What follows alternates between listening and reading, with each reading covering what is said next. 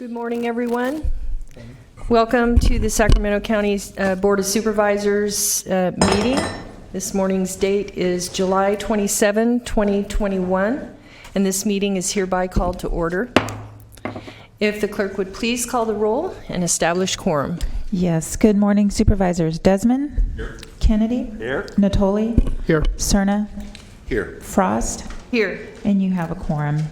This meeting of the Sacramento County Board of Supervisors is cablecast live on Metro Cable 14, the local government affairs channel on the Comcast, Consolidated Communications, and AT&T U-verse cable systems. The meeting is closed caption and is webcast at sacmetrocable.tv. Today's meeting will be repeated Friday, July 30th at 6 p.m. on Channel 14. Thank you, Madam Clerk. And at this time, I'm going to ask my good friend, Supervisor Desmond, if he would please lead us in the Pledge of Allegiance. Pledge allegiance to the flag of the United States of America and to the republic for which it stands, one nation, under God, indivisible, with liberty and justice for all. Amen.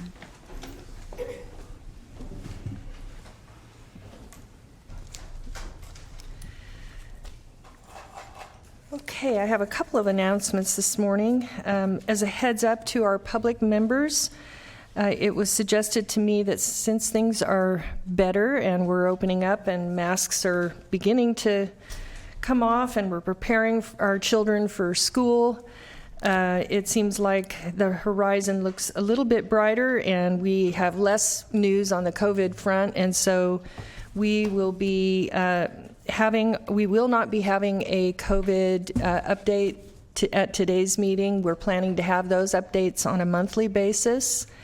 But I want to let everyone know that in the event of any pending changes to our policy, or if events or status or conditions change, we'll be bringing those updates back on a every meeting as needed basis.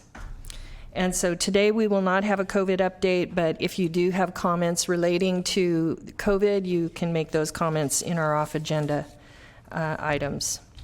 And then I wanted to highlight a couple of extraordinary groups in our county today. And last meeting we talked quite a bit about the American River Parkway. And we came on to the subject of the American River Bike Patrol and some of the efforts that they have made. And I'm hoping there's some pictures that we provided. But I wanted to just say I recently met with some of the board members with the Save the American River Association, and they shared a little bit about the American River Bike Patrol, which was established in late February 2020 unanimously by our board. They've been patrolling the American River Parkway for over 15 months, working with the Parks Department, our Parks Director, Liz Bellis, Chief Ranger Leonard Orman, and numerous other county staff. And in their first year, the American River Bike Patrollers rode on 1,149 patrols, spending 2,917 hours riding 21,608 miles along the Jedediah Smith Memorial Trail, provided 3,154 assists on the parkway users, repairing 230 bikes, providing emergency medical assistance to 78 persons, initiated 22 911 calls, 47 311 calls, and 13 calls to Ranger Dispatch. The most common assistance that they gave was advising 2,285 pedestrians which side of the trail to walk on. Most of the next most common was giving directions to 134 trail users, pedestrians blocking the trail, bikes on the wrong side, bridge jumping, dogs off the leash, explaining trail etiquette, and children not wearing helmets where it's significantly important. They helped with flat tires. The flat tires topped the list at 91 repairs, and then chain repairs and derailleur adjustments of 230 bike repairs. Abrasions led the list of injuries cared for, with lacerations half as common. And the patrollers assisted 2 trail users with complaints of chest pain and performed CPR on one successfully in full cardiac arrest. treating dehydration and the effects of heat exposure, peaks in the summer months. They have also taken the lead in heat abatement activities and water station establishment on ultra-hot weekends through Labor Day. The patrol is divided into 5 teams that cover sectors of the parkway and attempt to see that over 80 members are fairly uniformly spread along the parkway from Discovery Park east to Beals Point at Folsom Lake. It made my day when I heard about these extraordinary individuals who volunteer and ensure safety on our American River Parkway, and I just want to extend a special, huge thank you for your contribution to making our community better and servicing our American River Parkway. And I want to let everyone know, if you want to learn more about the American River Bike Patrol, you can go to americanriverbikepatrol.org.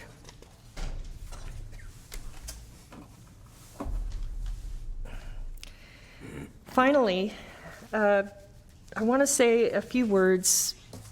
I like to say a few words of inspiration, if I can. There's a lot going on in our world, and I think it's good sometimes to focus on those things that inspire us. And so this morning, I was inspired by our Asian community, and I want to acknowledge and thank our Asian American community for their strength of character, humility, diligence, strong work ethic, sense of family values, tradition, and for all the beautiful things they bring to our communities. People from Asia began migrating to California during the Gold Rush era. A number of factors, including the 1882 Chinese Exclusion Act, the internment of Japanese Americans during World War II, and the alien ineligible for citizenship status imposed on Asian immigrants into the 50s and 60s, limited their numbers. In 1965, federal officials changed immigration policy to allow migration from Asia after many years of exclusion. The 2000 U.S. Census reported that 49% of all Asian Americans live in the West.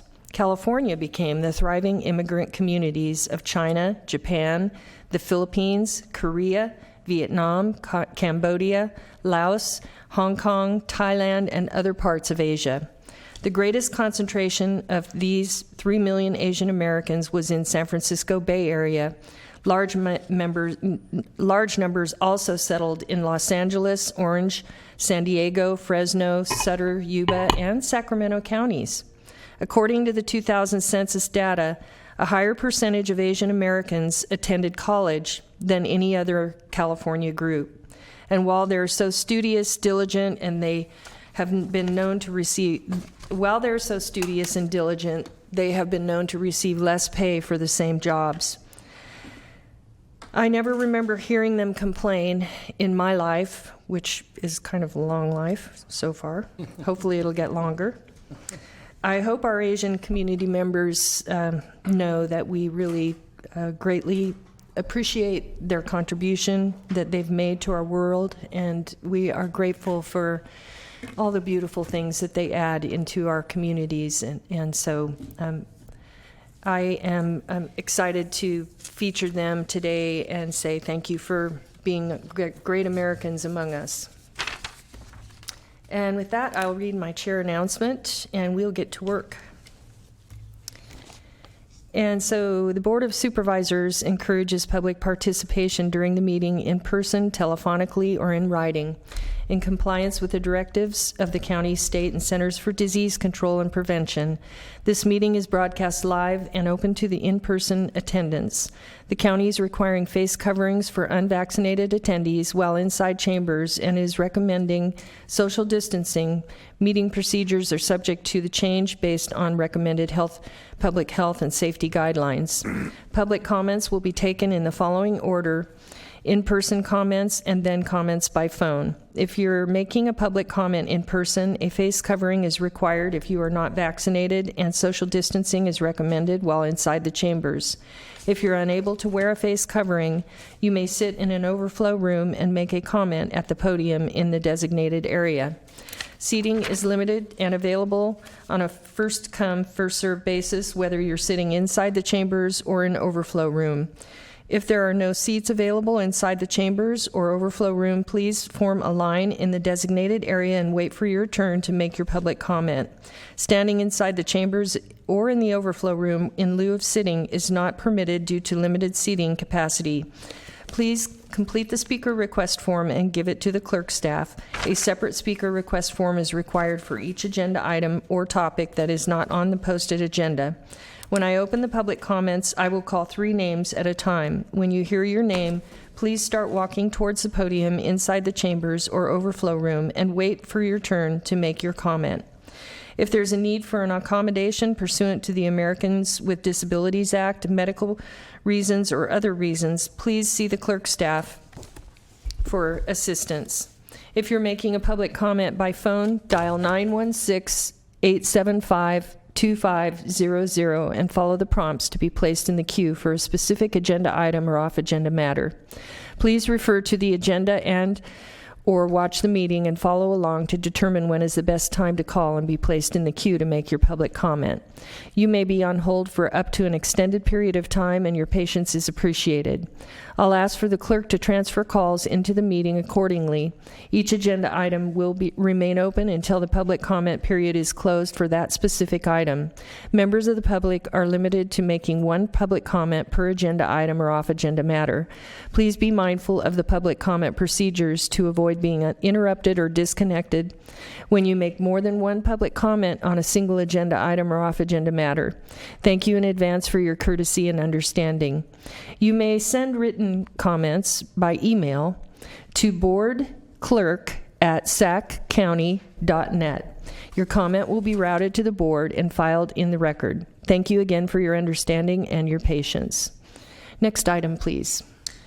Okay, so for your consent matters, items 1 through 28, I just have a couple of announcements. On item 9, you're introducing an ordinance amending various sections of Chapter 2.09 and Chapter 2.61 of the Sacramento County Code related to creation of a public safety and justice agency, reorganization of the municipal services and public works and infrastructure agencies into 1 community services agency, the creation of a community development department, and various related changes.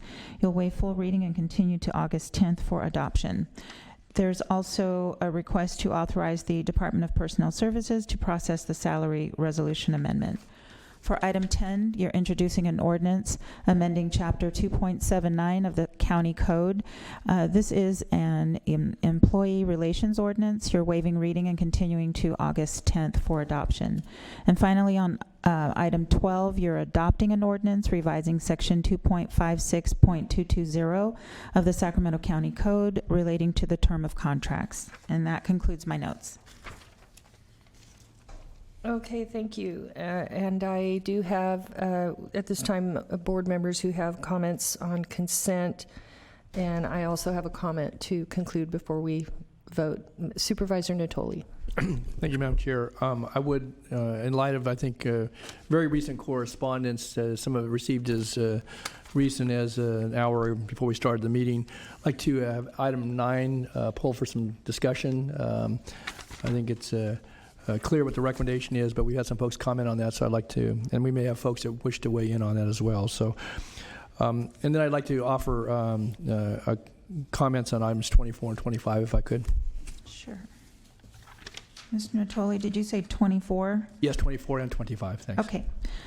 Item 24, I'll read both of them into the record at the same time. Thank you. Item 24, authorize the Director of the Department of Transportation to execute the reimbursement agreement for the railroad coordination services with Union Pacific Railroad Company for the South Watt Avenue Improvement Project. This is for $50,000. And then item 25 is a contract. This is the AC Overlay Project SB1 2021 Phase 1 award of bid in the amount of $5,296,895 to Tyker Construction, and the environmental document is a categorical exemption. Okay. Thank you, Madam Clerk. On item 24 on the Watt Avenue project, just want to thank our staff for their ongoing work. I know this required a tremendous amount of dedicated effort over a number of years to, one, work to secure the funding, certainly with the support of this board, and the project is one, obviously, that will be important backbone infrastructure for movement of people and goods along the corridor, the north-south corridor, Watt Avenue. I wanted to raise an issue, though, or at least comment on this, is that this project is a major investment, probably approaching $40 million when it's all said and done.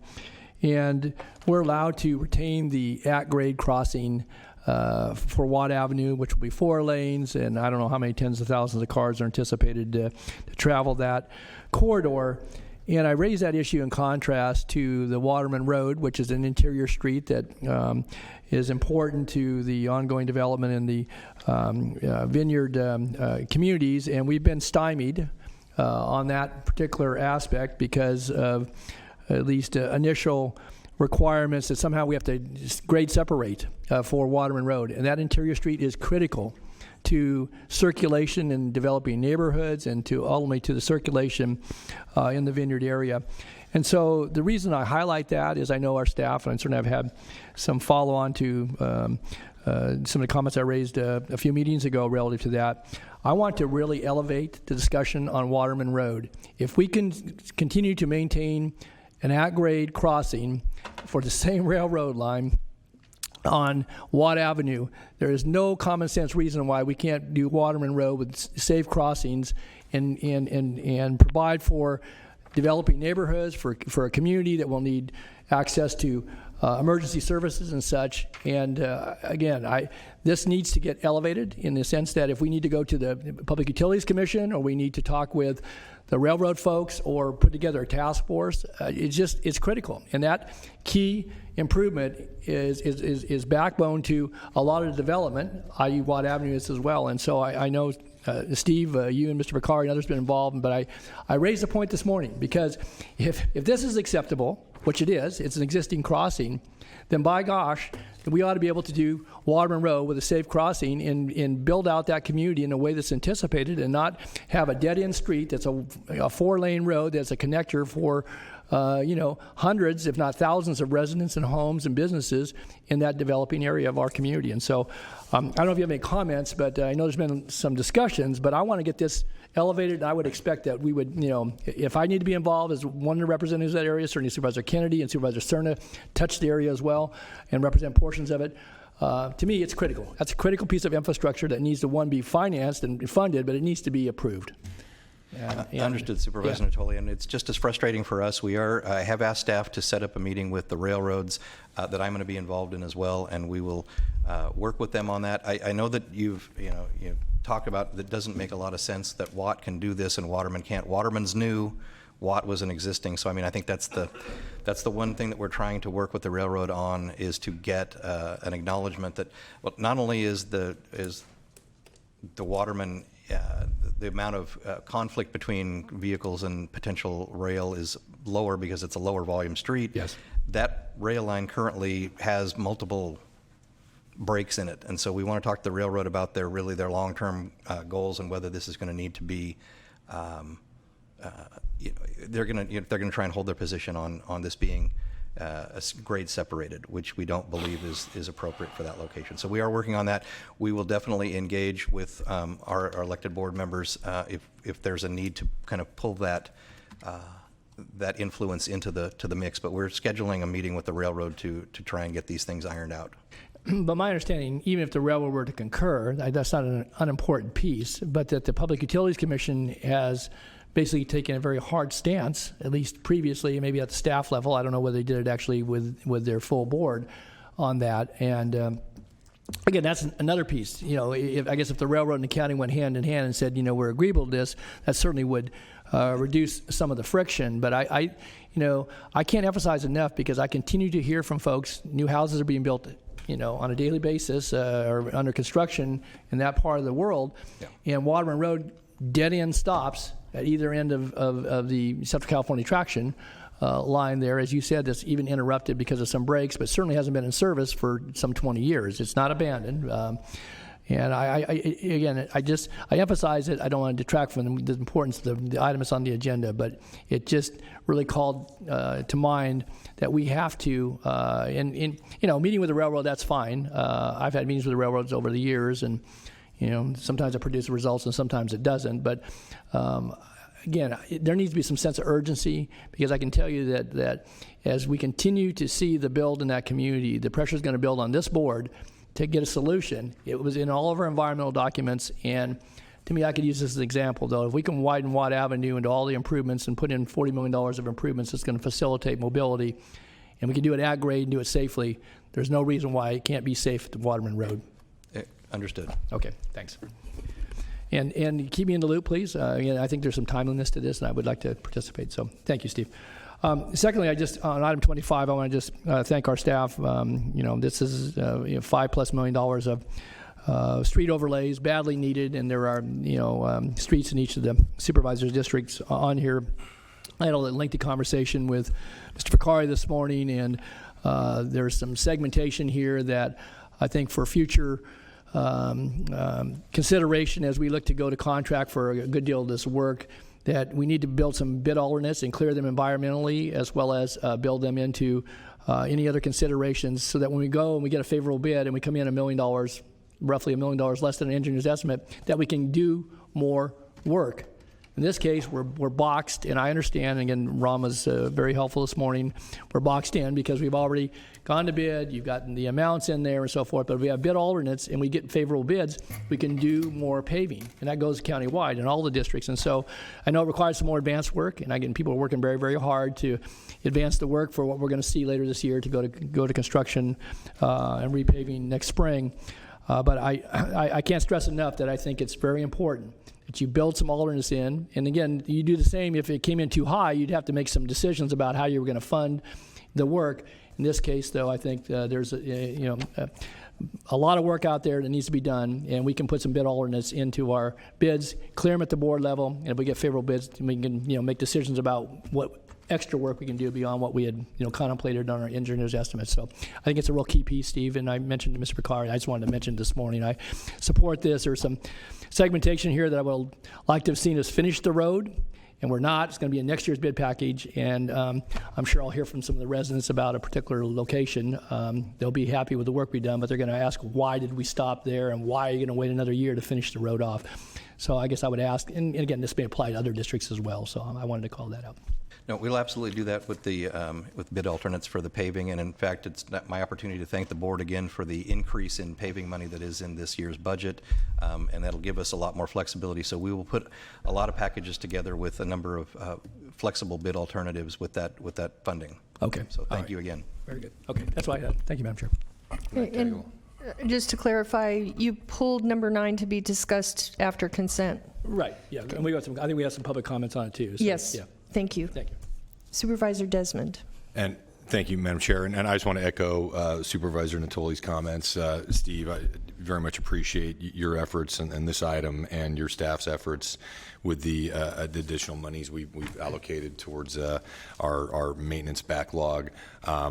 Like Supervisor Natoli mentioned, I mean, you're certainly not going to be able to make everybody happy, but it's a step in the right direction. We certainly have a heck of a lot more to do, and I'm sure Supervisor Natoli and I will continue to get creative with some ideas, but thank you for your efforts, and your staff have really been great. Thank you, Supervisor Desmond. I would expect the creativity would come from all 5. Thank you, Supervisor Desmond. I would like to I have a couple of questions on item 14. And I also have some public comment on item 14. Okay, so for item 14, this is the authority to execute a multi-year $0 data use and disclosure agreement with the California Department of Public Health for the term of August 23rd, 2021 through June 30th, 2024 for access to California Reportable Disease Information Exchange. Okay, I wondered if you could explain a little bit more about this. I know in the staff report, this is a system that's already in place, and we are needing to access it. Is that correct? Sorry, Supervisor. Yes, that's correct. This is basically a tool that public health departments use to track events related to diseases and to be able to be prepared to respond as necessary. So it's a $0 memorandum of understanding with the state to collect that data. And we're not already getting that data? We have been getting that data, as I recall. This is an extension. I'd have to double check how long we have been getting the data, Supervisor, but I don't think it's a brand new system. It's an amendment of a current agreement. What is the amendment? I believe it's to extend it, but we'll need to Yes. verify that. Okay, so this is something that has been in place, and it's how we've been, it's information that's informing our public health decisions, basically, and you're extending the MOU? This then? would take us through June 30th of 2024. Correct. And actually, I'm sorry, I think I was mistaken. That was item 2 on the recommended action. I think we need to validate whether this is new or continuing. We'll have to get back to you later this morning. Okay, can we pull this then and have that vote later then after we get that clarification? I don't feel like I have enough information to vote on it. So Yes, we can, and we should be able to get it very quickly. We do have some public comments on it, so at this time, we can maybe take those public comments on item 14, and then we'll pull it and bring it back later. And so our first public comment is Gabrielle Ingram, followed by David Aria, followed by David Aria.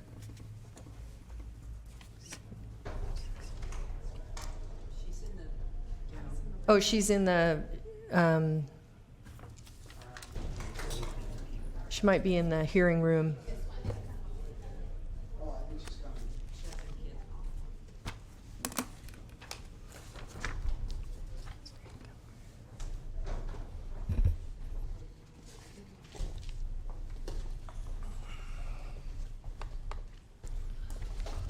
I apologize. I didn't want to keep them quiet in here. So I'm curious too on the additional information, but what raised my concern on this when I read the agenda packet is with Newsom's update yesterday, how does that fit? And so the red flags for me was how it is being insinuated that this may be leveraged for additional tracking. So, the vaccines have been made available, and if people took it, great, that's their choice, they have that right. But with the insinuations of where things are going, I'm concerned that this will be used as an additional leverage tool for those that are choosing and making educated decisions to wait. Where Pfizer's still in clinical trials until June of 2023. There's a lot of people that may get it later, but they're waiting for additional information. They do not want to be a guinea pig. My concern with the additional tracking is, are we forgetting the Civil Rights Act and allowing discrimination of individuals who are likely making informed decisions regarding their medical choices? So I'm curious what this is reviewing. Is this simple technology to link the hospital systems for additional data intake, or is this going to be turned around on the people? And I wasn't clear on that in reading the agenda packet. So thank you. Come on, kiddos. Thank you. And David Aria.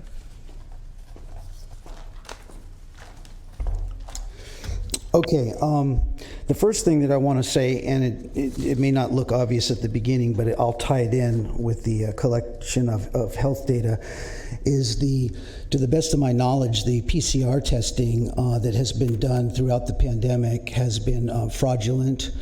They're running the PCR cycles at 40 to 45 when they should be run at 28.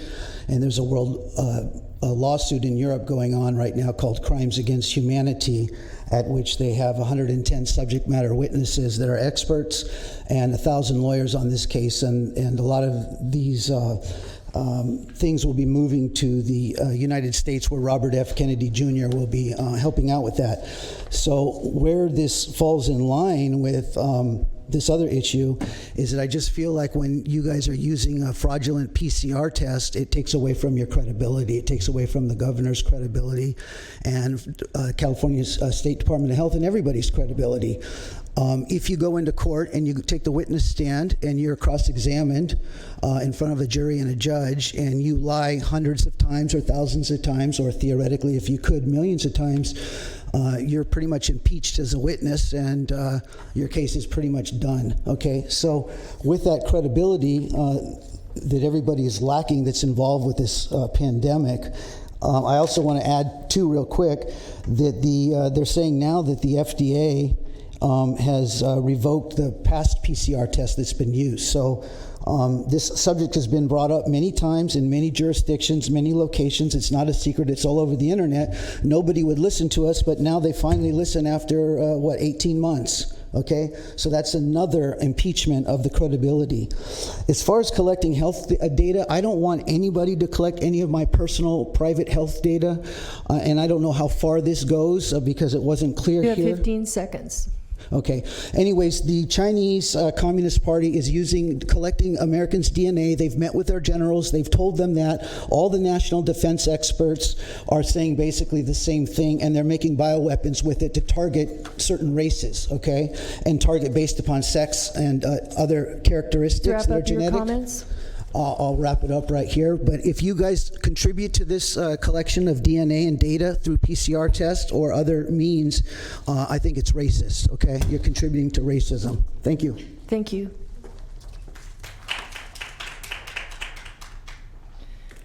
Okay, that concludes our public comment on item 14, and we've pulled item 9 and 14, and so at this time I do not have other questions from the board, so I'll... Madam Chair, there's one person in the audience who says that they have a public comment. Oh, I don't know if Okay. they filled out a speaker slip form or not. was it for a specific item or off agenda? I think they said for item 14. I don't know if they filled out a card. Yeah, why don't you just come to the podium? Sorry, maybe I have a pile of cards here. Oh, is it Brenda Pandos? Hi, Brenda. Hi. Sorry, it got mixed up in all the others, and I didn't look closely enough. Please proceed. You have 2 minutes. So I wanted to read part of the contract which alarmed me. It says surveillance involves the ongoing systematic collection of health data, the evaluation and interpretation of data for the purpose of shaping public health practices and outcomes, and the prompt dissemination of results of those responsible for disease prevention and control. And when I read that, I was thinking, this kind of sounds like China. But it's evident because this is what we warned about before as far as AB 262 and 389 and CMS 911. And the narrative now is the pandemic of the unvaccinated. So this deems anyone who chooses not to get the shot for whatever reason, whether they already had the corona, or they're not able to get it, or they're waiting to see, or it's like not wanting to get the FDA approved experimental shot. It doesn't, people that are choosing not to get this are likened to drunk drivers. It's disgraceful. We do not consent. We don't ever want to consent to this. I would like that ordinance to be passed that I had put forth before that would never interpret 120-140 to take us out of our homes if we are deemed a threat from a communicable disease that's not enforced by our private personal physician. Thank you. Thank you. We have a comment at this time from County Executive. Yes, Mr. Wagstaff has an update on the follow-up request you had on this item. Thank you. So, Supervisor, just to confirm what we said earlier, this is an extension of a system we've been using since 2004. It is used for receiving reports of all communicable diseases, not just COVID. And it is information that public health officers receive from the state in order to prepare for potential outbreaks and to put in place measures they need to take to control those potential outbreaks. So we have been doing it since 2004. And this would take it through till 2024 from where we are now. Okay, thank you for that clarification. That helps a lot. And it's a system used by all counties in California as well. Yes. Thank you. Supervisor Natoli. I would just say that's an important piece of information that should have been in the staff report, that if this is a continuation of a contract, because it doesn't say that here. And I think that's important. Thank you for that clarification. I just wanted to ask, and I'm kind of changed the frame of my question here based upon what you just reported, but so do all counties participate in this, or is this a matter of, if we didn't participate, I guess what's the implications? Okay. First question, yes, I believe all counties do. I'm not aware of any that don't. Okay. So I believe all counties do. And if we didn't do it, Supervisor, we would just not have access to this information that our public health staff view as extremely important in their preparation efforts and to be in place to respond to situations that might occur. But it's a two-way flow of information, though, Bruce. Is that accurate? Well, it's certainly we correct. share information, and then we have access to information that's shared by other counties, and that's assimilated or analyzed by the state system. Is that accurate? That's my understanding, yes. Okay. And the to the comment that were put forth by one of the speakers. So when it comes to data and information, it's of a general sense. It's not specific to a particular person. For example, I'll just use an example. If I was diagnosed with tuberculosis and that data was reported and there was a regimen for treatment through my health provider or through the county, we're not reporting names and social security numbers and such. This is general data collection, and I just want to be clear. That's my understanding, yes, sir. Okay, all right. Thank you. Those are good questions. Thanks, Supervisor Natoli. Supervisor Kennedy. Thank you, Chair. Mr. Wagstaff, I don't want to belabor the point, but while we're discussing it, just as an example, because you did mention that this isn't just COVID, it's far bigger than that, and obviously because COVID didn't exist when we started the contract, or at least COVID-19. So as an example, some number of years ago, the county had a couple of outbreaks of tuberculosis in high schools, in North Sacramento, South Sacramento, in which, quite frankly, I think that our staff did a phenomenal job of coordinating and responding and clamping down on it. This is data that would be used in just that type of circumstance, is that correct? That's my understanding, yes, sir. Okay, thank you. And I have a question regarding the data collection that goes to the CDC. I would like to see a map of, I guess, of what data goes into this CDC. Is this data that's collected by the federal and the state, and who collects that data, and then what data is filtered into this database? What I'm getting at is, I read a lot, and I'm reading that there are multiple data collection sources on, vaccines and human health and public health, something like 10 or 11 of them, but I can't wrap my head around who's collecting the data, where's it collecting it from, where's it going to, and then where's it going to.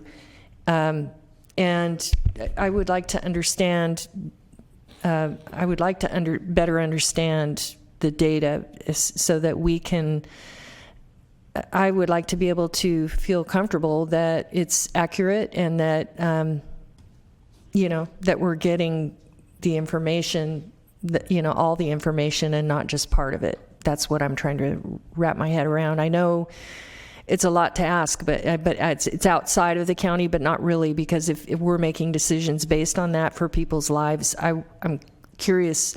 I need to know. Sure. We need to know where the data is coming from. That would be good. Thank you. You bet.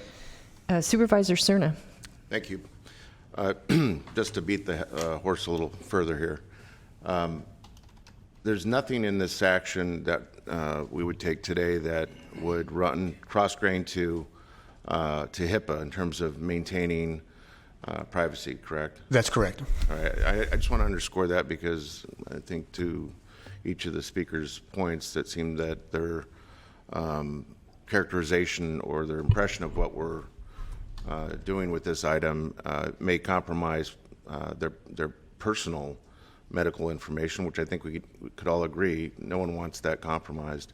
But that's why I asked the question, and that's why, of course, HIPAA is kind of the most pronounced policy that regulates medical privacy. And so that's why I wanted to put on the record your response that, of course, this will maintain all HIPAA privacy measures. Thank you. It also, if I could add, it does not track anyone's vaccination status of any kind.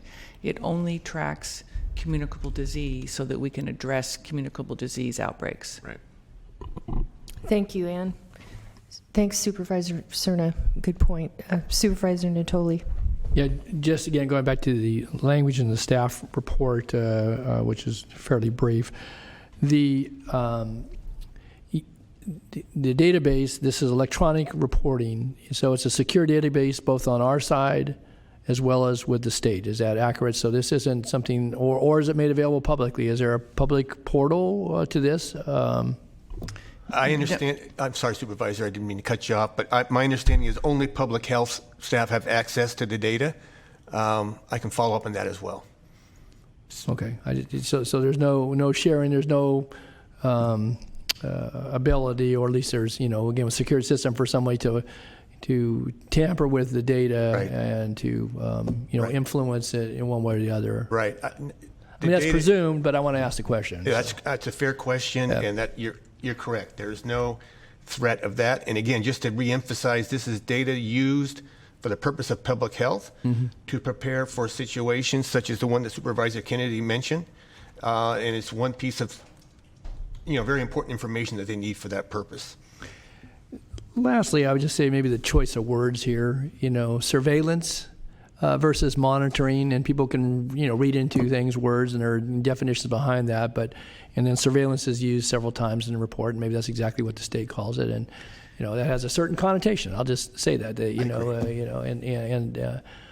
may be the same thing if you call it something differently. I mean, and that's why I think it's important for the discussion we're having this morning, but when you say surveillance 3 times here and systematic, and I mean, again, it's language that's not inappropriate, but I think it may message something that if folks are, skeptical and or have their own views about, what we do in the public health arena, I just think that, surveillance, again, maybe that's totally appropriate to call it that, but I think monitoring and follow-up, some of the things that, may be one and the same, but have, I think, certainly my view, a different connotation when you talk about them. Point well taken, Supervisor. Yeah. I think to what you said, it is language that the state uses for this system. Completely understand what you're saying about how that can be viewed, and we'll take that under advisement. I just wanted to further emphasize the point you made, or question you asked earlier. This is a secure system, and it's just used by the public health folks for the purposes I mentioned. Okay, all right. So you did clarify it is secure. Yes. Okay. Thank you. Thank you. Supervisor Kennedy. Thank you. And again, I will belabor the point, I guess, a little late. I just wanted to make a statement that, because I don't know how many people watching recognize the degree, and Supervisor Cerna made a fantastic point of HIPAA and how ironclad HIPAA is in so many ways. I mean, I'll give an example.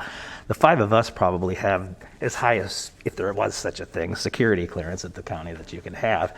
If we have a constituent that calls in with a medical issue and has an issue with our medical department, our health department, and we call on behalf of that constituent to get more information, we can't get that information. I mean, this stuff's in lockbox, and our staff, I think, does an admirable job of maintaining that privacy. And so I just want to make sure that the public recognizes the degree to which our staff and the county protects all information that is HIPAA covered. So, thank you. Okay. At this time, I believe we can leave this on consent and vote with this through consent, but we do have some public comments on item 9, but I thought we were pulling 9 to have that discussion after we voted on consent. So It's up to you if you want to take those comments now, or what would you like to do, Mr. Natoli? Supervisor Natoli. Well, we're going to discuss it, so if you wanted to dispense with the calendar, you may have folks in the audience here that we're here on specific items. We're on the consent calendar, so I'm fine, calling it out if we choose to do that. Okay, we can take item 9 Sure. at this time. They're on the phone, or? Yeah, they're on the phone, I've already read this into the record, so I'll do a short version of it. This is an ordinance. You're introducing an ordinance. This is the creation of a public safety and justice agency, reorganization of municipal services and public works and infrastructure agencies into one community services agency, the creation of the community development department, and other changes. Also authorizing Department of Personnel Services to process a salary resolution amendment. So I know we're managing 2 different lines. So as of right now, I have callers in the queue. I'm not sure if you have any speaker slips. For item 9? Mm-hmm. I do not. I have off agenda Okay. and 16. I do not have 9. Okay, we'll take the calls from item 9. If you could go ahead and transfer the first caller, please. Hang on one sec, please.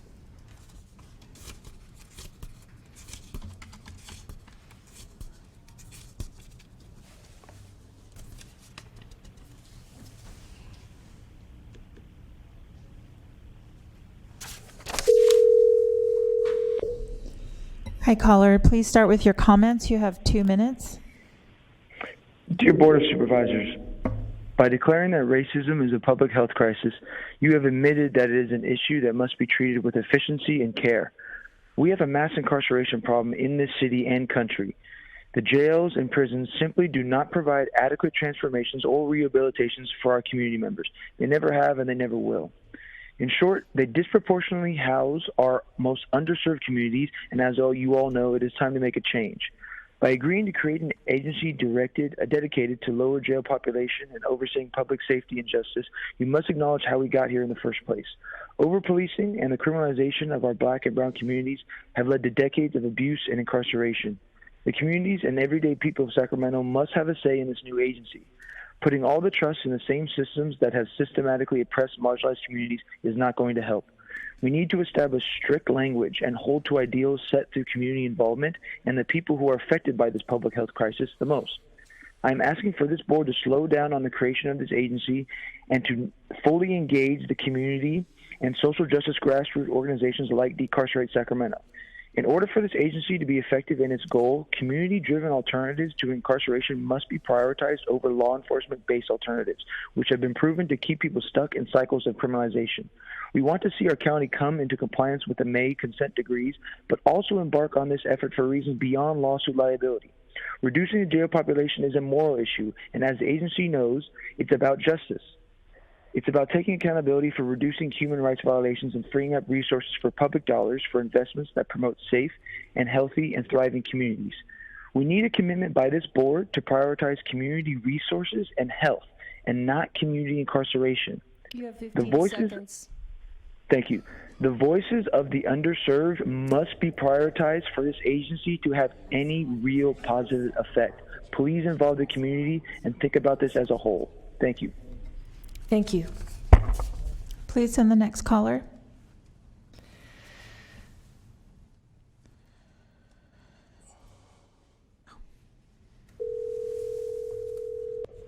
Hi, caller. Please start with your comments. You have 2 minutes. Sure, thank you. Good morning. My name's Nikki. I'm with Decarcerate Sacramento. And I just, good morning to the board and the staff and the county executive. And y'all are, moving in a new direction that's interesting and exciting in terms of reducing the jail population. And what we really, really need is for y'all to take a minute and realize how do we intentionally and carefully, not as an afterthought, include racial equity and health equity at the forefront of this effort. And so far, just in the creation of this, we don't see it. We don't see it in the language. We'd like to see it in the language. We'd like to see an intentional effort put forward by your staff to ensure that community-based organizations and community alternatives to incarceration are at the at the helm, that impacted people are at decision-making tables. We know that y'all can move really fast through decisions. We know that y'all can slow down and work with the community like you did with the Wellness Crisis Response Center. Y'all are able to do that work in talking with community and figuring out what the direction of this new agency is, and we really encourage you to do that work, to figure out what the community needs out of this, and to take a real reckoning with racism as a public health crisis, understanding that the jail, the consent decree, the demographics of the population in there, this is all a result of that reality. And so we need to focus our efforts. Absolutely, we need to focus our efforts on rectifying those wrongs, finding out where they are and rectifying those wrongs. And so if we don't come at that intentionally from the beginning, I fear we'll move to like default law enforcement alternatives, default law enforcement decision making, and that is not gonna solve our problems. That's gonna be a liability moving forward, and we really need to go with the community on this one. So I just encourage you. Absolutely, I just encourage you to take a look at the language Decarcerate sent and be willing to engage with this further. Thank you. Supervisor Natoli wanted to. Yeah, did well, when public comments. So Okay. I don't know how many after public. Thank you. Thanks. Please send the next caller.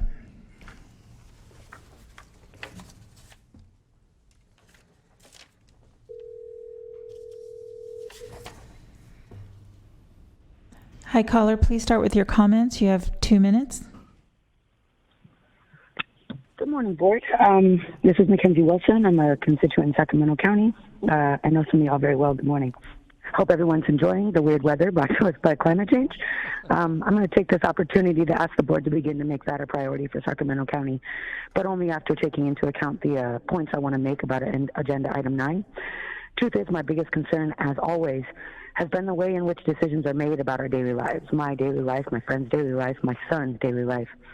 To see the creation of a Public Safety and Justice Committee should have been an exciting thing, but it isn't. You can see the haste in the assumption of knowing what's best for this community and the fact that this was streamlined from consent to approval without any community input, let alone the work needed to ensure community had the ability to have input. The truth is, this is the biggest flaw of this institution, that is approved and voted on every form and institution of white supremacy this county has unleashed upon its constituents. I mean, I understand that this is how the system was designed to ensure disenfranchisement. And I see meeting after meeting it continue to do its job. My ask around this item reflects my wish for every item. Stand next to the resolution you passed in November declaring that racism is a public health crisis and actually put those words into actions. Do not make this decision, let alone any decision, without many opportunities to engage in the process and development of this agency and every other decision.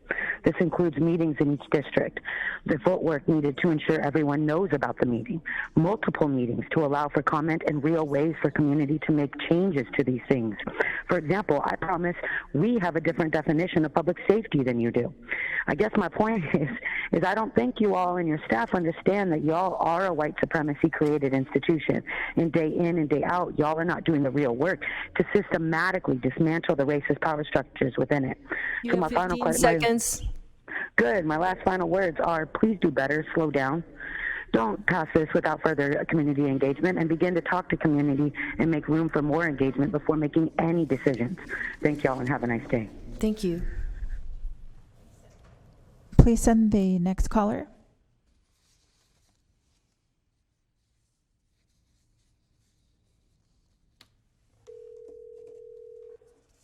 Hi, caller. Please start with your comments. You have 2 minutes.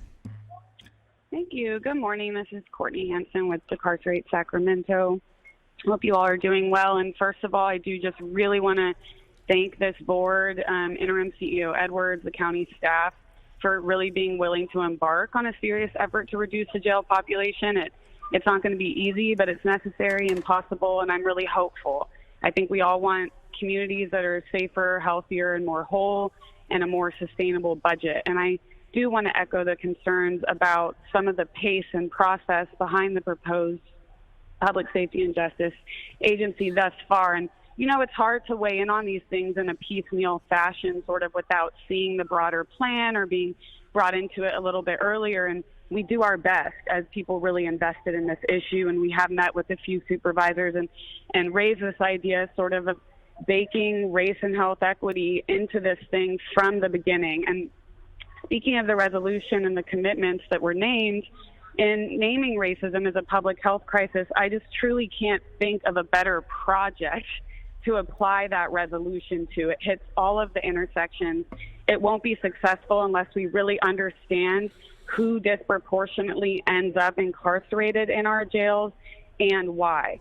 We know that Black people and people of color are disproportionately incarcerated, and people with unmet mental health needs, and poor people. And so we have to understand all of those things if we're really going to, you know, get people out and keep them out and make our communities more safe and whole. And so I know you have received some language, very specific recommendations about how to sort of break this thing open now to some more community engagement from real stakeholders who are really humbly trying to squeeze their way, you know, into the conversation and to the table early on.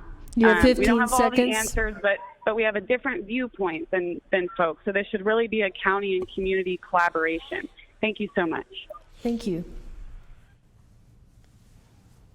Please send the last caller.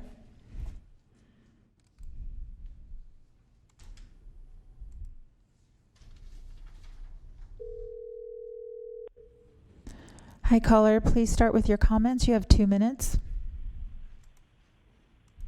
Yes, thank you for this opportunity to comment. I 100% agree with Mackenzie and Courtney in the rush that this is being pushed with without meaningful community input.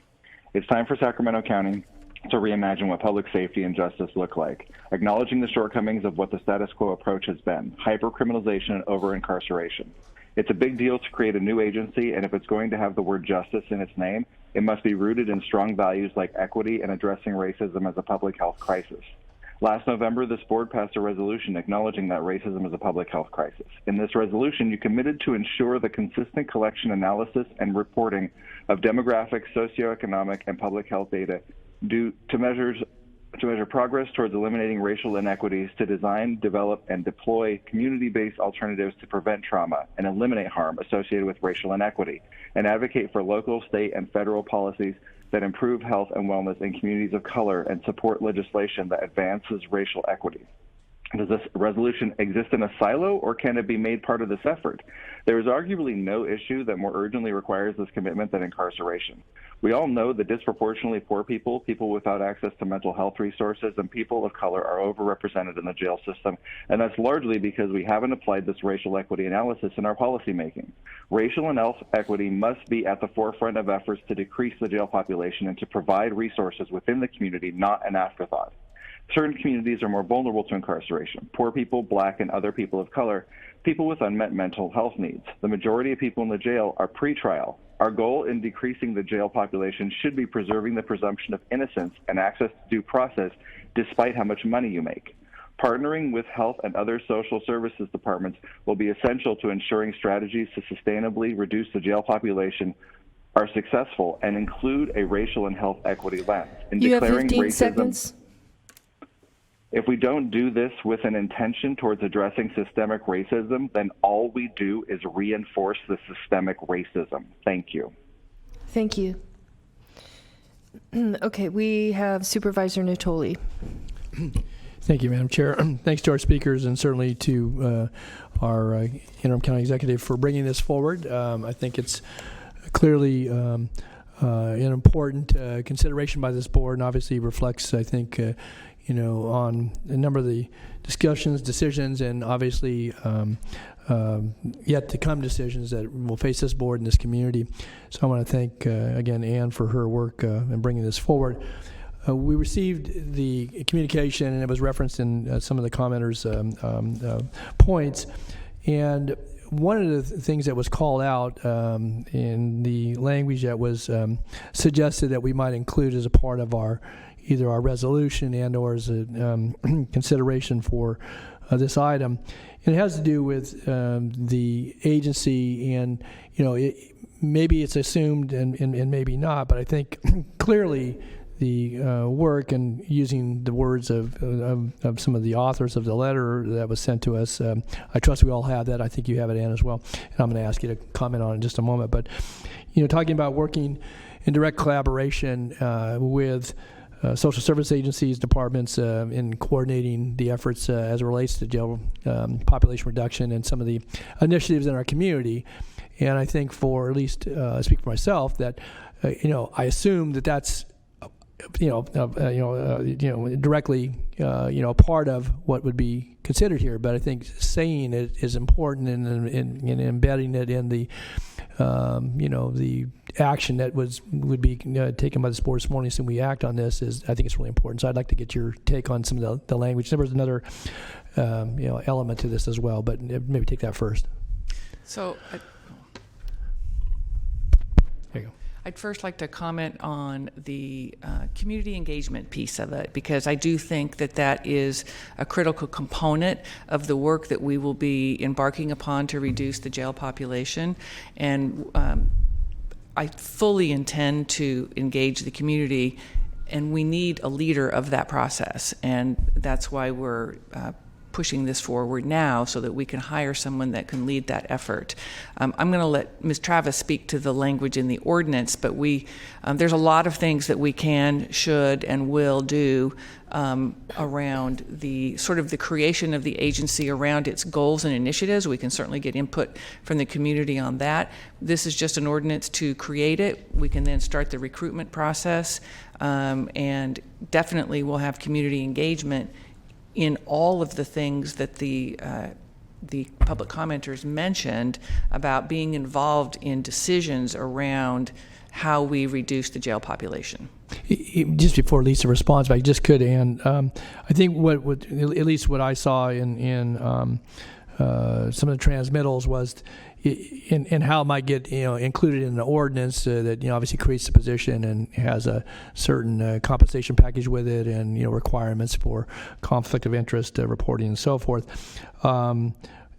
Was that they had asked that as a part of at least the narrative, that it be included, and so that maybe distinguish itself from the ordinance, and I just want to be clear that was the language that I saw here, and there may be language that could be added that would further clarify that within the establishing resolution. But so I just want to premise that. And I don't have any issue with the language they propose. I'm going to let Ms. Travis talk about whether it's appropriate to be in an ordinance or whether it should be in some other place. Okay.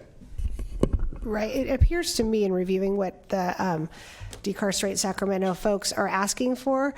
Again, I don't have a problem with the actual language. There's nothing legally insufficient or problematic about it. But as Ann said, the ordinance is actually just creating the position.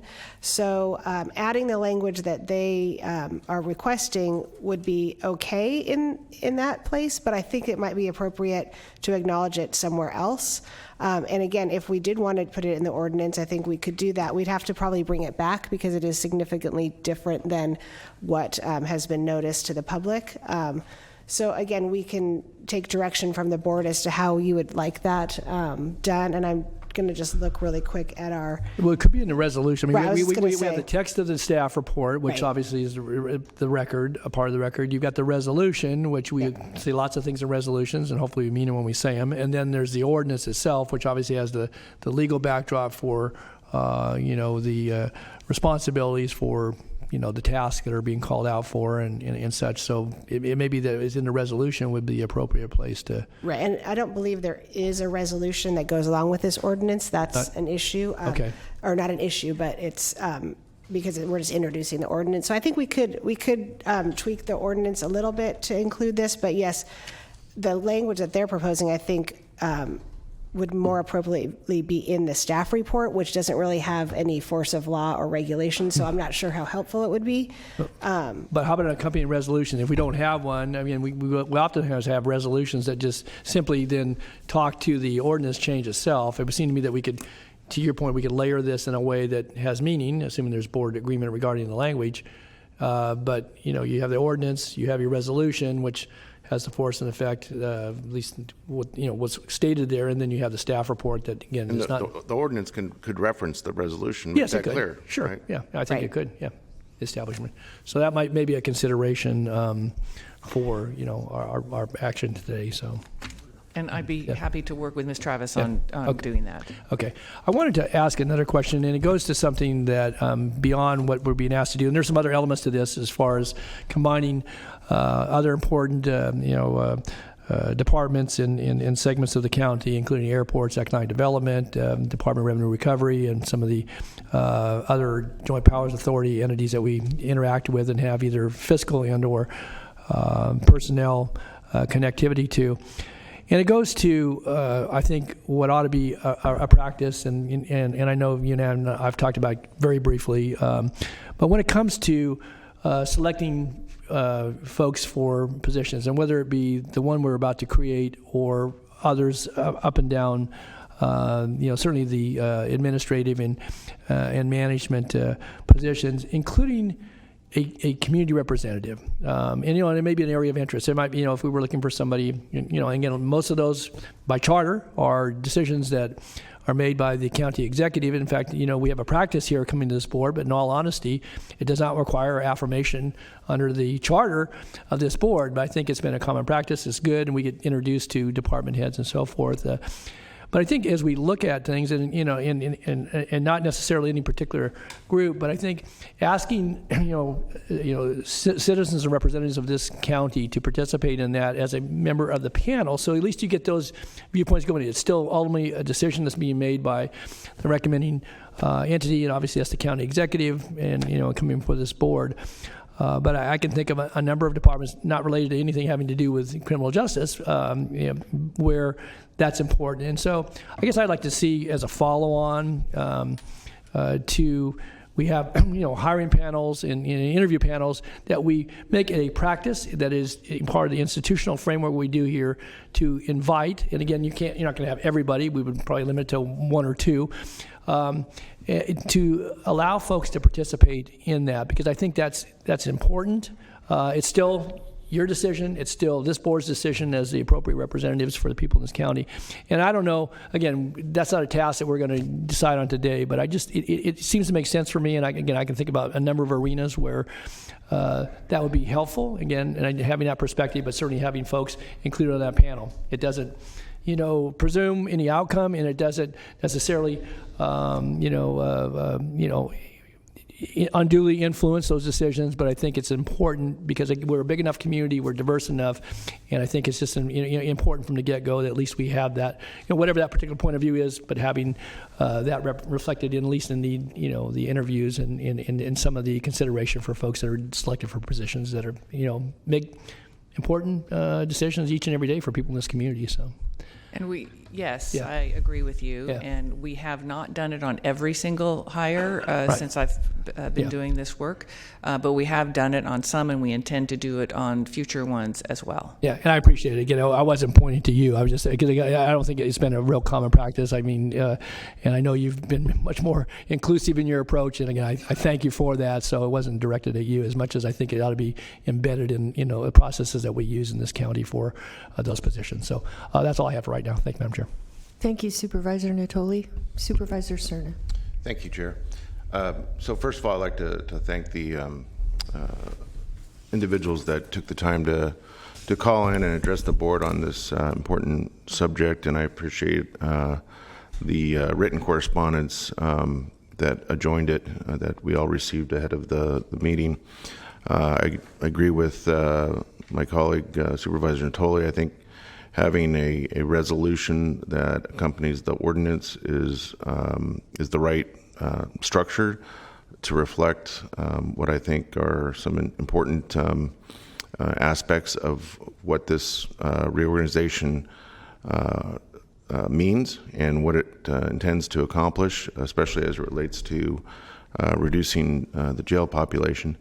One of the things that I wanted to get some clarity on, and I know that there's a limited reference in the board letter to it, but it's how labor has been consulted or included to get us just to this point. And it seems to me in the board letter that the intent would be to have a meet and confer process commence once today's action took place, and please correct me if I'm wrong, but was there any consultation, formal or otherwise, with the subject REOs for this before this was even proposed or brought to the board? Because it seems to me that there should have been, if there wasn't. And so I'd like to hear from the appropriate staff people about what took place or didn't. Absolutely, Supervisor Cerna. The labor unions that we met with were the ones related to the actual merging of planning and environmental review with development and code services, because it had potential seniority impacts and other labor impacts. And so we offered meetings with all of the unions and met with 3 of them that had requested a meet and confer, and we had discussions with all 3 of them. They raised some questions, and we've got some commitments to kind of follow on with them once the process is through, but none of them raised objections to the changes. Was UPE one of them? Yes. Okay. And so the intent would be to have a more formal meet and confer process after today's action? No, it was relatively formal, if you will, in that they asked a number of questions related to the reorganization of those 2 offices into the department. Okay. Because those are the employees that could be impacted by a number of things, like I said, seniority and other issues. Maybe we're talking past each other. Let me read to you from the board letter. The meet and confer process is expected to be completed, past tense, with the remaining REOs prior to the implementation of the restructure. So does that mean that the ones that did not take advantage of having a conversation early on would be approached in a meet and confer context? No, what occurred was when we had to write the board letter, we hadn't had meetings scheduled with the ones that had requested. And since that time, we were able to meet with them all this last week. So it was a preemptive in case we didn't get to everyone and they weren't available prior to this coming to the board. We would continue to meet with them, and we've made commitments to meet with them to follow up on a couple of items once it's clear kind of what some of those issues might be. But we have met and conferred with all of the unions that had requested to meet and confer. It's just that at the time we wrote the board letter, we weren't sure if we'd be able to get meetings with them prior to today's date. And that holds true for the entirety of the reorganization, including the justice part, the public safety part? That is not affecting individual employees. It was the department heads of the departments that are being That's moved. not what I'm hearing from the labor rep. So I'm confused. Okay. What happened relative to either informal or formal meet and confer relative to the justice and public safety component of this, if anything? So I'm guessing not, because the impact to those departments that are being moved to the new agency is to the department head. So the department heads that are being shifted from the social service agency to the public safety and justice agency will have a new boss, essentially. Mm-hmm. But the department heads who run the departments that are within that agency remain the same, and so this reorganization shouldn't have an impact to the line level represented employees. Okay, so the only change, though, and that you're suggesting then relative to justice and public safety is just simply the head of the department, and that doesn't necessarily trigger any kind of meet and confer or even the invitation for consultation with affected labor. Well, we probably should have told them, and I can be honest and say I'm not sure if we did or not. I know we notified all the department heads that would be shifting. That's fair. I mean, I get that. So it sounds to me like this is not ripe for our approval today, because we're going to, it sounds like we might entertain an adjoining resolution to, rightfully so, to capture some of the concern that has been expressed from some of the speakers today. And if that is the case, and we have some time left, I'm going to strongly suggest that take place in the interim, that there be at least some outreach from your office and to those affected labor organizations and their leadership that are going to be affected relative to having a different department head, for that part of the reorganization that is focused on justice and public safety. Yes, although I want to reiterate that there will not be a new department head in the actual departments that report to. They're affected. They should be consulted. That's the bottom line. Thanks. Thank you, Supervisor Cerna. Supervisor Desmond. Thank you, Madam Chair. And I just want to weigh in, echo several of the comments of my colleagues. First, thank the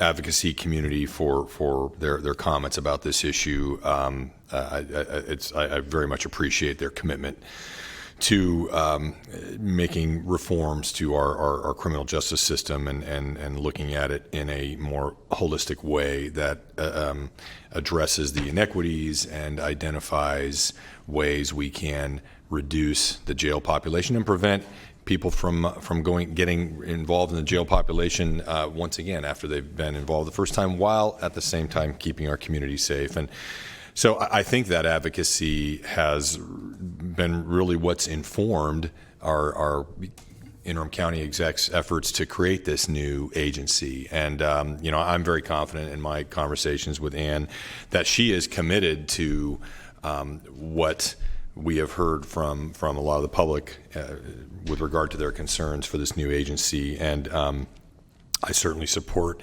a resolution to accompany the ordinance, and I'm assuming that the language probably in a resolution would probably have already been memorialized in the mission, goals, and objectives of this new agency. So certainly look forward to the language in the resolution and look forward to supporting this restructure that I think will focus our efforts more intentionally and more effectively on some of the issues, including complying with the Mays consent decree and reducing our jail population while keeping our community safe. So thank you very much. Thank you, Supervisor Desmond. And I just want to clarify, we had pulled item 9. Supervisor Natoli, do you still want to pull it, or do you want to vote for it with consent?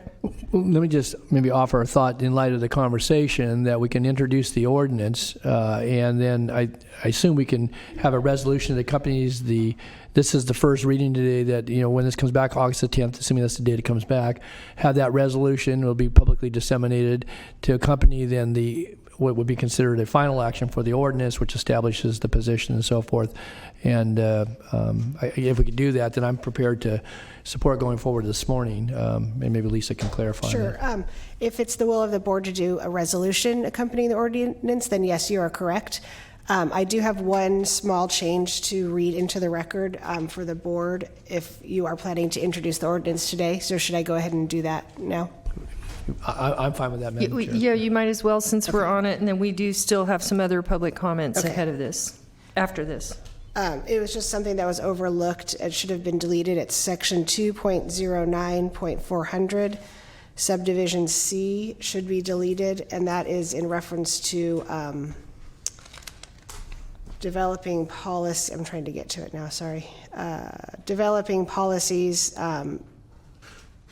to ensure that there is no conflict of interest in the oversight and management of various departments that the administrator of the social service agency oversees. There are no departments anymore that are in conflict, so that provision does not need to be included in the ordinance. See, And if I could add, if we do that, my commitment to work with the labor organizations impacted by the public safety groups. Okay. Yeah, you asked me, Madam Chair, so I'm fine, I think, with that direction to, meet with the affected labor groups to, introduce the ordinance as part of the consent calendar, and to, with the instruction also that a resolution would be prepared to accompany this matter when it comes back to us on August the 10th. So. Okay, great, thank you. And so our clerk will go ahead and have us voting item 9 with the consent calendar. I'm in the queue, with Madam that. Chair. I'm sorry? There a motion? Queue. Oh, I'm sorry, Supervisor Cerna. I was going to get to you, though. Oh, okay. Sorry. I do. Please proceed. Thank you. I just wanted to ask, what's the sense of urgency on this? What would it mean if we waited to have the first reading at the next meeting? I mean, the one common request from those that took the time to write us and to call in today was to take some time And so I'd like to understand what's the sense of urgency on it? We have a real sense of urgency on moving forward in compliance with the May's consent decree, and we do, with the departure of Mr. Ferguson, we do not have anyone in my office appointed to this, with the exception of me, and we really need to bring somebody on board, and this delays. We're ready to start recruiting, and we can't do that unless you take this action.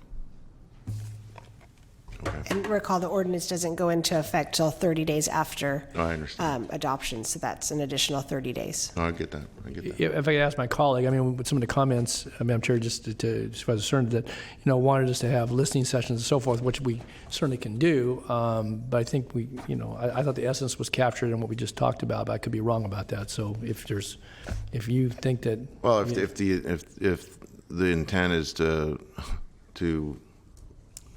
take the time between now and when the ordinance would be adopted, finalized, to somehow meet with the groups that were represented that spoke to us today by phone and who wrote in, and have them influenced reasonably so the resolution that I think we can agree that's probably the right place to memorialize some of their rightful concerns, then I guess I'm fine with that. But I need to hear that is going to be the case.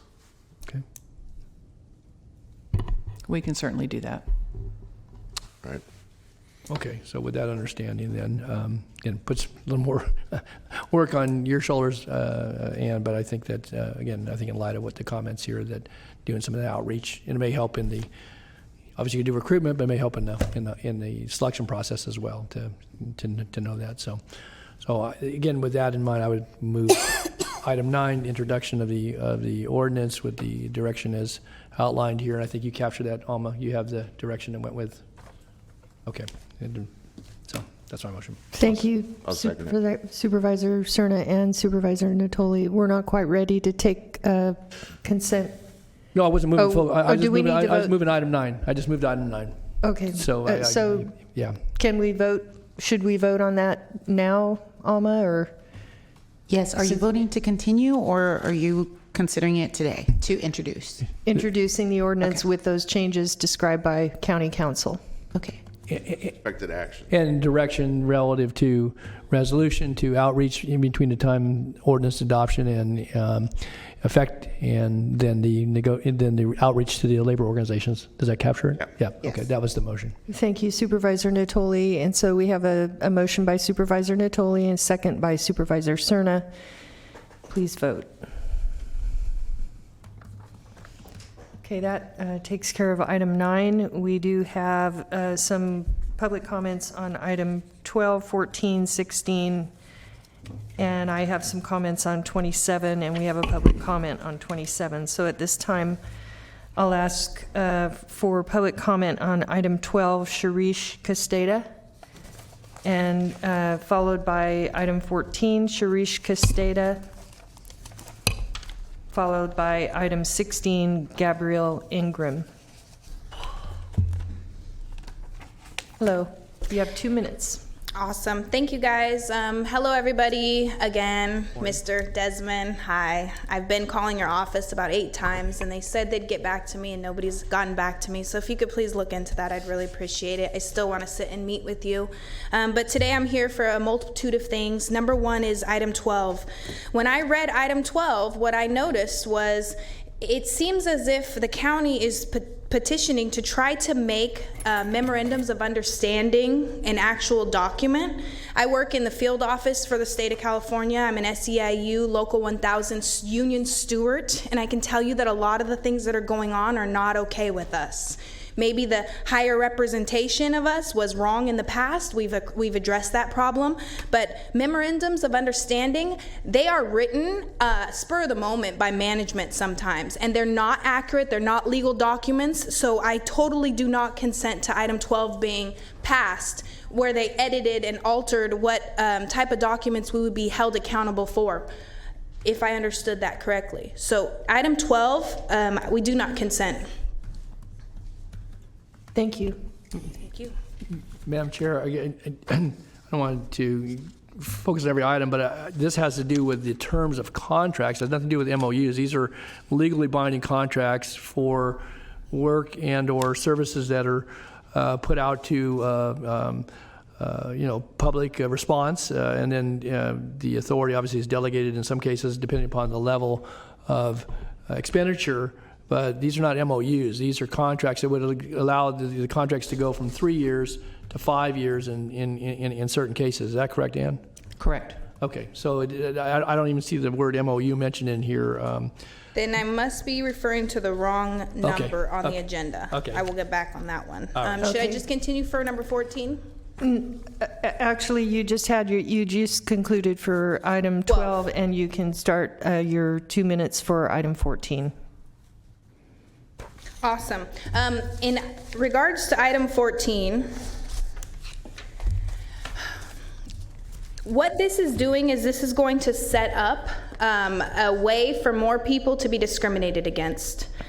For people's public health information to be for people's health medical information to be considered public, that's going to segregate a lot of the community, especially in the workforce. We're seeing this happen right now, bullying, discrimination. There's so much coercion all regarding this COVID vaccine, the one that's experimental, the one that doesn't even last 3 to 6 months per Pfizer's new study. This is setting it up for us to be discriminated against by our management, our coworkers, and it's not okay for people to share our health information. Some of us can't take that vaccine and don't have to take the vaccine because we have natural immunity, and you're still not addressing that fact. So I completely do not consent to item 14. It's not okay for them to share our public health information. It's not okay for them to share our health information and make it public. In regards to communicable diseases, is coronavirus a virus or is it a disease? Because I keep seeing different words. Do we even know anymore what it really is? This is ridiculous. All these ordinances and these laws that they're trying to pass, they're all with one intention in mind. They're trying to segregate your citizens. Sacramento County is a diverse community. There's so many different kinds of people in our community. I represent those people, and we're not okay with this. We do not consent. Thank you. Gabrielle Ingram.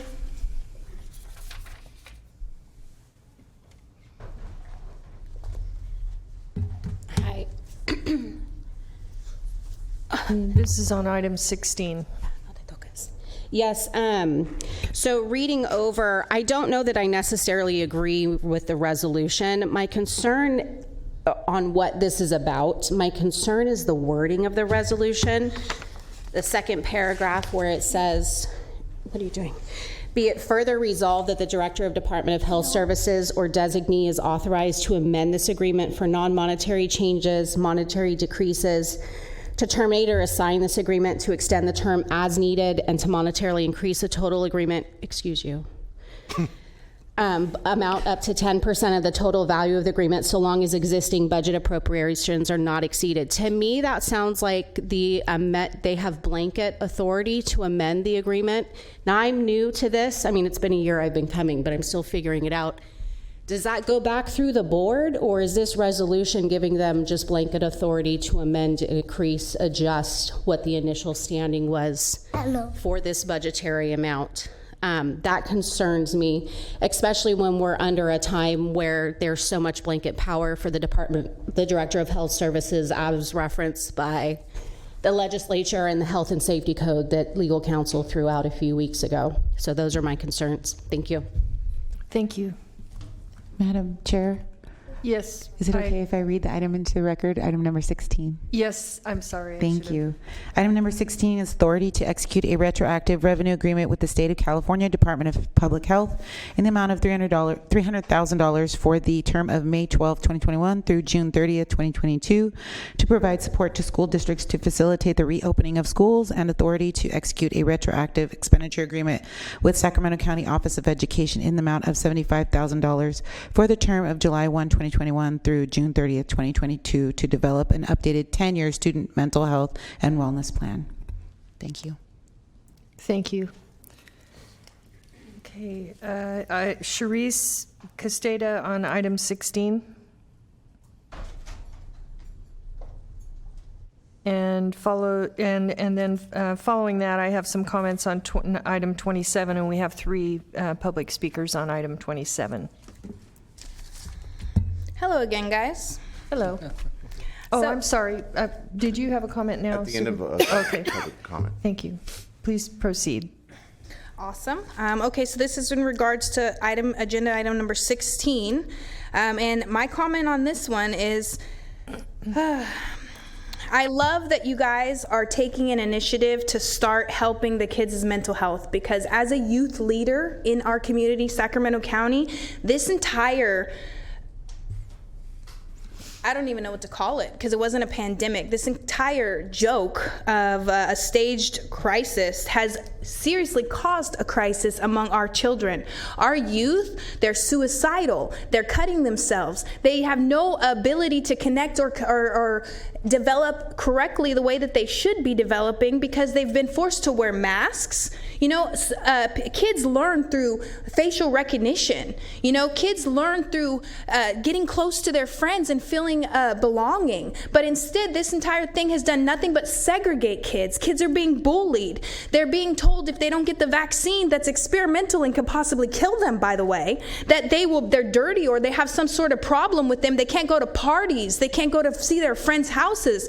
This is got to stop. So if we're seriously going to talk about mental health of the children, we can't send them back to school in masks. We can't send them back to school with the vaccine that could cause more serious health effects, more serious health problems than the actual virus itself.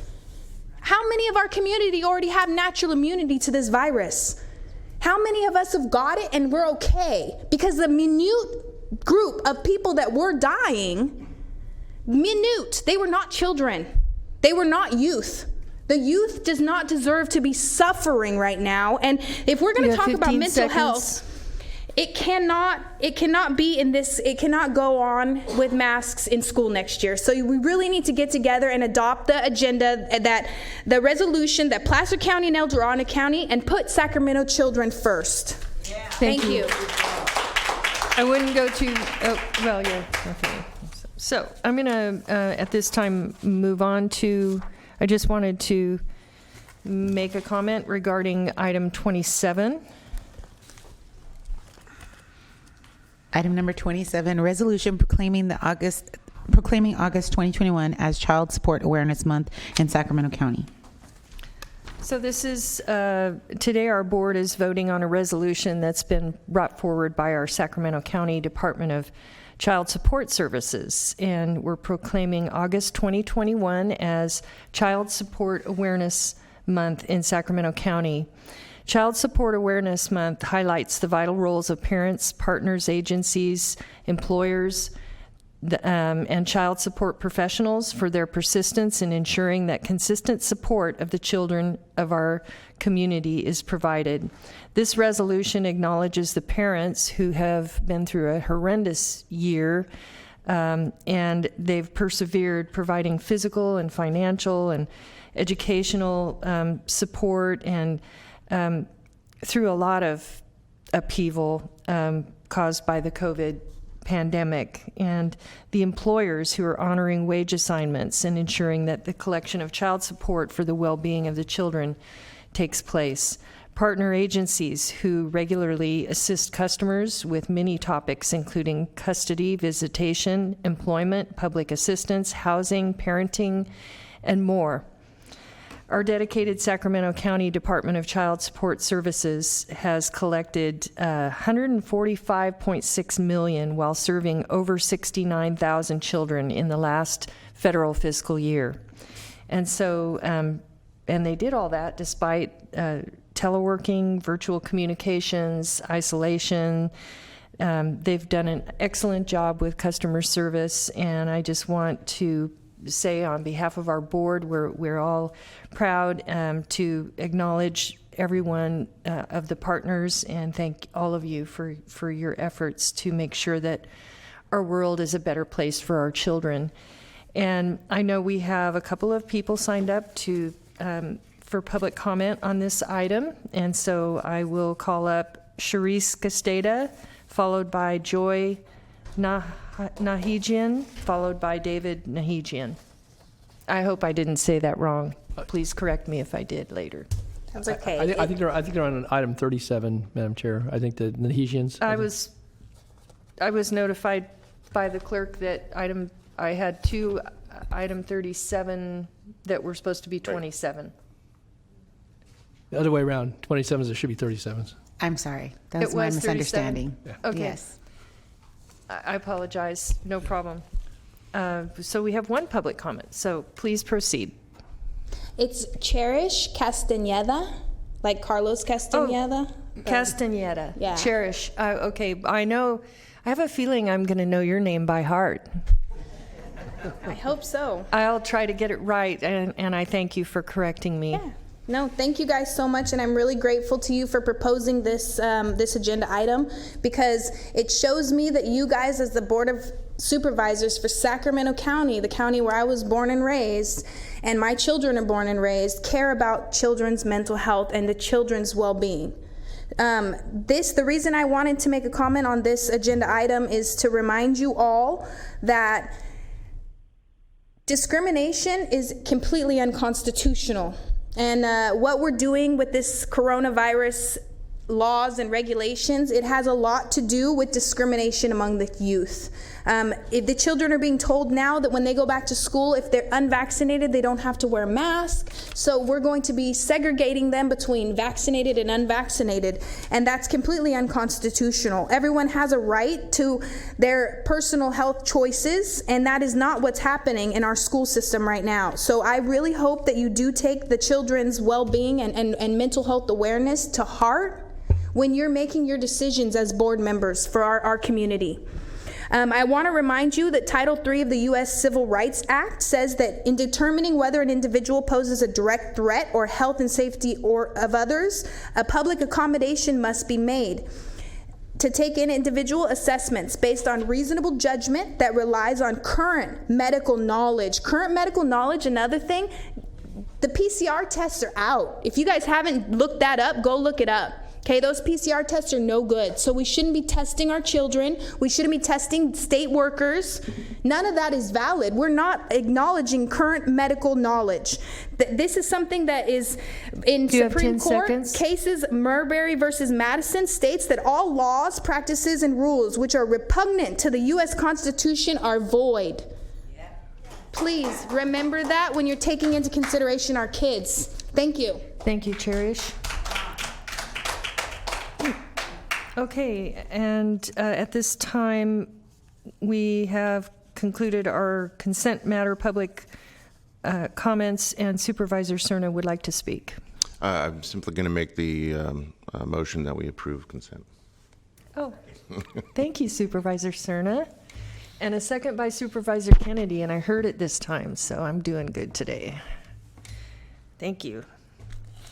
Unanimous vote, with the exception of item number 9, where you took a separate vote. Wait, yes, thank you. Okay, now, at this time, we have we've gotten through consent, and it's like almost noon, and we're heading for public comment, which we have quite a few public comments. So I'm going to call for public comment by 3. If you'll please approach the podium and be ready to speak.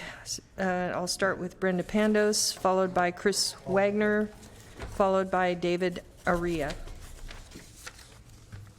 Each one of you have 2 minutes, and I thank you for being here.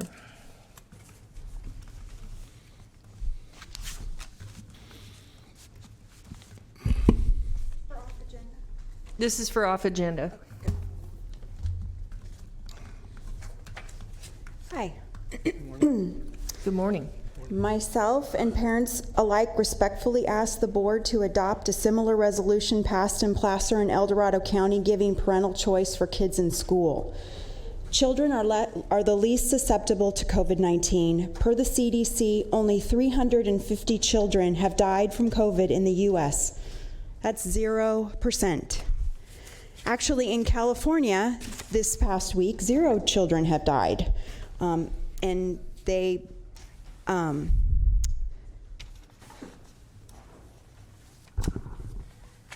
masking is dangerous. They can cause cavities, facial deformities, acne, increased risk of COVID-19, bacterial pneumonia. They're immune suppressing, germophobia. They contain graphene oxide, which is toxic, and they can cause psychological harm. According to the New England Journal of Medicine, they say, we know that wearing masks outside healthcare facilities offer little, if any, protection from infection. Cal OSHA says that cloth face coverings do not protect against COVID-19. The California Department of Health says there is limited evidence to suggest that cloth face coverings by the public during a pandemic could reduce disease transmission. The FDA says that even properly fitted N95 masks do not prevent illness or disease. Neurosurgeon Dr. Russell Blaylock says there's no scientific evidence that masks are effective. If you're not sick, you do not wear a face mask. So I'm requesting that you put forth the same resolution to adopt similar stuff that El Dorado County and Placer County give back the choice to parents in schools. Thank you. Thank you. Chris Wagner, followed by David Aria, followed by Ryan. Thank you. And I'm going to piggyback on what Brenda said. This is the conclusion of the Stanford study that was done. Yes, it was revoked, not because of the contents of what they found, but because they said the person was not with Stanford. I'm sure that was political. So the conclusion says, data suggests that both medical and non-medical face masks are ineffective to block human-to-human transmission to viral and infectious disease, such as SARS-CoV-2 and COVID-19, supporting against the usage of face masks. They have substantial adverse psychological and physiological effects. These include hypoxia, hypercapnia, shortness of breath, increased acidity and toxicity activation of the fear and stress response, rise in stress hormones, immunosuppression, fatigue, headaches, decline in cognitive performance, predisposition for viral and infectious diseases, chronic stress, anxiety, depression, and long-term wearing can cause premature death. If you really care about our kids, like you say you do, then you would put forth a resolution to take those masks off of every single child in this county and in California if you care. Otherwise, we have to assume you don't. Thank you. Thank you.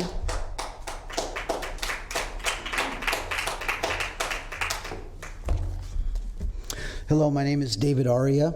I want everybody in the room to take a moment and think of this entire pandemic and what's going on with the SARS-CoV-2 virus released from the Wuhan lab. The people that planned it and have patents on it for the last 20 years, and the COVID COVID injection, which is not even a vaccine. We'll talk about that later. The COVID injection is being used as basically a binary bioweapon, biological weapon. Okay, China dissidents have come over here. Top virologists and scientists have come to the United States to seek protection and asylum, and they brought computer hard drives with them and all kinds of other information admitting to this. China has programs that they've openly shared with the rest of the world regarding their bioweapons programs that they're doing right now. And they've met with our generals. There's, in the Epoch Times, there's an article called Unrestricted Warfare. And again, this is very open. There's a book on Amazon where the top generals from China have written this book on unrestricted warfare, how they're going to take down the United States. And bioweapons is part of that formula. 55,000 to 100,000 deaths so far in the United States. There's a major lawsuit from a CDC whistleblower and several attorneys that are saying the deaths are at 45,000 plus right now. This is a very dangerous injection. To give it to children in schools or actually to anybody else is a war crime. You have to think about how civilians are treated during war, according to the Geneva Convention, the Nuremberg Code, the Helsinki Accords. Yeah, I got that. Also, regarding the mask, it's child abuse. It causes permanent brain damage that's irreversible to children, and that's a violation of California Penal Code 2, Section 273D, okay, which also can be mayhem if it's permanent brain damage, and you guys could be arrested for that. Thank you very much. Thank you. Okay, Ryan, followed by Pamela Harris, followed by Gabrielle Ingram.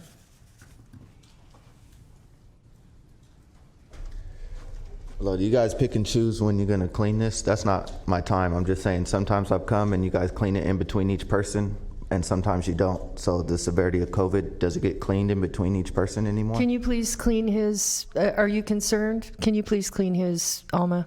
Can you clean that between? I don't know how serious. You have a mask on, but we can clean it. Others didn't and they approached. Okay. I believe it's the first time. Just the mic, I think, is what he was talking about. No, surface. Okay, thank you.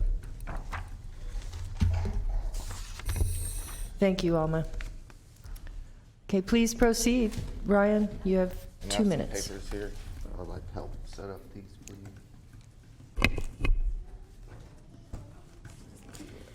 Thank you.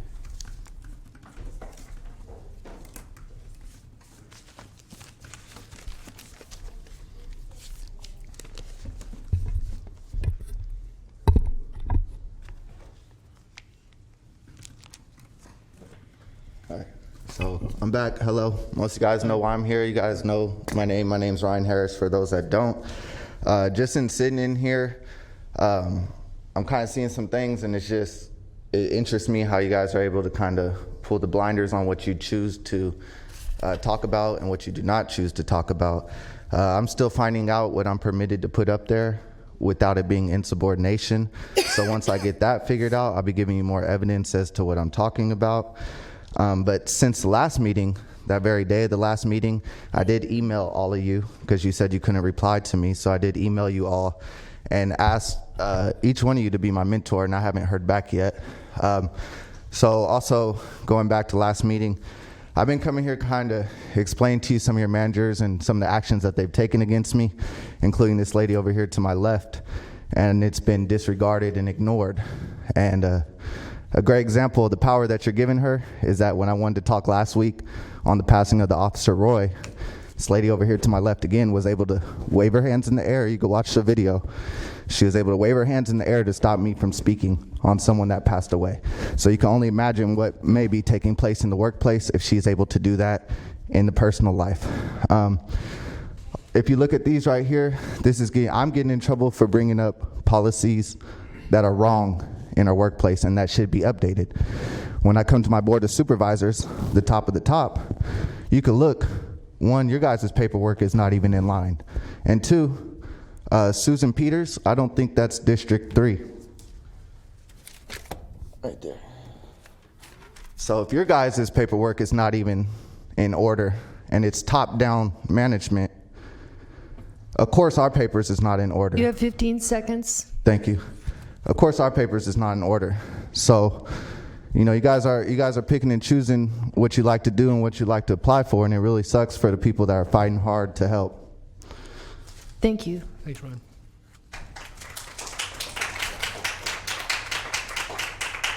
Okay, Pamela Harris, followed by Gabrielle Ingram, followed by Lydia Matthews.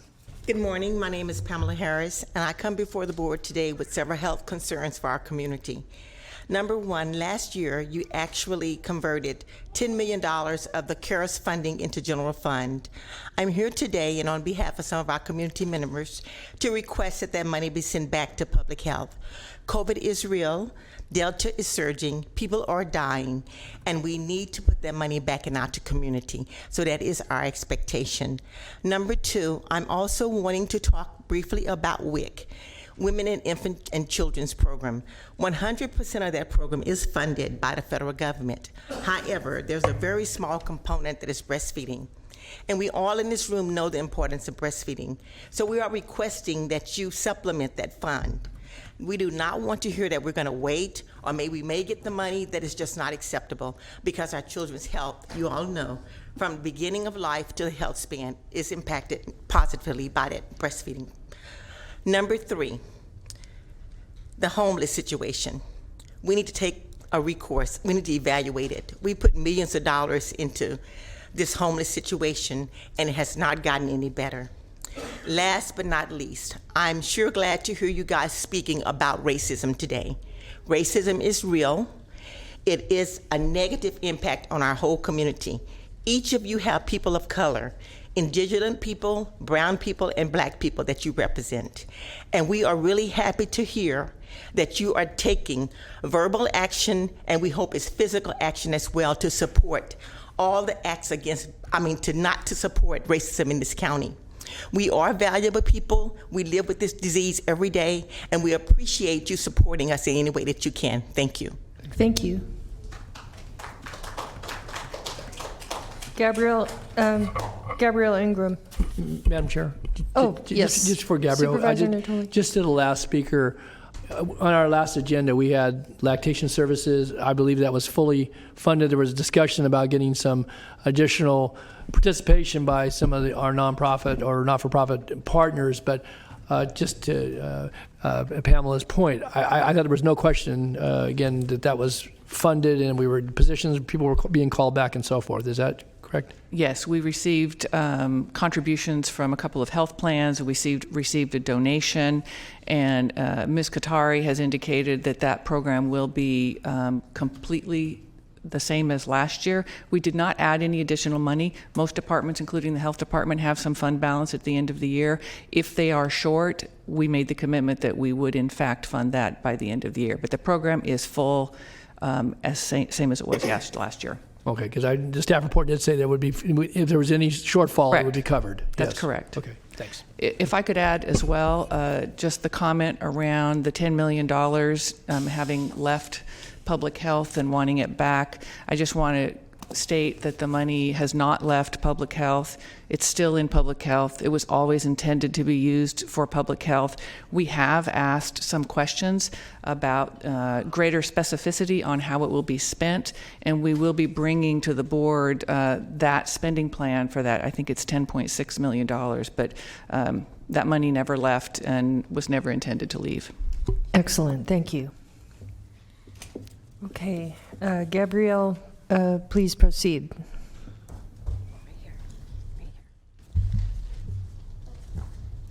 Taller. Okay. I'm here today to lobby a resolution in support of delegating control of COVID restrictions and mask use back to our schools and families. This should be a localized decision, as a one-size-fits-all approach does not work. You may not have the power to change the state mandate, but you can advocate for our children and put pressure on the state to give local control for mask choice by following El Dorado County, Placer, Tulare, and Stanislaus has it on the agenda today. We'll see where it goes. We're requesting that you affirm that the county will not be the enforcement arm of the governor and CDPH's arbitrary mandates. I mean, in the last 24 hours, it has come down that PCR is being rescinded as a test. Vaccinated people are filling hospitals, and our government officials are still urging us to get tested using PCR and get jabbed with the COVID vaccines. The science is not adjusting, or medicine is not adjusting. Science and medicine are supposed to be self-correcting, and the phrase "the science is settled" is anti-science in itself. It's anti-questioning, and it's usually uttered by people who have a personal interest in maintaining the status quo. People are intelligent. They're able to make informed decisions, whether with their doctors or on their own. And it should be left to parents to decide what is best for them and their children if a mask is needed or not recommended based on their own medical and mental status. Something interesting I saw that bears repeating: vax people can still get COVID. They can still spread COVID, they can still die from COVID, and they can potentially die from the vaccine. The last month has shown this, if you're looking at the data. Unvaxxed people can also still get COVID. They can still spread COVID. They can still die from COVID, but they cannot die from the vaccine. So it doesn't make sense when the arbitrary guidelines that are literally changing daily are being pushed down and mandated, whether for work or our students. Thank you. Thank you.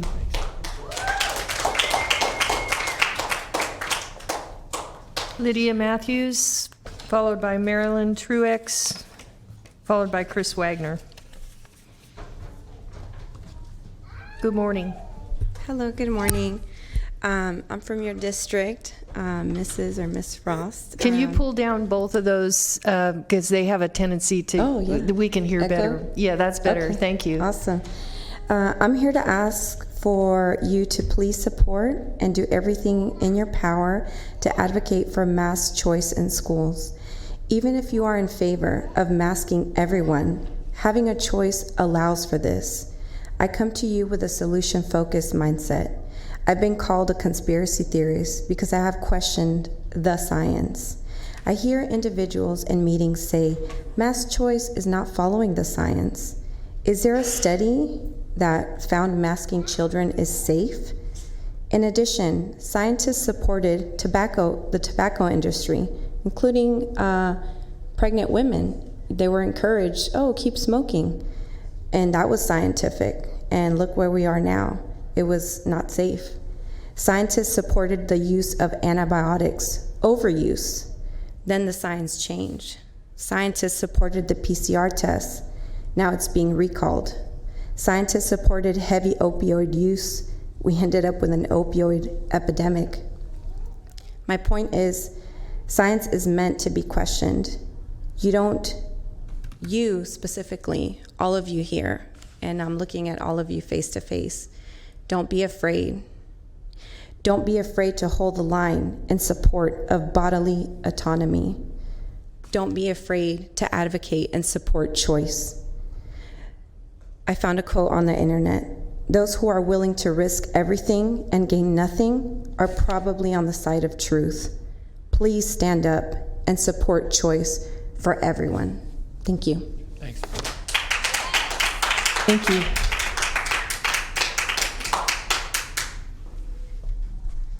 Good morning. Good morning. Hello. I did not come with a notebook today or a script as I normally do because I think I've pretty much said everything in the past couple of months in regards to masks and children and how I believe that the parents should have a choice for their children. The people before me said it much better than I intend to say it today. They had their facts straight, and I believe that you should listen, especially to Chris, who gave us a list of many problems that children are having when they are being masked for several hours in a day.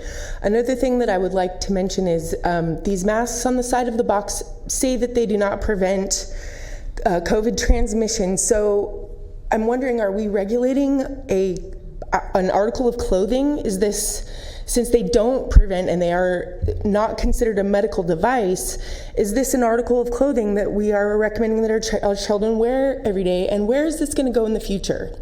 If we are calling this a medical device, then these children should have a doctor making sure that they are fitted properly and that they are also able to wear these things for multiple hours in a day. My own children are not able to wear these things. And if this is what, just to let you know, if this is what we are looking at, my children will be homeschooled after this. I'm not sending them back in this crap. And a lot of parents will follow me too. You guys are gonna find an exit of the school system. We're not gonna do it anymore. We're just not. Thank you. Thank you. I'm actually going to give you guys a compliment. I was really happy to hear how concerned you were about the HIPAA for the records and the data. If you are that concerned about HIPAA, why would there even be a mention of a vaccine certification or passport? That is a violation of HIPAA. I have to tell you my medical status and show my papers to some business. How is that not a violation of HIPAA? Also, the PCR test everybody's talking about, what will be the criteria? Since the PCR test, they said it was recalled because it could not distinguish between the flu and COVID-19. So this whole time, we've had false positives, and the cycles were up to 40%. Anybody, if you test them, is going to test some kind of dead virus and it'll be a false positive. The day Biden was elected, they lowered those cycles. So then there won't be as many false positives, and look, oh, everything went down. So what are we going to use as a criteria? I'm asking you to see who has COVID and who has the flu. What are we going to use? And also, I would like to see a study, like somebody said, that masks are safe for children. I demand that from you. If you're going to put those children, thank God my kids are grown. If you're going to put those masks in kids, you better give us some definite, real science, and not science with a narrative and a bias. So please, that's what we demand from you. We the people, we are your constituents, and that's what we want from you. Thank you. Yes. Thank you. April Kakan, followed by Sharice Castaneda. Hope I said that right.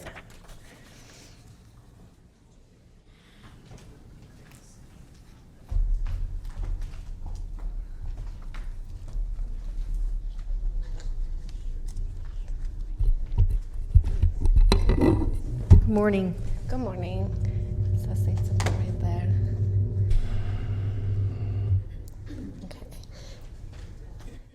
Yeah, so I just wanted to say that I'm from the medical department side, and I just think as far as the schools and having the children wear the mask, it's not really necessary. There's no, like they said, science, there's no proof. There's really no need unless you guys are gonna fit those children for custom-made ones, and then even take into consideration the children with medical needs that cannot be in those masks. There's just no facts or no real statistics saying that that's preventing COVID, and I'm coming from the medical side. I understand on that side that some of that is needed just to protect us as employees, but outside of that, you guys pushing that on the children, it's very unfortunate because that's just, it's all a scare tactic, I think you guys are doing, and it's, again, it's preventing the kids from even like developing properly. There's kids with like suicide issues. It creates a lot of more problems, and I think even you guys probably know that. You're just maybe not admitting to it, but I'm just telling you guys it's very sad and unfortunate coming from the medical side to see that you guys are doing that, especially for my nieces and nephews. Like, it's just very, it's wrong on so many levels, and you guys thinking that people don't have a choice or they're not going to find out the truth to it is just, I mean, I don't know what you guys are planning to accomplish out of that,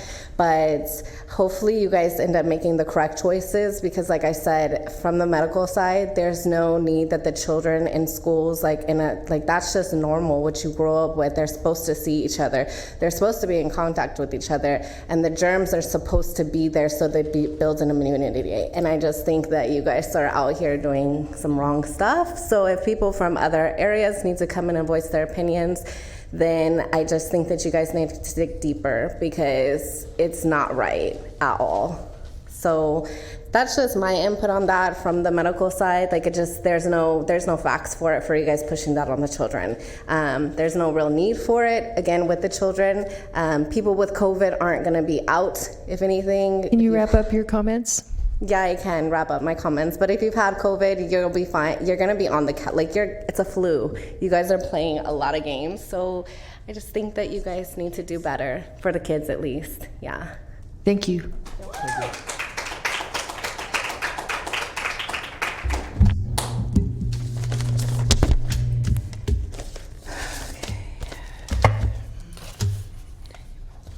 Well, hi guys. Okay, hopefully this will be the last thing that I have to bring before the board today. I do want to ask, where are we at with all the facts that the county lady was supposed to bring back to us about vaccinated versus unvaccinated deaths? The stats. They were supposed to get data for us. Mr. Cerna, I believe you asked last time.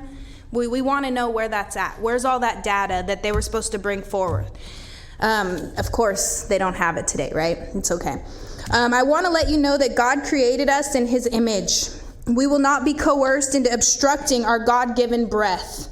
Masks are completely unnecessary on our children. They need to be removed immediately. You guys, this is considered psychological warfare. You can be held legally, financially, and criminally accountable if you continue to mask our children. We are not playing. We're tired of it, okay? That's it. That's enough.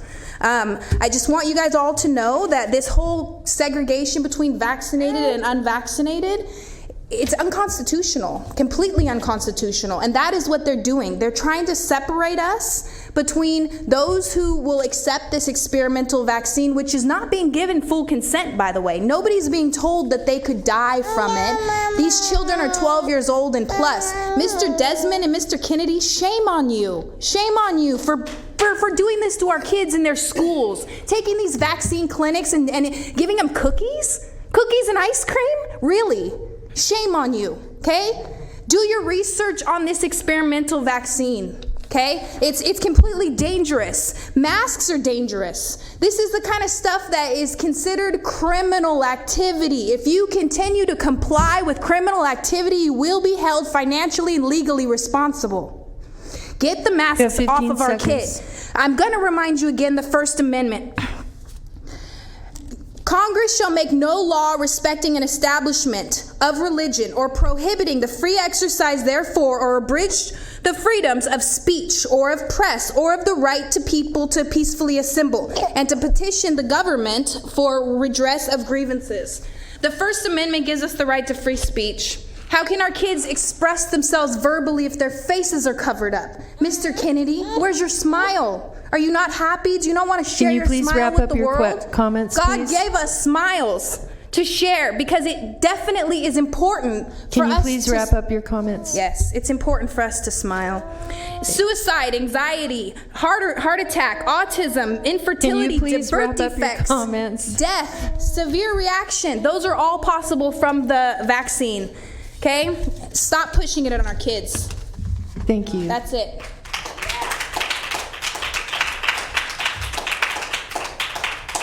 I want to thank all of those who came out to express public opinion. It's a really important part of the American process, and we appreciate you informing us as to your thoughts.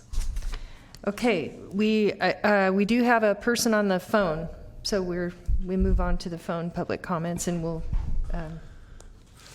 we don't have any more from the floor that I know of. Not that I know of, no. Could you please send the commenter?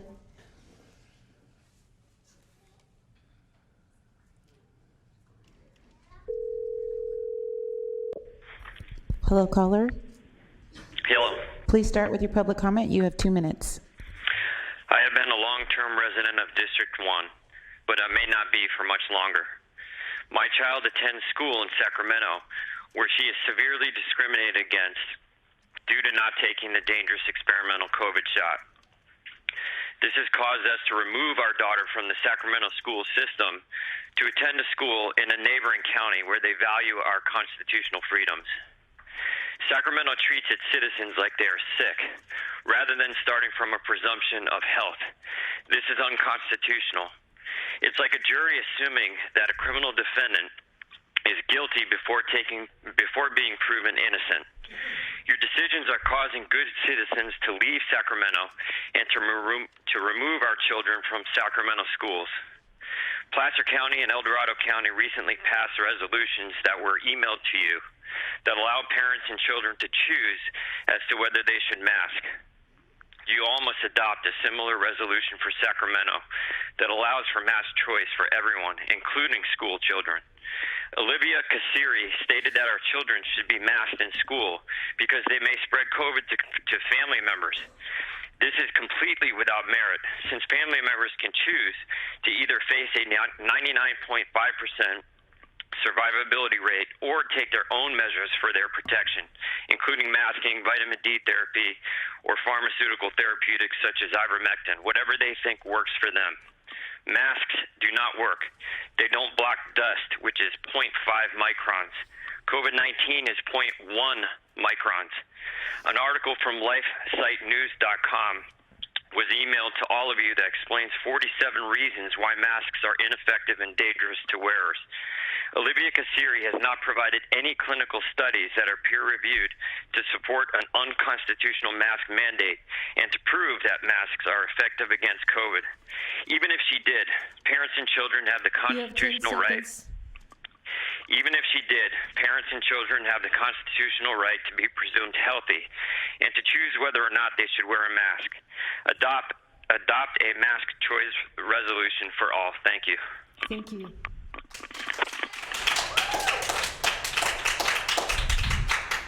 Please send the next caller.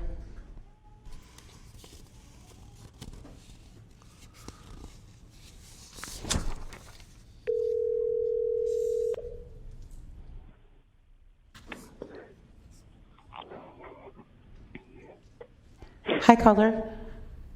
Please start with your public. Please start with your public comment. You have 2 minutes. Thank you very much.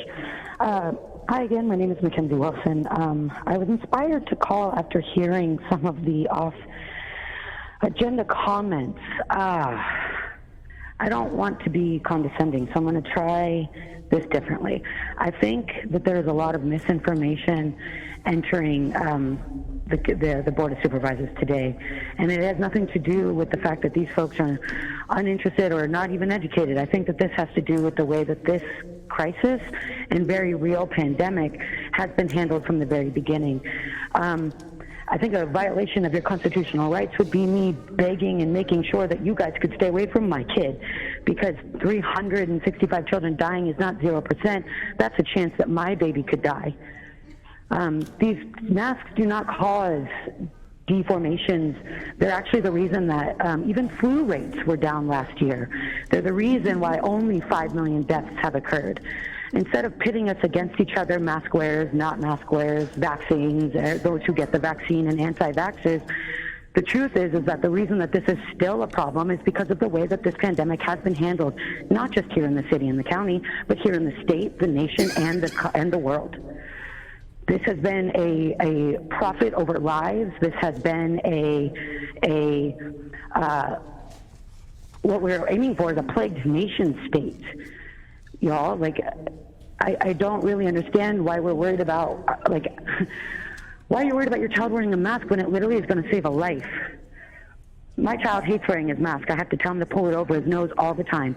It's going to be normal, you know? But I really hope that you take a second to really weigh what matters to you. Are you worried about your child getting some acne and a pimple, or are you worried about people and your child dying? Because that's what I don't want for you. I don't want your child to die and then you to be like, damn, I really should have understood that this was very real.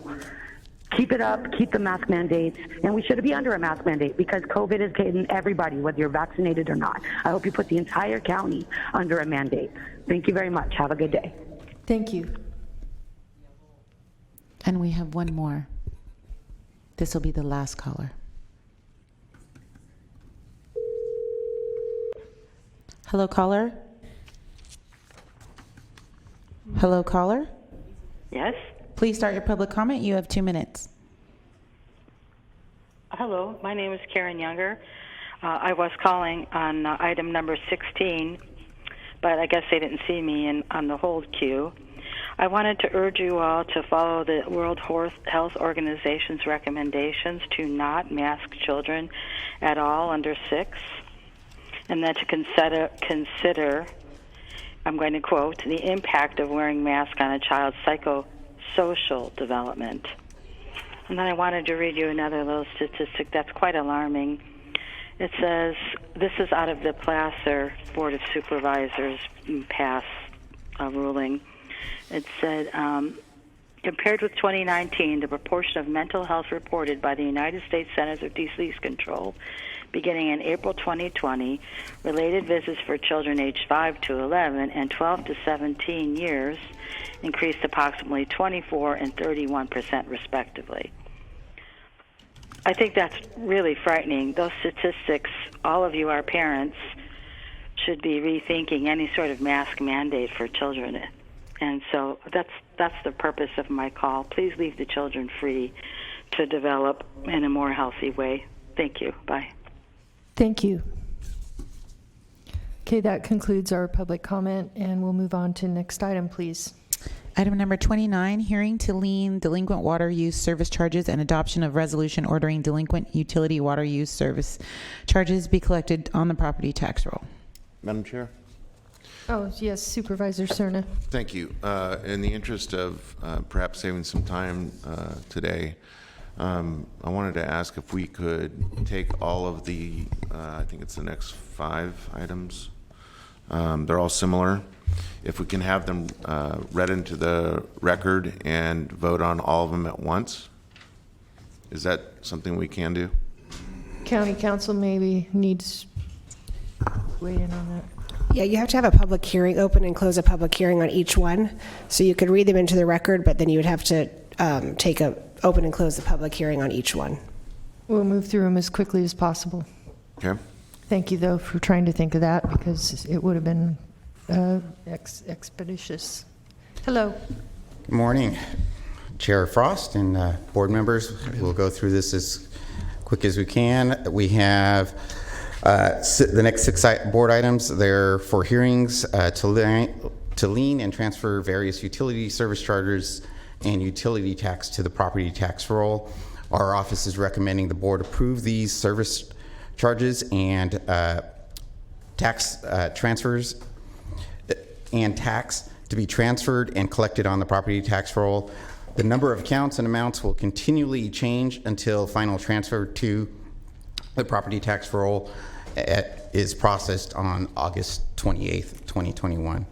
Item number 29 is the board members are taking action as the Sacramento County Water Agency Board.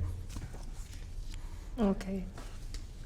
And your recommendation is that I open the public hearing and then we vote on it? Yes. Correct? Thank you. So at this time, I'm going to open the public hearing.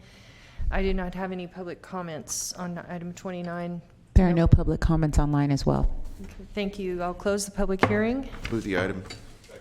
Okay, we have a motion by Supervisor Cerna, a second by Supervisor Desmond. Please vote. Madam Chair. Go ahead. Unanimous vote. Yes. Yes, Supervisor Yeah, Natoli. I'm fine on the item. And maybe Ben could shed a little light either at the conclusion or now. Interesting enough for 2021 that there's a significant number less in 2021, not just 2020, going back for the 5-year comparison. I guess I'm curious as to why, and this is early. I mean, obviously, people still have a chance to redeem this over the next few days. Any speculation as to why in 2021 that there's, again, on the order of magnitude of a couple thousand in some of these cases, less number of folks that are delinquent in their charges? We did see that in all across the board that collections are up. I mean, I have no explanation as to why, other than folks have been paying their bills.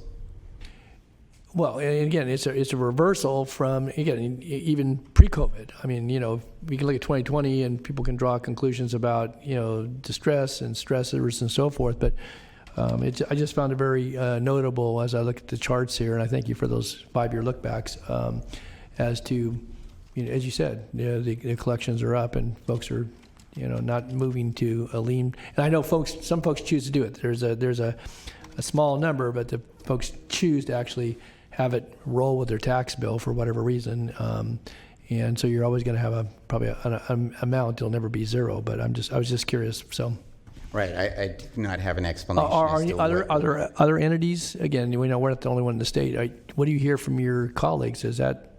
I will actually defer to Wendy Randolph, our chief of consolidated utility billing. Yeah, I didn't want to get into a long discussion. I'm certainly welcome Wendy to come forward. I just was curious, colleagues throughout the state, are you seeing a similar trend? Good morning. I've spoken with a few of them, such as SMUD. Yeah. They have seen an increase, but their utilities are a little different. Yes. And I have spoken with the city of Sacramento, and theirs is about the same as it's always been, really no increase or decrease. But ours is showing a significant decrease. Mm-hmm. Yeah. Okay. All right. Thanks. I didn't mean to interrupt the flow here. I just wanted to point that out. Thanks. No, those are good questions. Thanks, Supervisor Natoli. Okay, next item, please. Okay. Item number 30 is the hearing for... We need to read that into the record. Item number 30 Sorry, is Ben. hearing to lien delinquent storm drainage service charges and adoption of resolution ordering delinquent storm drainage service charges be collected on the property tax roll. This item was continued from June 8, 2021. And our recommendation is to approve those to be moved to the tax roll. Okay, at this time I'll open the public hearing. I do not see any public comments in chambers, And we do not have any public commenters in queue. so I'll close the public hearing. Move the item. Motion by Supervisor Cerna, second by Supervisor Desmond. Please vote. Unanimous vote. Okay, thank you. Next item, please. Next item, item 31, is hearing to lien delinquent solid waste service charges and adoption of resolution ordering delinquent solid waste service charges be collected on the property tax roll. This was continued from June 8, 2021, sorry. And our recommendation is to move those charges over to the property tax roll. Okay, at this time I'll open the public hearing. Seeing no comments in chambers, There are none on the queue as well. and I'll close the public hearing and entertain a vote. Move the item. Motion by Supervisor Cerna, second by Supervisor Desmond. Please vote. Thank you. Unanimous vote. Next item, please. Item number 32 is hearing to lien delinquent storm drainage service charges for the City of Citrus Heights and adoption of a resolution ordering delinquent storm drainage service charges to be collected on the property tax roll. And this item was continued from June 8, 2021. And our recommendation is to move those charges onto the property tax roll. Thank you, Mr. Lamera, and I will open the public hearing. Seeing no comments from chambers, There are none in the queue as well. and so I'll close the public hearing and entertain a vote. Move the item. We have a motion by Supervisor Cerna, second by Supervisor Desmond. Please vote. Unanimous vote. Thank you. Next item, please. Next item is item 33, hearing to lien delinquent utility taxes and adoption of a resolution ordering delinquent utility taxes be collected on the property tax roll, and this item was continued from June 8, 2021. And our recommendation is to move the delinquent utility taxes onto the property tax roll. Okay, and at this time, I'm opening the public hearing and seeing no comments from chambers. There are no publics in the queue as well. And so I'll close the public hearing and Move the entertain a vote. Motion by Supervisor Cerna, second by Supervisor Desmond. Please vote. Thank you. And the motion carries by unanimous vote. Next item, please. Item number 34 is a hearing to lien delinquent storm drainage service charges for the City of Rancho Cordova and adoption of resolution ordering delinquent storm drainage service charges be collected on the property tax roll, and this was continued from June 8, 2021. And our recommendation is to move those charges onto the property tax roll. Okay, and so at this time, I will open the public hearing. I see no comments from chambers. There are none in the queue. And none in the queue, so I'll close the public hearing and entertain Move the a item. vote. We have a motion by Supervisor Cerna, a second by Supervisor Desmond. Please vote. And the motion carries by unanimous vote. Thank you. Next item, please. Next item is item 35. This is a public hearing to adopt an ordinance establishing a fee for the management of groundwater in the Sacramento County Groundwater Sustainability Agency, San Joaquin Cosumnes Groundwater Subbasin, UAFO, reading and continued from July 13, 2021. I'd also like to make a correction in the impact area. This is the unincorporated county only. Good morning. Good morning. How are you? Great. How are you? Good. All right. Chair Frost and members of the board, thank you for your time today. I'm here today to ask your board to hold a public hearing and ultimately adopt the groundwater fee program for the Cosumnes Subbasin for the county GSA within the Cosumnes Subbasin. The fee ordinance was introduced to your board on July 13th.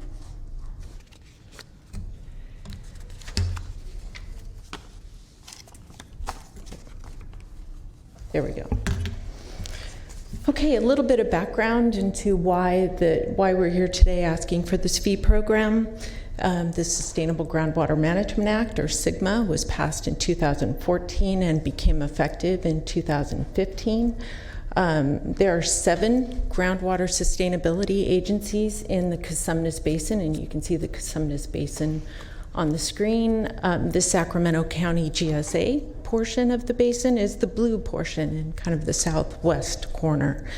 So the GSAs have been developing a groundwater sustainability plan since 2015, and it's due to be submitted to the state in 2022, January of 2022. We've identified that in this basin, there's a problem. We have declining groundwater levels. We know that groundwater is dropping at a rate of about a foot a year. So the groundwater sustainability plan has to address this problem, and hopefully the GSP will identify projects and management actions that will reverse this trend. Okay, so it's important to know that the 7 GSAs in this basin have been working collaboratively to develop the fee program via the working group. The working group is kind of the structure that we've created to vote on things as we've developed the GSP. As part of the GSP, we've gathered basin data, we've done monitoring, we've created a model, so we really understand what's going on in the basin. And as part of this, we've looked at implementation of the GSP and how much that's going to cost.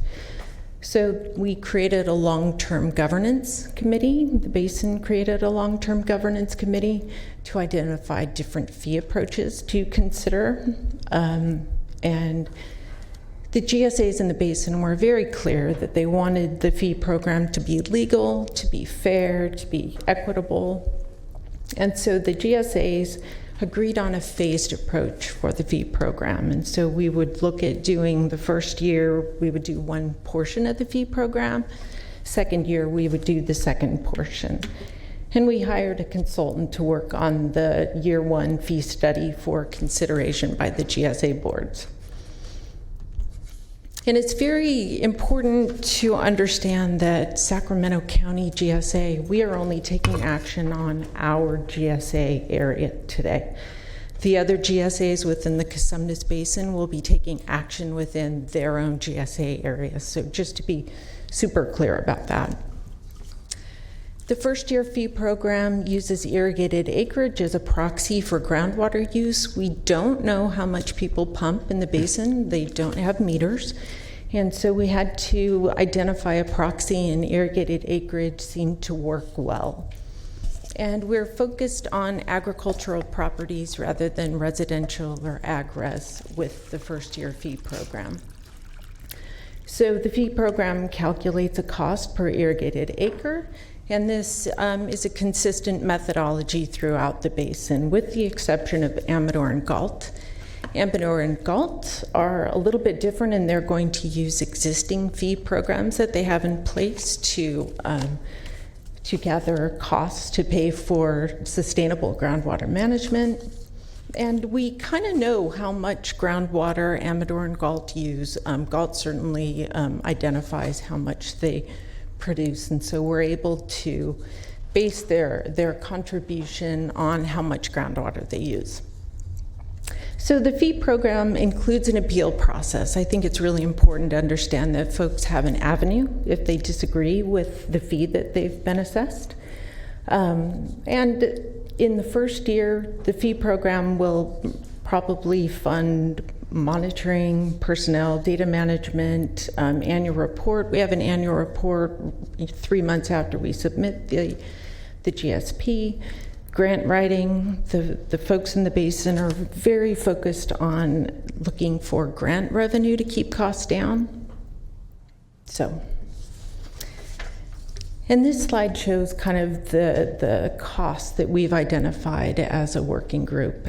And you can see that the estimated costs in the first year are about $737,000, and they go up in the later years. And that's because in the first year, we won't be doing much in the way of implementing projects. But in the later years, 22, 23, and beyond, we will be doing projects, and that's when the costs go up. We expect to generate about $500,000 in revenue through the irrigated acreage program. Year 2, we expect we're probably going to have to generate in the range of $400,000 to $500,000 with the year 2 program. We also, like I said before, we're hoping for grants. We're also looking for partners. SAFCA has expressed interest in partnering with us on some groundwater banking projects, and so there's a possibility that we will have some additional revenue coming into the basin through partnerships as well. Excuse me, Carrie. Sure. Supervisor Cerna. Thank you, Chair. So you mentioned that there is, or there will be an appeal process. Yes.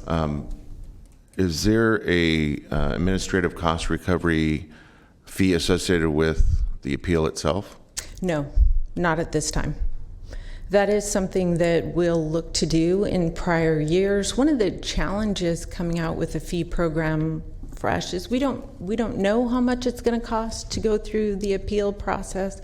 So I think we would look to gather data the first few years of implementation of this program and then look at an appeal fee later on.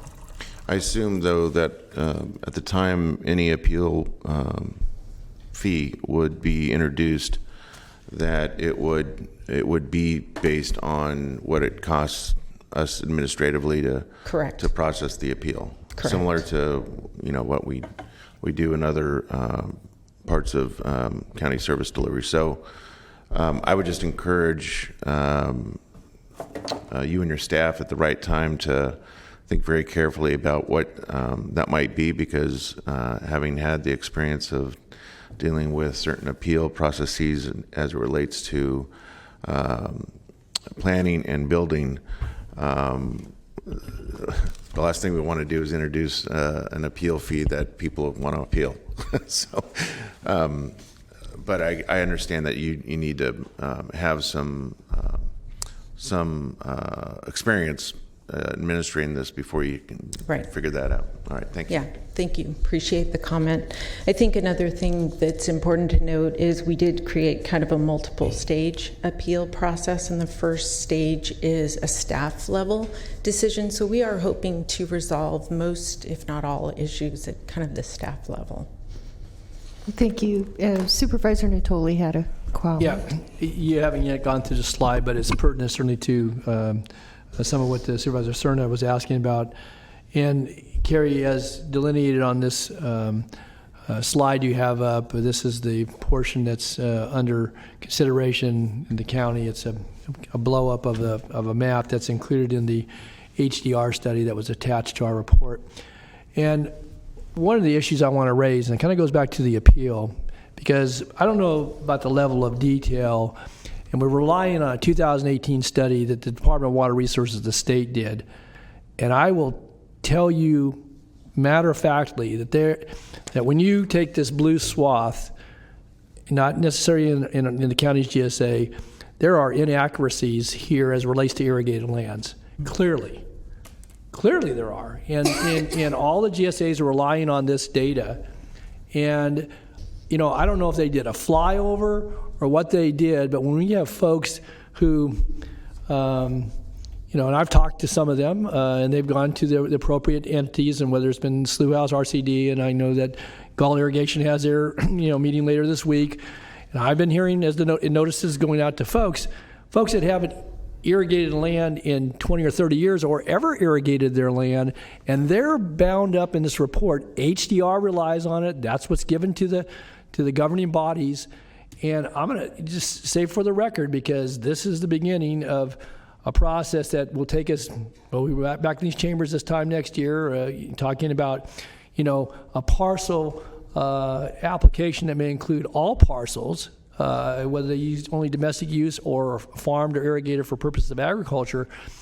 And so what I want to ask about, and this doesn't just fall to our county Department of Water Resources, there's going to have to be an accurate accounting. And somebody's either going to have to go out in the field and talk with people or do a windshield survey and validate this, because it puts this board, but it puts other boards that are considering this unified approach in a really tough position, because it's not a matter of one or two people appealing because somebody misdrew the line. This map on page 6 again, I could take you out this very day and take you to parcels that in some cases, have never been irrigated or haven't been irrigated for 20 or 30 years at least. But yet that's what bills, there's these prospective bills going out. And so the state's data that they're giving, I don't know, who's concocting it, but it is not accurate.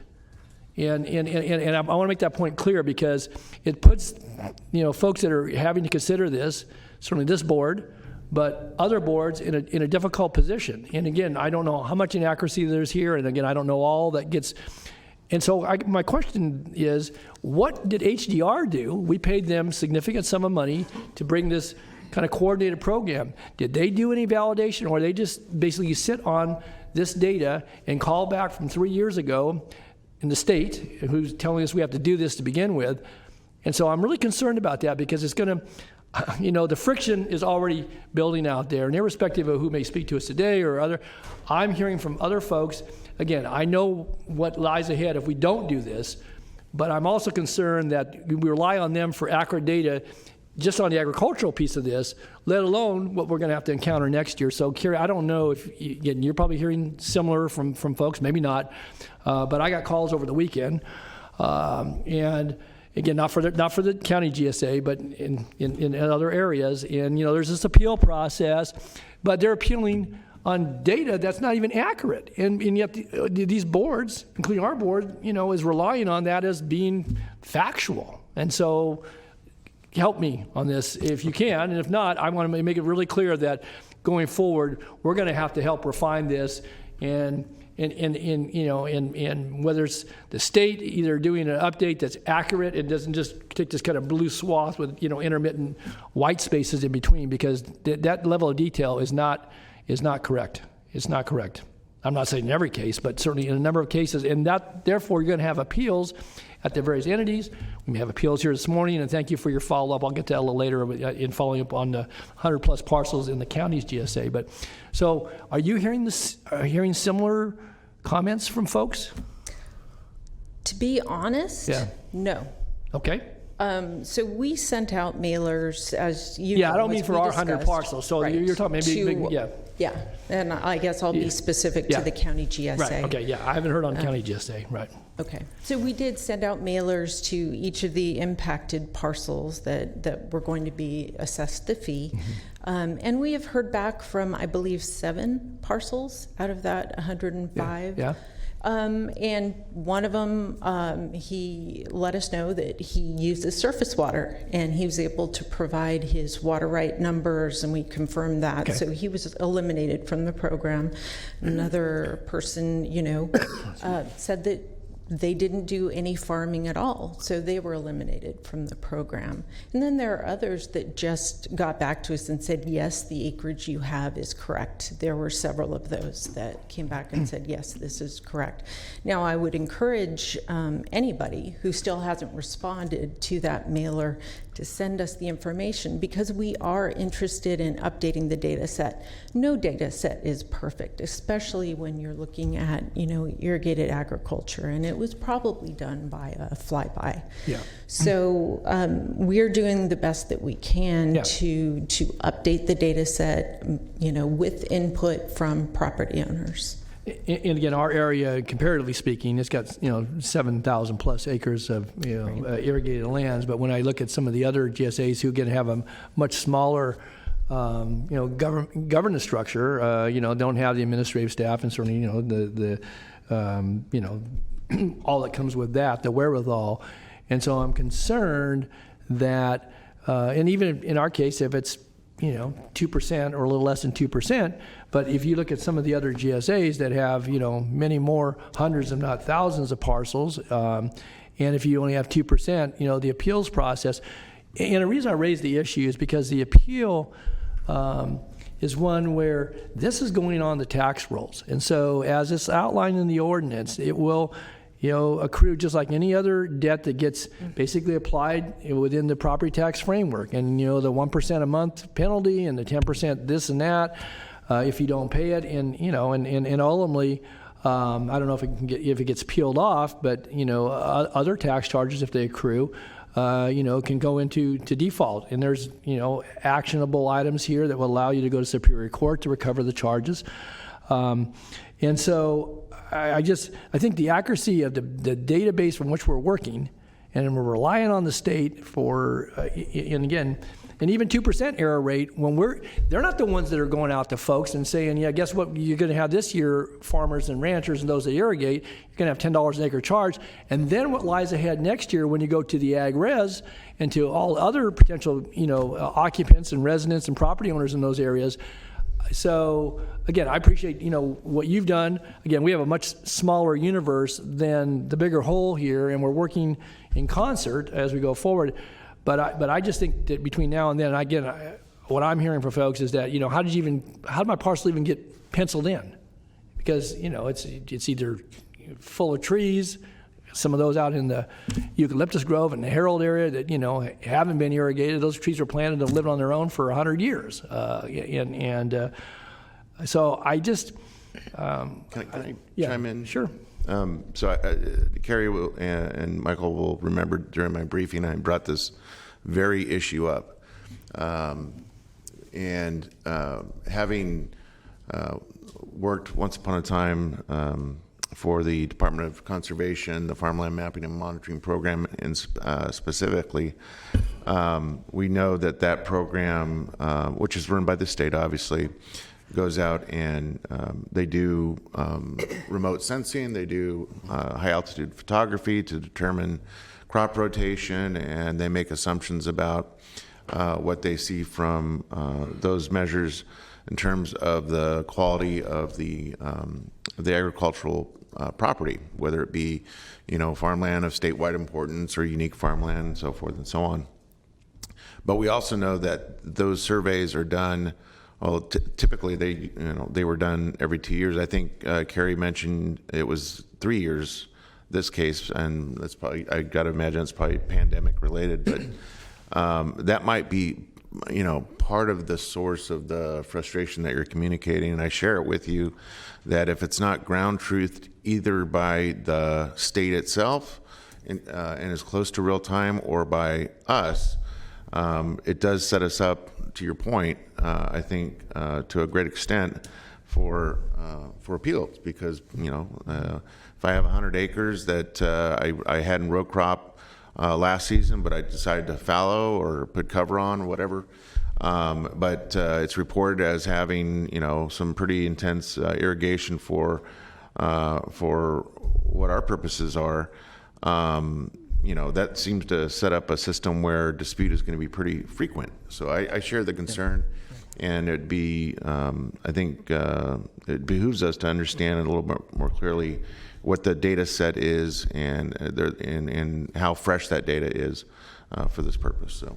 Good. I appreciate those comments. And again, we have a smaller complement here, but nonetheless, it's still relevant. And, even one or two, and, again, there's no program that's perfect. But when I look at the scale of this and, how many tens of thousands of acres and how many residents and properties are included in this, and the fact that this is, the first step of a second step, as you're going to explain in a minute. And I do want to, at the conclusion of your presentation, talk a little bit about, because I think it's very relevant, and I know I spoke in my briefing yesterday with Ann and Natasha about opportunities, because again, what's being borne by rural property owners, and in this case, obviously those that are farming and ranching actively on their parcels, versus rolling the entire complement into that, and then trying to bear those costs, not just for monitoring and reporting purposes, which, again, is a piece of this.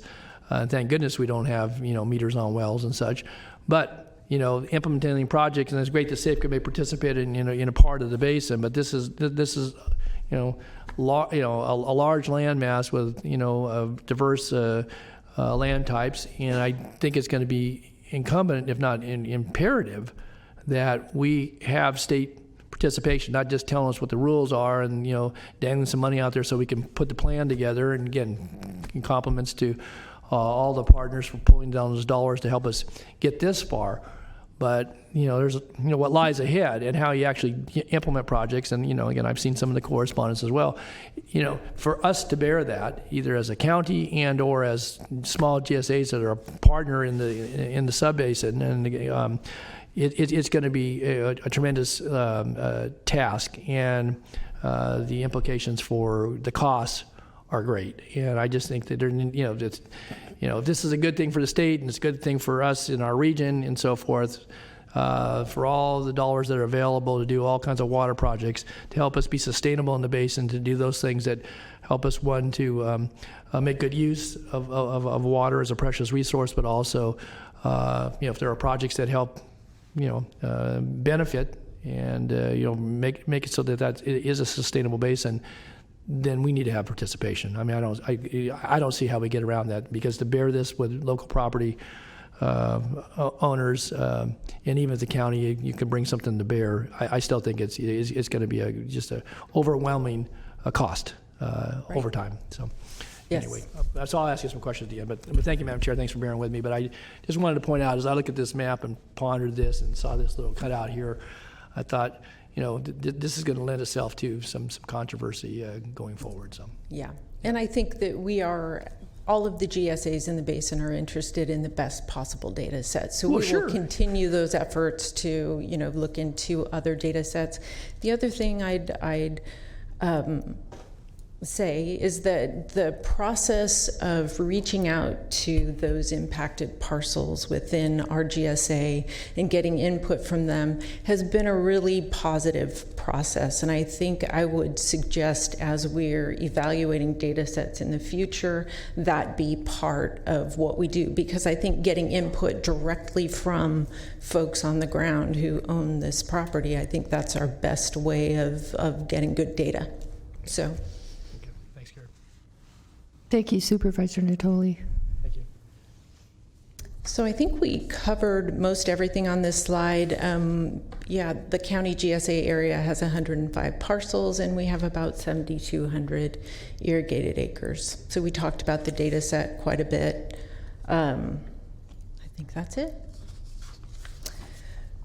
So the first year fee program, the calculation of the annual fee is very simple. It's really just looking at the costs of implementation divided by the number of irrigated acres in the basin.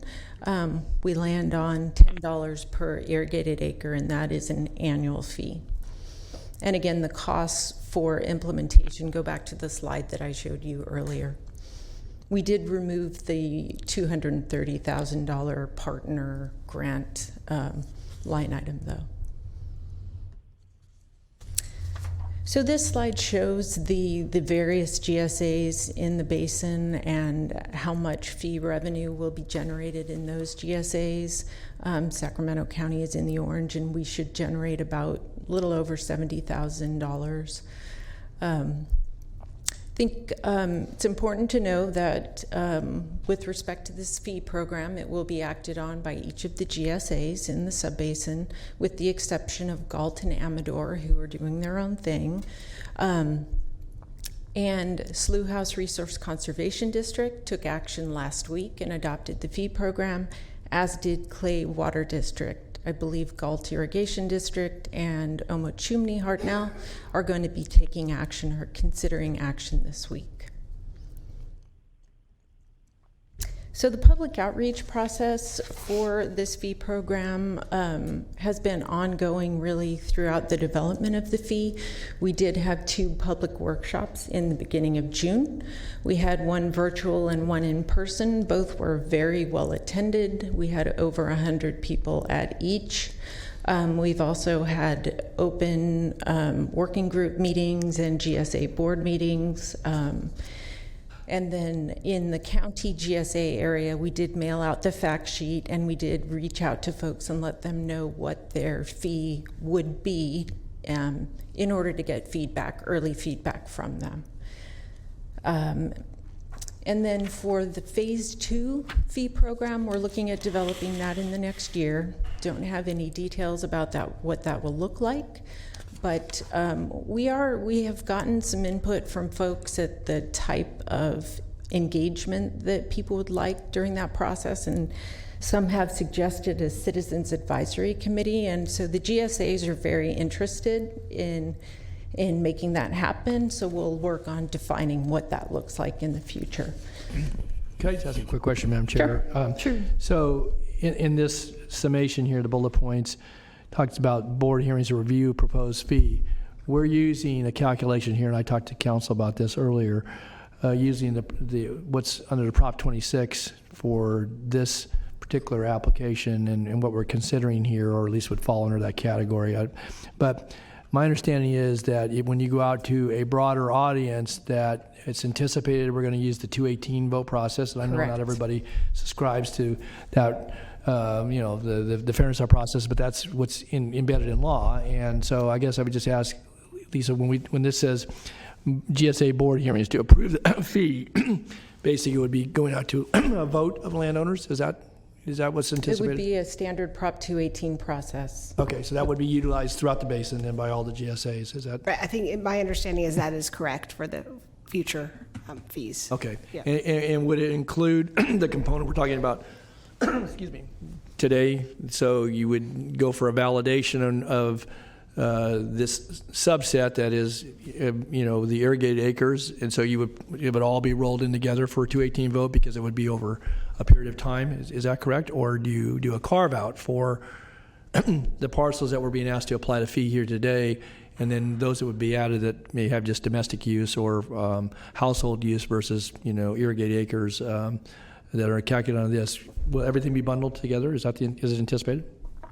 I don't know the answer to that question. I'm not sure what the process that the GSA is planning on using. Do you know, Carrie? I don't. Yeah. Okay. So this fee in question is not a properly related fee or charge under 218, Right. so it's not required to be noticed, but of course, any future fees that do meet that definition would be. This could be a standalone, as you mentioned, or they could roll it into any future fees. Okay. But I don't know what the plan is. All right, that's a key point for when we come back to certainly this board, but I trust other members of the GSA boards that want to take a look at that, because Right. again, this is utilizing a groundwater extraction fee in lieu of obviously something that's related to a parcel tax. But so if there's going to be a delineation, I think that should be known fairly early on, and because if some get the vote on it and some don't, Right. that may be an issue of some contention as well. So, Sure. okay, That's thanks. something we'll talk about and definitely Okay, thanks. get back to you. So as far as the timing, probably we'll be looking at having board hearings for the proposed Phase 2 fee in spring, summer of 2022. This slide just shows what happens if we fail, if the GSAs in the Cosumnes Basin fail to sustainably manage the groundwater. The state board comes in, that's the way SGMA is written, and when the state comes in, it's not cheap. And so, I don't want to go through the specifics of how much it would cost, but it will be more expensive if the state intervenes. And so I would offer that I think our plan is better and more cost effective. So the recommended actions today are to open the public hearing regarding the proposed ordinance establishing a fee for the county groundwater sustainability agency in the Cosumnes Basin, consider public testimony and objections regarding the matter, close the public hearing, and adopt the attached ordinance establishing a fee for groundwater management in the Cosumnes Basin, and approve the resolution requesting to initiate the fee process with the county auditor's office. Okay, so seeing no comments from board members, I will open the public hearing. We do have two individuals in the board chambers who wish to speak, and we will move forward with Austin Miller, followed by Jay Schneider. And we thank you for being here and for your patience in waiting for this item. Hello, supervisors. Good afternoon. My name is Austin Miller. I'm the district manager for the Slough House Resource Conservation District and the Cosumnes Subbasins Working Group external communications representative. First, wanted to say thank you to the county for playing an instrumental role in getting the Kasumna Subbasin to the point where we're at today, which is nearly finished GSP that will be considered for adoption in the coming months, as well as where we're at with this fee process throughout the entire subbasin and the other GSAs.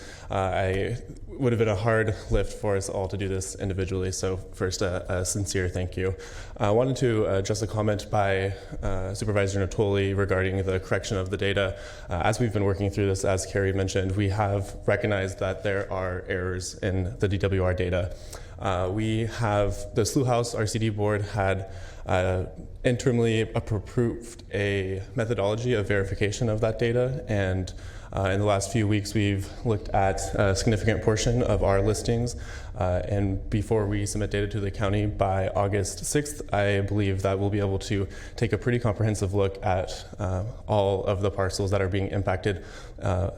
That's specifically for the Slough House district, but my board has made it clear that we want to be able to help the other GSAs as much as possible, and it is my intention to work with the Galt Irrigation Board, the Clay Water District, and the Omichomny-Hartnell Water District Board to make sure that we do as much of that verification as we can before it has to go to an appeals type process.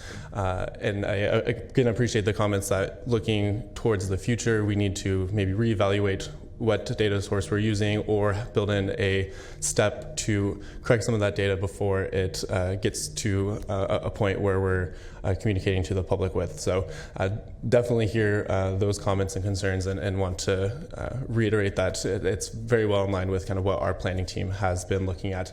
And then finally, I just wanted to confirm that the Slough House RCD board did approve our resolution on July 14th that adopted the fee and the fee study, and then the Clay Water District, as Carrie mentioned, on July 20th did the same. And Galt and Omichomny-Hartnell Water Districts are slated for tomorrow and the next day. So again, just thank you. Wanted to make sure that you all understood where the GSA's boards are currently at, and the recognition that we do have a lot of work ahead of us, but I believe in a collaborative effort, we can do it. So thank you. Thank you. Thanks, Austin. Jay Schneider.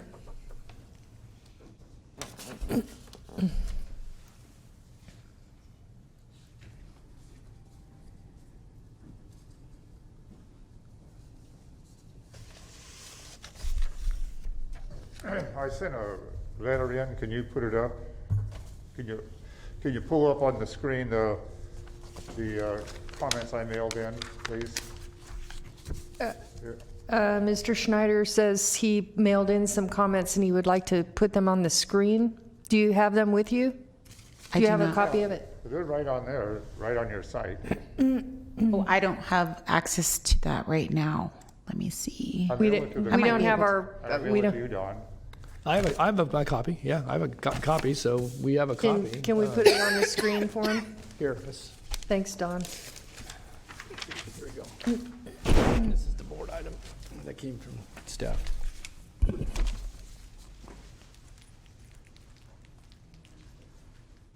Let's go. Do you want more than that one? You know what? Can you put two side by side? Is that the way you do it? Yes, we can do that. No, I give you one.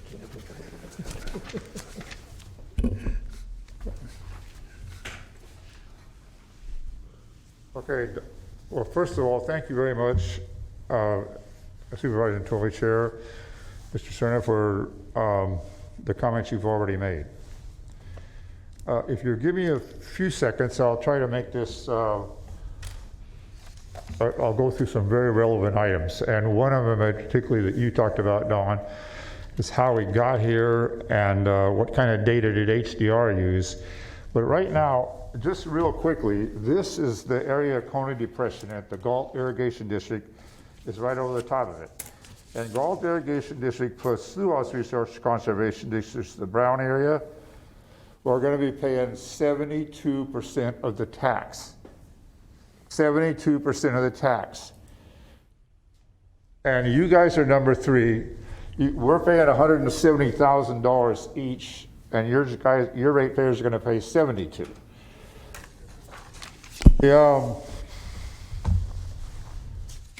This is tough, this way. So bear with me, please. Oops, where's this?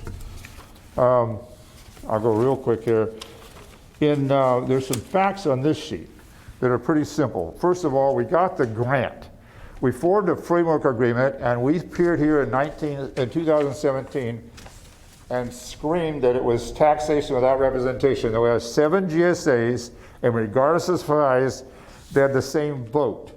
You can see by right here, the smallest districts, comprising 16% of the basin, had 57% of the vote. So when someone tells you everybody voted on, everybody agreed, this creepy minority is what agreed. And so then we got a huge grant. Millions of dollars are spent developing data. And then we entered into a cost share agreement with the County of Sacramento that is good till June 2022.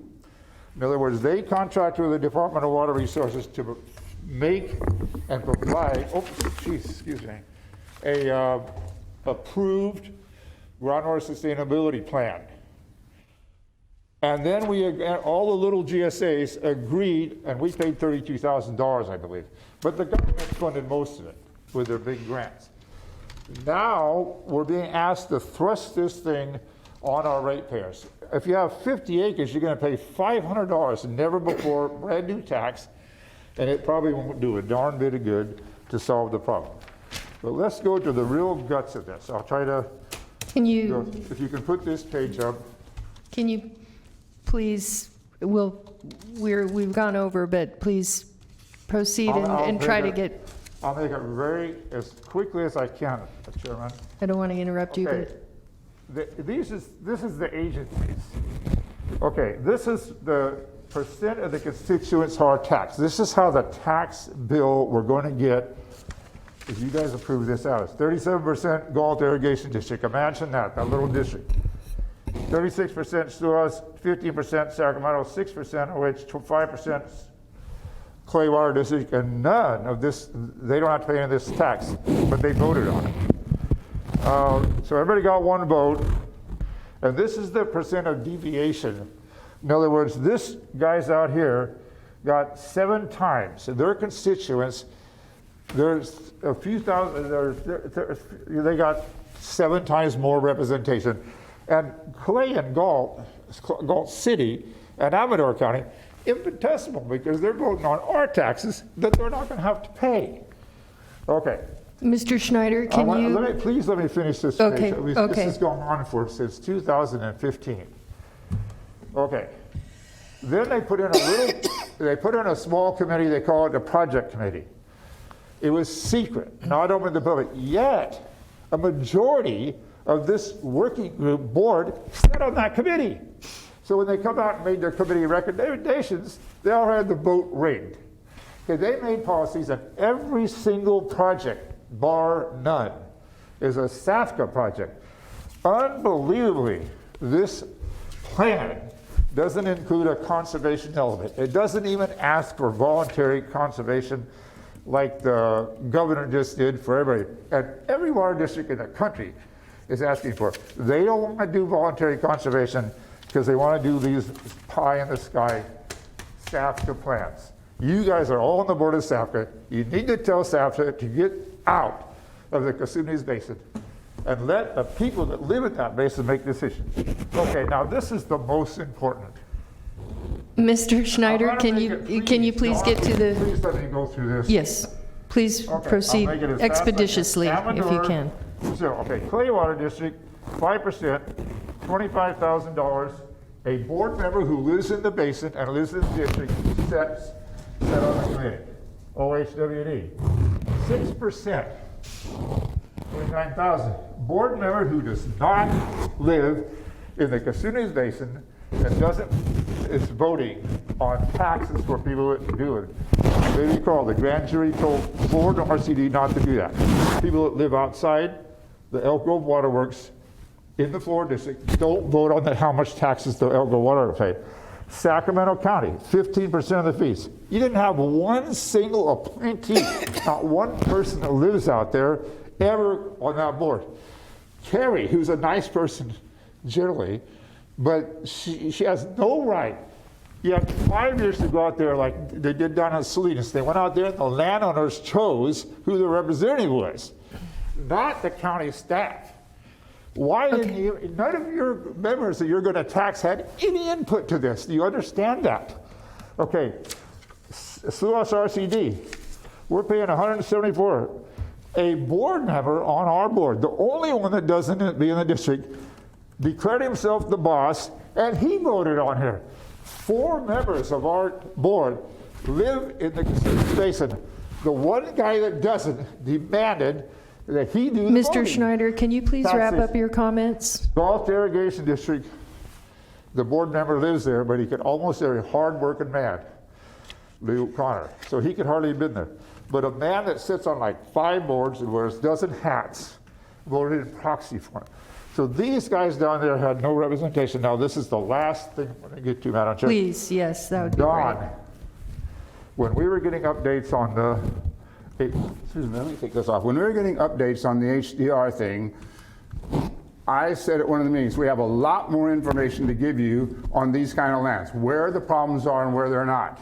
So we said, great, it was on a Zoom meeting. So I sent him some information on other information of this phony thing they got from the state. And this is the email I got back from Kerry. Jay, don't reach out to ADR. HDR works for the county, and I'm taking directions from the working group via the long-term governance meeting. This was the long-term governance meeting, right here. All staff people that don't live in the basin on that. Not from individuals. So we weren't allowed to give HDR information. You guys have to not approve this. And not only that, live up to the cost share agreement. You could, I don't know if you said validation there, but if you went into validation, I would love to hear discovery or deposition on how in the hell you could do the Nexus study, the equivalent for a tax that a CEQA study is for a project, and say no one can put any information in, that the studiers just have to rubber stamp. It wasn't a study, it's a joke. Can you please wrap up your comments, Mr. Schneider? What we need to do, there's a whole list here, Dawn, it was kind of hastily drawn. First thing you need to do on the first page is to absolutely undo what you did in 2017. It says never again, ever, we have such taxation without representation. That committee has to have representation equal to how it's going to pay. If this went to a 218 vote, those exact percentages is who would vote. 72% of the vote would become from the very people that are going to pay all the tax, not 72% of the people that don't pay the tax and that don't live in the area. I swear, I mean, Madam Chairman, this is beyond a horrible issue. This is, you said we don't have a constitutional right of representation. Imagine that. You said we don't have a constitutional right of representation.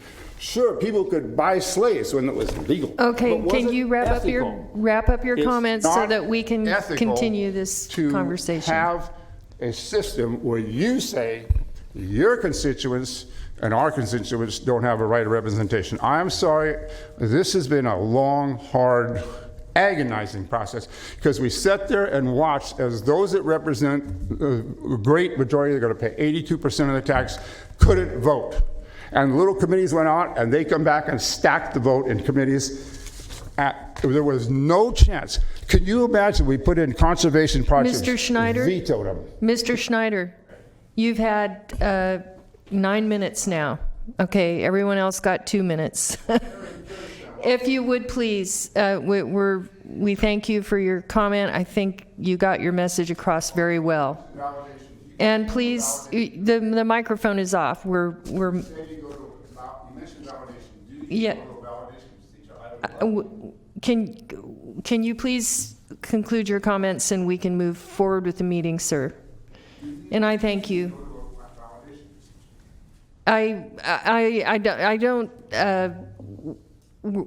I think right now we should conclude your public comments so we can move forward with the meeting. Thank you very much. Thank you. Appreciate it. Thank you. Okay.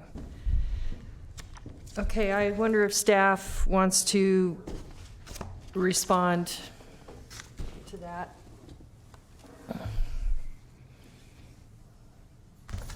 I was under the impression that each one of these areas this was just the beginning, where this is a process, but I did not understand about the representation part of it. So can you please respond to that? Absolutely. So the action that we're asking you to take today has nothing to do with representation.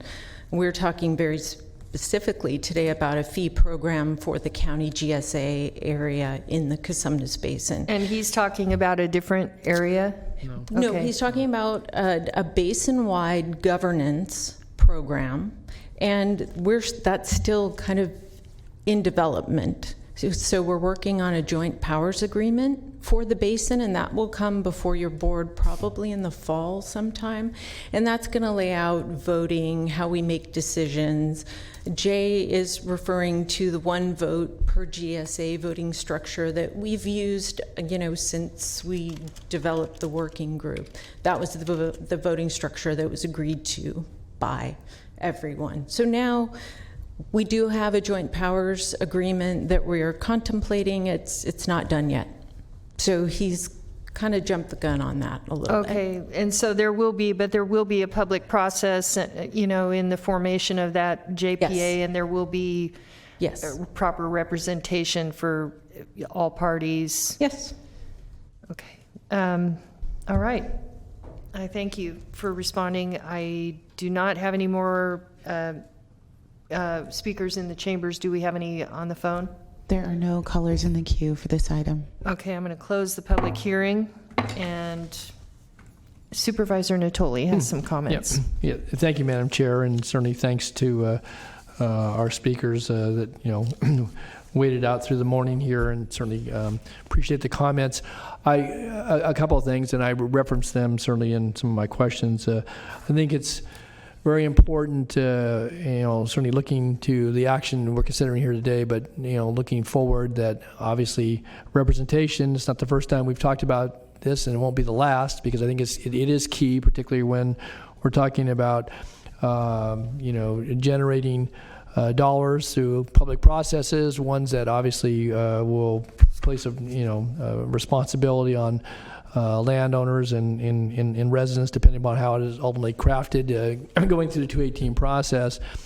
And when it comes to water, I think we all recognize that, not just because of the current state of our situation in the state when it relates to a drought, but just generally that it's essential to life, it's essential to any activity that we do, and certainly to the prosperity and livelihoods and daily life in our communities, wherever you live in this county, and certainly our region, state, and nation, and the world. But I would say that for today's purposes, this has been a coordinated effort. I'm prepared to support going forward. I do want to call out that I would ask that we can have maybe some report back as to as we look to next year. I think we need to have frequent reports to this board. Again, certainly Carrie and Michael Peterson and our department represent this board and the county's interest at the working group level, but if we get into a joint powers authority, what that's going to look like.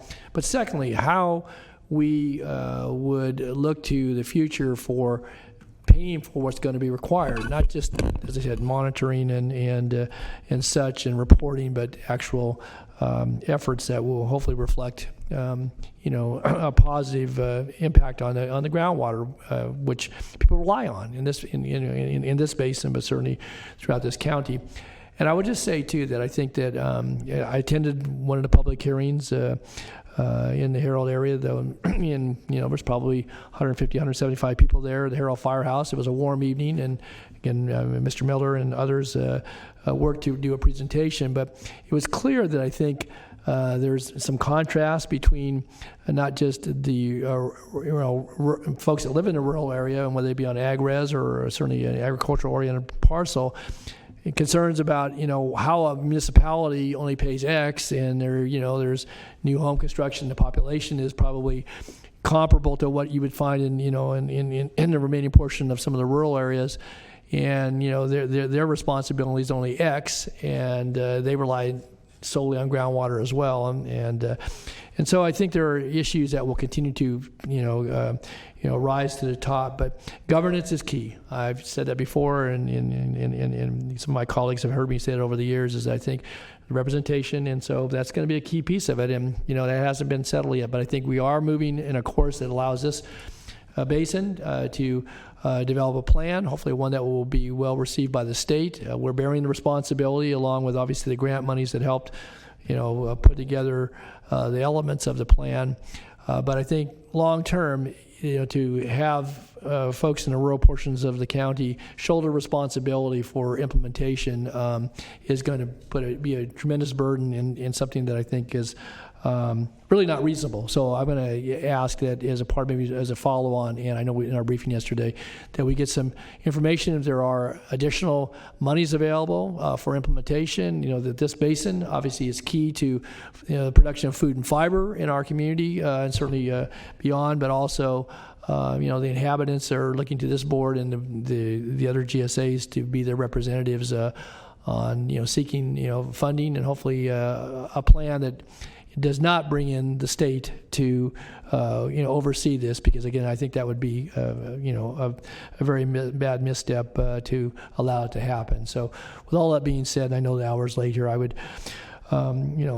move the recommendation here with the expectation that we'll see this again in the near future, and that would be regular reports to this board. But I really want to key in, because I think if we go out to the folks next year, last thing I'll say, to the folks for a 218 vote, we better have a pretty solid plan about how we're going to help supplement some of that work, because otherwise I think it's going to, the costs that would be associated with that are going to be too much for people to bear, and might be reflected very well in the outcome of the vote. So anyway, a lot of work ahead, and again I appreciate certainly this board's engagement over the years. We've certainly spent a good deal of time in these chambers, and thank our staff for their work, and again I look forward to moving forward, but I move the item. Second. Thank you. We have a motion by Supervisor Natoli, a second by Supervisor Cerna. I can't remember if I closed public hearing. You did. I did? Okay. The old age is not fun for some of us. Okay, please vote. Unanimous vote. All right. Next item, please. Next item is item 36, and I need a motion to drop this item from the agenda. So moved by the chair. Second by Supervisor Kennedy. Please vote. Unanimous vote. Thank you. And Right. Next item. Item 37 is a public hearing to consider changing the name of a portion of Zinfandel Drive to Eagles Nest Road in the Rancho Cordova community. Can I have the overhead, please? Mr. Romo, we haven't seen you for ages. Good to see you, Jose. Good to see you. Madam Chair, members of the board, good morning. Good afternoon, actually. My name is Jose Romo with County Engineering. The item before you is a request to change the street name of a portion of Zinfandel Drive to Eagles Nest Road. The segment of roads stretches from the intersection of Douglas Road southerly to Kiefer Boulevard. On November 8th, 2011, after the completion of the Zinfandel Drive Extension Project, the board approved a request by the Department of Transportation to change the street name of Eagles Nest Road to Zinfandel Drive to maintain street name continuity. I think the project then was up in this northerly area, and it just seemed appropriate to change the name for continuity's sake at that time. Subsequent to the street name change, community groups in the area expressed support to have the street name revert back to Eagles Nest Road, indicating that the Eagles Nest Road street name is more appropriate for the character of the area. Letters are on file from representatives of various community groups, indicating that these organizations support reverting the street name back to Eagles Nest Road. Therefore, staff recommends that the board adopt the attached resolution. This concludes my presentation. Thank you. Thank you, Jose. Supervisor Cerna. Thank you. Thank you for the brief report. Is our golf course, Mather Golf Course, going to be the only address that would have to change back? Is that correct? Correct. Yes, Okay. it is. All right. I'm familiar with street name changes and what that implies for those that incur the cost of changing their address, whether it be on their letterhead and all the materials that have their address. I just want to make sure that this is going to be minimal and in fact only affect the County of Sacramento. It sounds like it is. Correct. Great. Thank you. Thank you, Supervisor Cerna. Supervisor Natoli. Yes, I know we have some public speakers. I would just say that was an important consideration, that the timeliness of this, because the Mather Lake Park and the golf course, and again, the one that has actually active use are the two that take the addresses currently. And it's interesting with the red line that was displayed on the exhibit that, part of the outcome of, again, this board is very aware of the process we went through with working with Mather Alliance, with citizens, with property owners, and certainly economic development and planning to look at an alignment that would protect additional vernal pool resources and environmental resources. And so the straight red line is no longer a straight red line. It actually bows out a bit.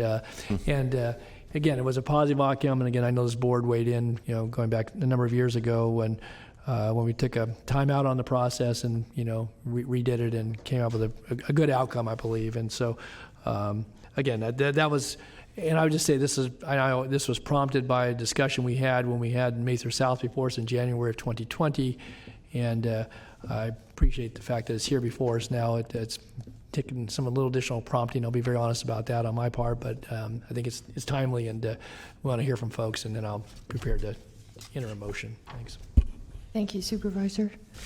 Okay, at this time I'll open the public hearing, and we do have two individuals who have waited very patiently. I want to thank you for that. We'll start with Joy Nahigian and followed by David Nahigian. Thank you so much, Madam Chair and the members of the board. My name is Joy Nahigian, and I represent the Mather Alliance. We work with stakeholders to advocate for responsible use and management of Mather Field resources. And as Supervisor Natoli mentioned, on February 28, 2020, we stood before this board and we supported the approval of the Mather South project, and we are so grateful for all that process and being part of the process as stakeholders. So at that time, we made public comment, and we submitted this letter to ask that you would reinstate the Eagles Nest Road as stated by Mr. Romo. We appreciate that so very much.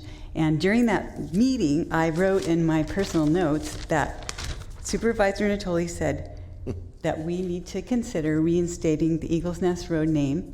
And I wrote, yay, and there's a big happy face. And a public hearing was required absent any of the supervisor's disapproval. And I suppose that none of you disapprove since we're talking about it today, and I thank you so very much for that. So I want to say that I'm really grateful for the governance of this board. It's very apparent that you care about the consent of the governed, and you hear each one of us and you listen. And so I can't thank you enough for that. I want to cry. It just makes me so grateful.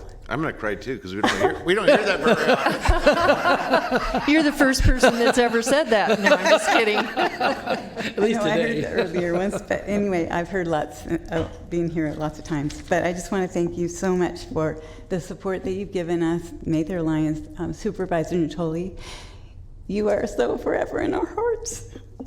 I'm really grateful. Thanks. And I'm crying because we're moving to Tennessee, and it's really hard for me to say goodbye. So anyway, I just want to say thank you. And the reason that we bring this up is that the driver speeds on Zinfandel have increased so dangerously, and it's next to a very sensitive preserve. We think that reinstating Eagles Nest Road will slow their drivers down and hopefully posted speed limits to. Are you crying? You're making me cry. proposes speed limits down to 35 miles an hour, and we're just really hoping that this will impact the driver's sense of awareness that they're in a sensitive area, and it's just really important. It's all part of the package, and we're just so really grateful for everything you've done, and we just ask that you please vote yes to reinstate this road name. Thank you very much. Thanks, Joey. Thank you. Tennessee.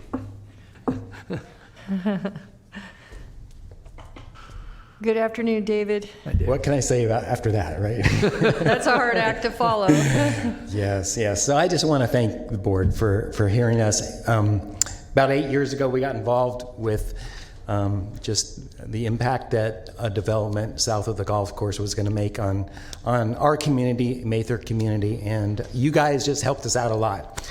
You allowed us to have our voice heard, and that was an unusual thing. I worked for the state of California government for 37 years, and it was encouraging to me that I could just see that the public actually had impact, and you allowed us to talk about that. And so this is for us, Joy and I, I was supposed to tell you that we're moving, but this is kind of for Joy and I, our final hurrah. We were able to get this one, the name change for back to Eagle's Nest is something that many people in our community and Mather Alliance were really wanting to do. And so thank you guys for hearing us. Thank you for allowing us to be a part of government and hearing our voice. So I do support this resolution. Thank you very much. Thank you very much. Supervisor Natoli. Yeah, well, try to avoid the tears. I would just say that, it's been a real pleasure to certainly work with David and Joy, and I can still very vividly recall when they reached out via certainly a handwritten letter to begin with, and then requested a meeting with me going back probably 8 or 9 years ago, certainly brought forward some thoughts about the planning processes for, the uses of lands out at Mather, and the rest of it is certainly history, a lot of hard work and engagement by, the broader community, and certainly they were leaders in that respect, and they're very, very humble and very kind, not only in their comments, but certainly in their work, and but also very positive and very committed to, I think, not only the place they call home, but for the long term as relates to, positive investment out at Mather, but certainly the preservation of the environmental treasure that we have there with the Isla Collin Preserve and certainly the wetlands. And this board, I know, took it very seriously, and I know as two of my colleagues who were at the time, we had a pretty interesting public hearing back in September of, I guess, when was that, 2017 or 2015. And from that, though, a lot of good work came, and again, I commend our staff, and I know that, again, they're not here in the chambers today, but I just want to say that it's been a real pleasure to certainly have known and to work with the Nahesians and the Independence at Mather community, and the broader alliance of folks from throughout the Sacramento County and Sacramento region. And I had no idea you were moving, and I will certainly miss seeing you from time to time. But this, I think, is a reflection of the good work that was done, by the community, but certainly in concert with this board and our staff. And so I'm pleased to support it. And again, if people don't slow down for the condition of the road as it ends the paved surface now, I'm not so sure what will. But if it helps, and it helps to draw attention to the historical aspect of not only the road but the area, and then I think it's a good thing. And lastly, I would just say, to Joy and David, thank you for your public service. And I know you both retired now, but wish you well, and thank you on behalf of the Alliance and your independent Mather homeowners and others. It's been a real pleasure having known and worked with you. And again, I'm glad you drew a smiley face back in 2020. It was a long time to hold a smile, but today you can put another additive exclamation point. And with that, I'm going to move the staff recommendation and thank our staff for their help on this as well. Second. Okay, I heard a motion by Supervisor Natoli and then a second by Supervisor Kennedy slipped in there first. I'm going to say that we do not have callers on the line, so I'm going to close the public hearing, and we're ready to vote. Please vote. Unanimous vote. And thank you, Ann, for getting it to the board. That's really great. And we're hopefully sorry- you'll come back for the unveiling of the bronze bust of Supervisor Natoli. Oh, at the end. No. And we're sorry you're moving to Tennessee. Okay, at this time we are going to adjourn to closed session. I anticipate we will reconvene at 2:15, closed session on 7th floor. Thank you. Welcome back to the Sacramento County Board of Supervisors. Today's date is July 27th, and we are back from our lunch recess. This meeting is called to order. The clerk would please call the roll. And yes, good afternoon, Supervisors. Desmond? Here. Kennedy? Here. Natoli? Here. Cerna? Here. And Frost? Here. You have a quorum. Thank you. Okay, and so item 38, this is your first afternoon item. This is the American Rescue Plan Act Overview and Project Update. So good afternoon. I would just like to introduce this. We have Stacy Larson, Emily Blumenthal, and Stephanie Chang from Deloitte, who will be giving you a presentation on the findings from our community survey and outreach that was conducted. And we will be asking you to validate and or change and update some priorities that came as a result of those meetings and outreach. Thank you. Thank you. Good afternoon, ladies. Good afternoon. Good afternoon.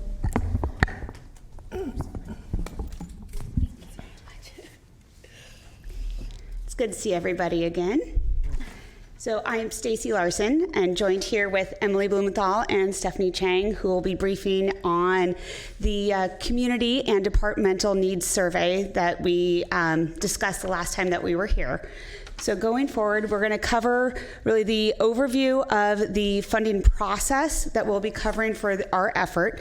Then we'll go through really the summary of all of those survey findings and what issues really raised to the top in terms of importance both from the community and the department for the potential use of ARPA funds. We'll go through the process that we use to prioritize those various issues that were raised in the survey, and then the process also that we use to determine what the priorities are going to be for the county, and then we'll cover kind of what happens next. Okay.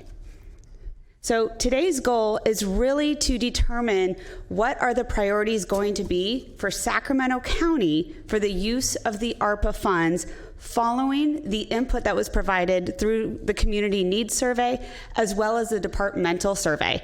This is not going to go into all the detailed project scoping and all those nuances of exactly where every dollar is going to go, but what are the main issues that are going to really anchor how the programs are scoped and the projects happen to really solve these issues that the county is facing. Okay.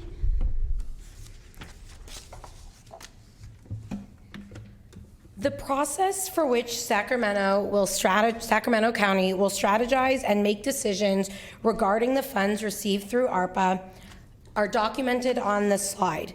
The first two steps have already been completed. The first step is what we spoke with you about last time when we presented at the Board of Supervisor meeting. We put together a survey to gather insight from both community members as well as county departments on the most pressing issues facing Sacramento County. We will be briefing out on the results of both of those surveys during today's presentation. The second step in this process outlined on the slide is where we analyze the results of those surveys to determine a ranking of the issues that the community and departments felt most strongly about addressing with the ARPA funds. We are currently in the third phase where priorities have been drafted.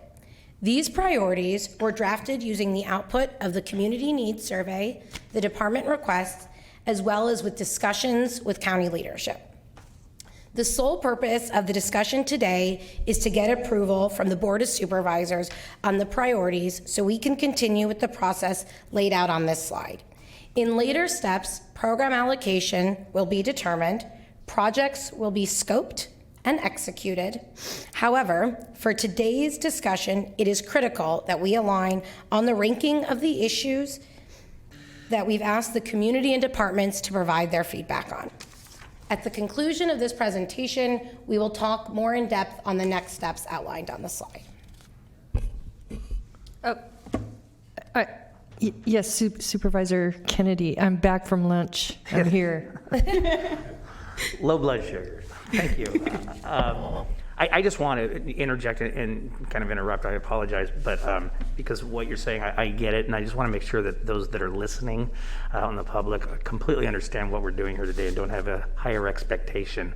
Yes. You know, we're basically, you're asking us to look at the priorities, and so you're putting a skeleton before us with not a lot of meat on the bones. Exactly. Correct. Yeah, and I just want to make that really clear because I don't want people to come with the expectation today that we're going to have a full-fledged out plan by the time we leave here. Absolutely. And this process was designed very intentionally, right? So we want to make sure that we have alignment on the priorities before we get into any discussion around how much should be allocated and then the projects that would be scoped within each of those areas. And quite frankly, nothing to do with you guys, but from our perspective, I think that is a great approach instead of just doing this piecemeal and not having that roadmap that you were going to put before us. So, thank you. The point of this approach isn't to really just go and be able to spend money. It's to actually go and really make an impact on Sacramento County with these funds to solve the challenges that were exacerbated through COVID, and some, honestly, that were here beforehand that now we really see were made apparent throughout the pandemic. Thank you. Thank you.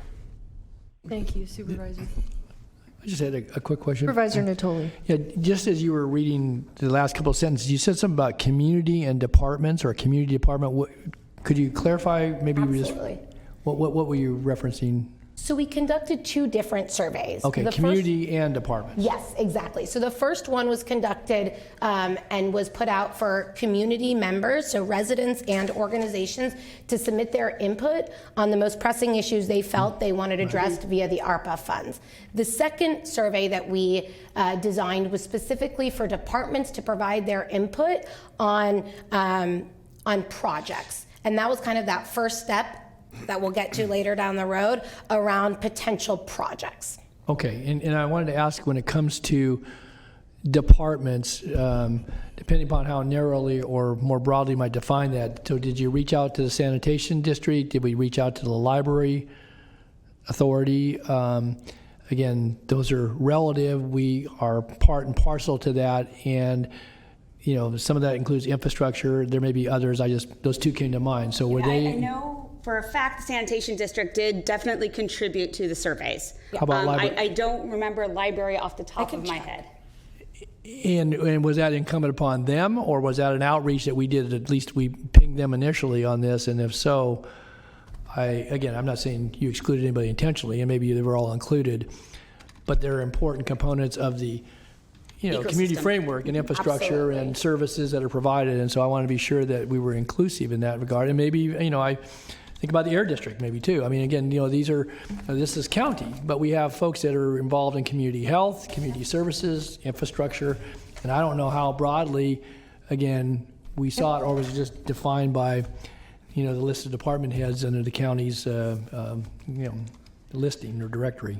Yeah, so departments reached out to encourage participation amongst exactly the type of governmental organizations that you were talking about, and I have libraries did submit a request through the community needs survey. They did. Yes. And sanitation district did. I think I heard that. Yeah.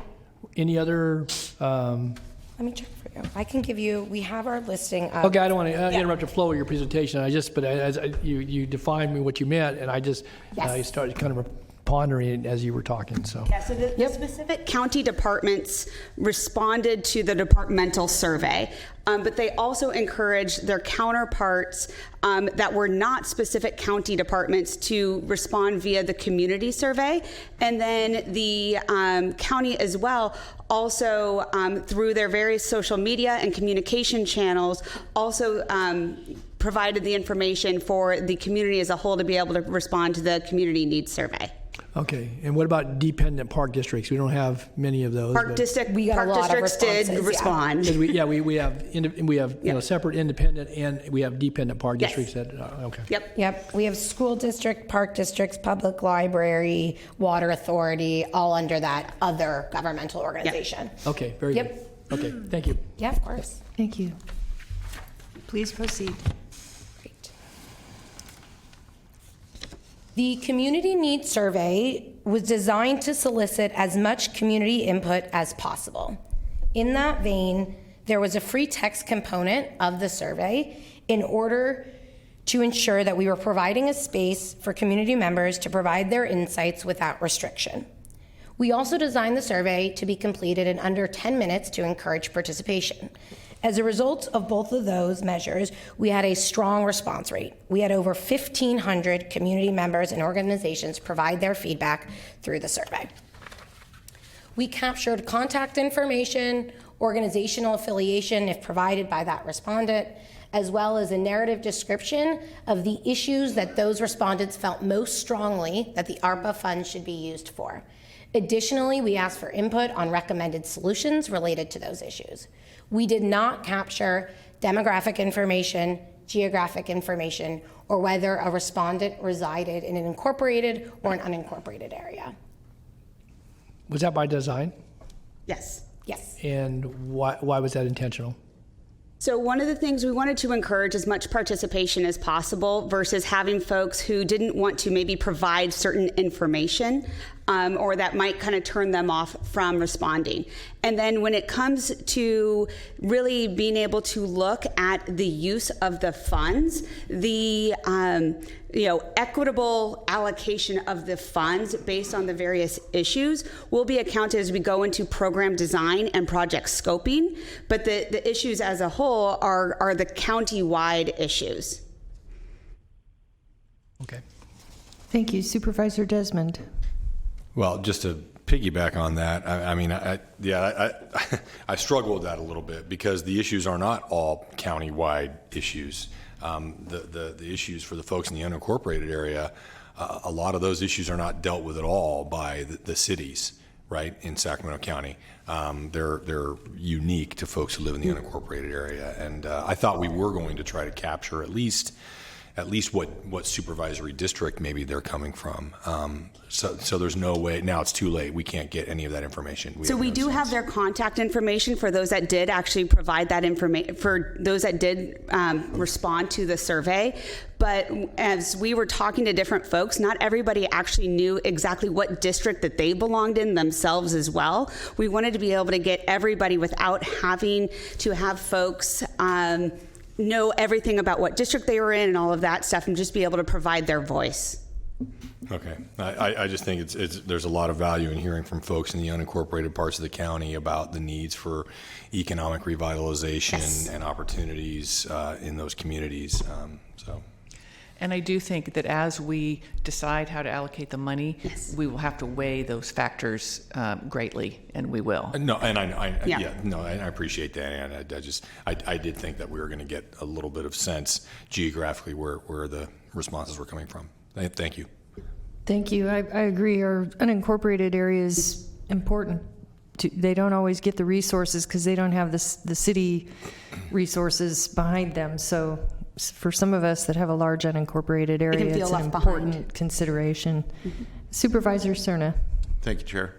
I'm also going to suggest that one of the shortcomings of this exercise, I think that's pretty obvious from what you've mentioned in what's on this slide, is that without demographic or geographic information associated with this first attempt to solicit what the priorities are for Sacramento County, we, for instance, can't deduce whether or not there's a set of priorities that are very distinct that are associated with disadvantaged communities or communities of color.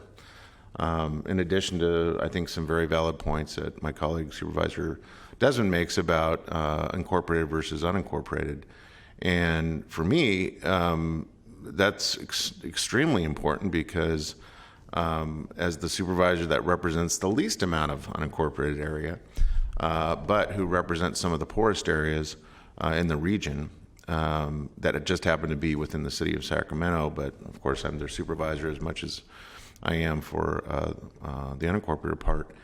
That leaves me wanting in terms of understanding kind of the uniqueness of what the priorities might be for certain neighborhoods. For instance, given your N for this, which is what, 1,000? How many? 1,500? So, hypothetically, without knowing the geographic part of that, that's 1,500 responses that hypothetically could all come from East Sacramento, could all come from Fair Oaks, could all come from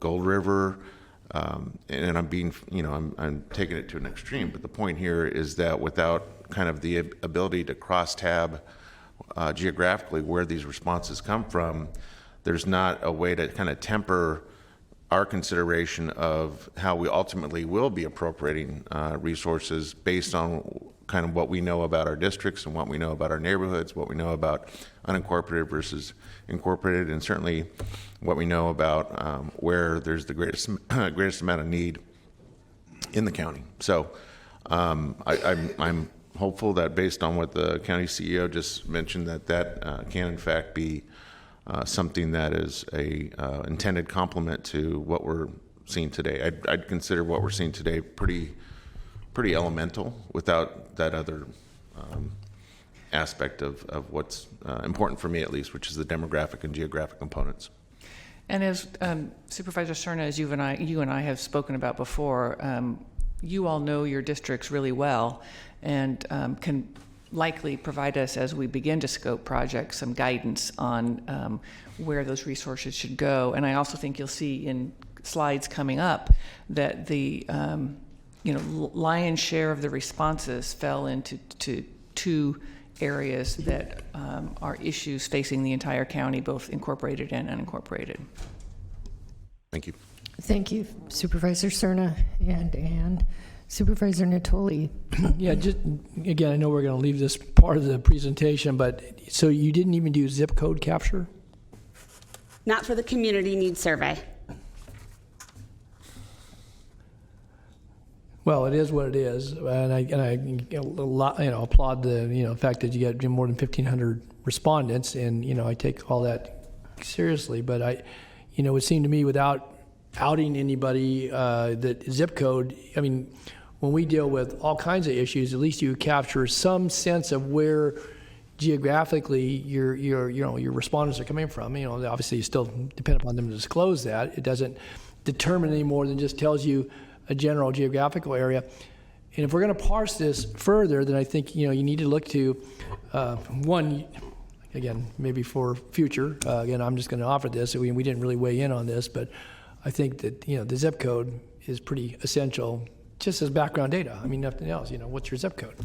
And if you don't know or don't want to disclose, you can have a column for that too. I think also to some of the other comments made here that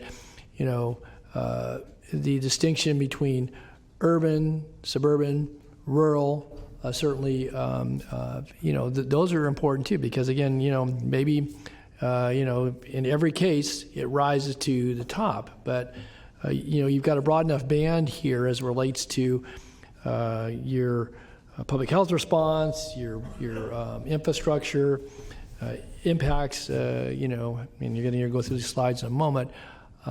Again, maybe in retrospect, and again, it's not being critical, so don't take it personal or even critical, as far as your professional approach to this thing. Again, I'm not anyone that has the insight into that. It just seems to me that to bring it to today's discussion, and we're going to set priorities, to have some sense beyond whatever correspondence we've received, the comments we've received today, certainly on this item, and the input we're getting from different quarters. We're largely dependent upon what you bring us, and frankly, I mean, to Phil's point, you could add, everybody in the city of Alton responded, you'd add half the respondents. I mean, that's being silly, and it's, not. But so I don't know where, I could guess, but I just think zip code would have been a real helpful piece to give us some sense of, those that chose to respond, those chose to participate. And again, it's not the only determinant by any means, and so I don't want to overstate it, but. Again, I guess you'll help us work through this. We got more work to do, and I appreciate what Ann said. And again, certainly the level of, interest that you brought forward by doing the survey and getting more than 1,500, folks, respondents, and that's a good thing. So I don't want to take away from that, but I think it's just a little bit short of what might be useful in today's setting to help us give you some more, give more guidance around this. But I guess we'll see how it plays out. Thanks. Thank you, Supervisor Natoli. Supervisor Cerna. Yeah, just real quick, and I want to hear the rest of the presentation. But a little foreshadowing here, I think at the conclusion of this presentation, but and through the chair, before we hear from members of the public, I think I have a suggestion I'd like to make, and certainly I want to do it before public comment, so that those members of the public that may join us by telephone have a chance to react to it. But I think what I have to suggest might ameliorate some of the concerns that I think have been rightfully expressed by Supervisors Desmond and Natoli and myself, and Supervisor Frost as well. Certainly. Thank you.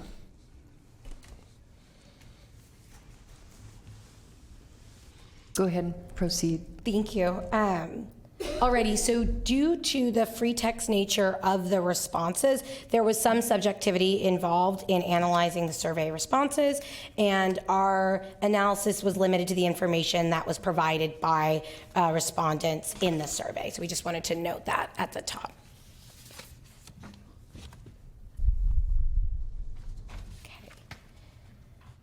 Again, our intent with this survey was to cast as broad a net as possible in terms of soliciting feedback. So we open this up to both residents and to organizations. As you'll see, we received over 1,500 responses, of which over 80% were residents. Within the 20% that were organizations, we've laid out the breakdown within that, but almost half were submitted by nonprofit or community-based organizations. Within our residents, we saw alignment to the top two issues that were focused on. So the number one issue that community members, or residents, reported on in the survey was homelessness, directly followed by housing. Under organizations, again, with that top group, the 49% that were nonprofit and community-based organizations, we saw the exact same thing. So homelessness was the number one issue, followed second by housing. Within our second respondent group under organizations, so business organizations and the Chamber of Commerce, again, homelessness was the number one issue reported, second followed by economic response. We touched on this earlier, but governmental organizations include groups such as Park District and libraries. And finally, we touched on this earlier as well, but departments did reach out to these organizations to encourage participation and to solicit additional feedback.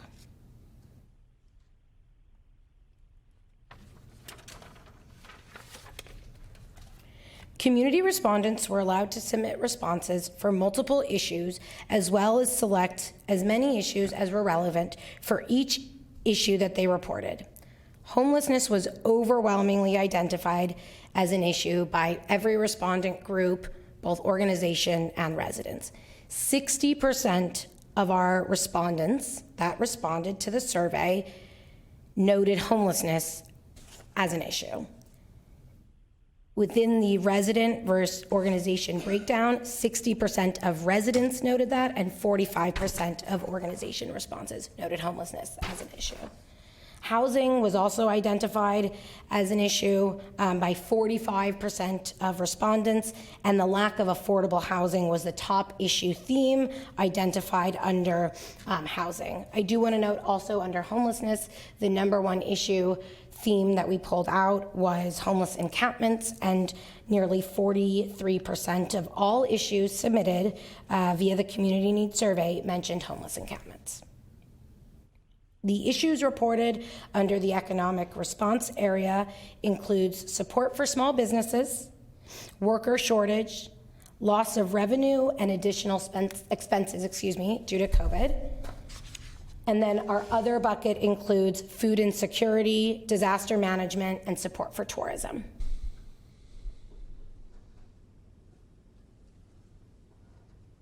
From the department survey, health was the #1 issue that was reported via department requests. Over 65% of the projects that were submitted via the department survey were related to health. Health was the 4th issue identified by the community survey.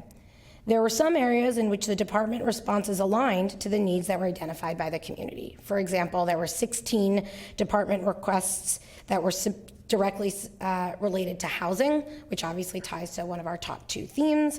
And there were some areas in which the issues identified by departments were not noted in the community needs survey. So for example, 35% of all department projects that were submitted were related to HVAC improvements. And then rehabilitation of water storage tanks was also another issue noted by department requests that wasn't really brought forth in the community needs survey. I want to just, I just want to point out in this community survey results snapshot, I followed up and got some numbers on, how many people felt homelessness was a priority versus housing and all the other categories. And you have health, there were 496, and under homeless, there were 906. So homeless was by far the overwhelming concern, but I want to submit that health, mental health in particular, and drug addiction, I believe are, and I think a lot of people might agree with me, are a major part of homelessness. So there's not a line where homelessness ends and health begins. It's a very fluid line, and even the housing, there's a whole spectrum that everything's kind of working together on that. Yeah. And you'll see in the slides that we cover, I think in a few slides, we specifically recommend looking at health, homelessness, and housing, looking at the intersectionality of that, right? So there are things where there's significant overlap. There's some issues that kind of exist within each one of those on their own, but generally speaking, that's one of the things that came through incredibly strongly in the survey responses, was that those issues oftentimes were reported within one response.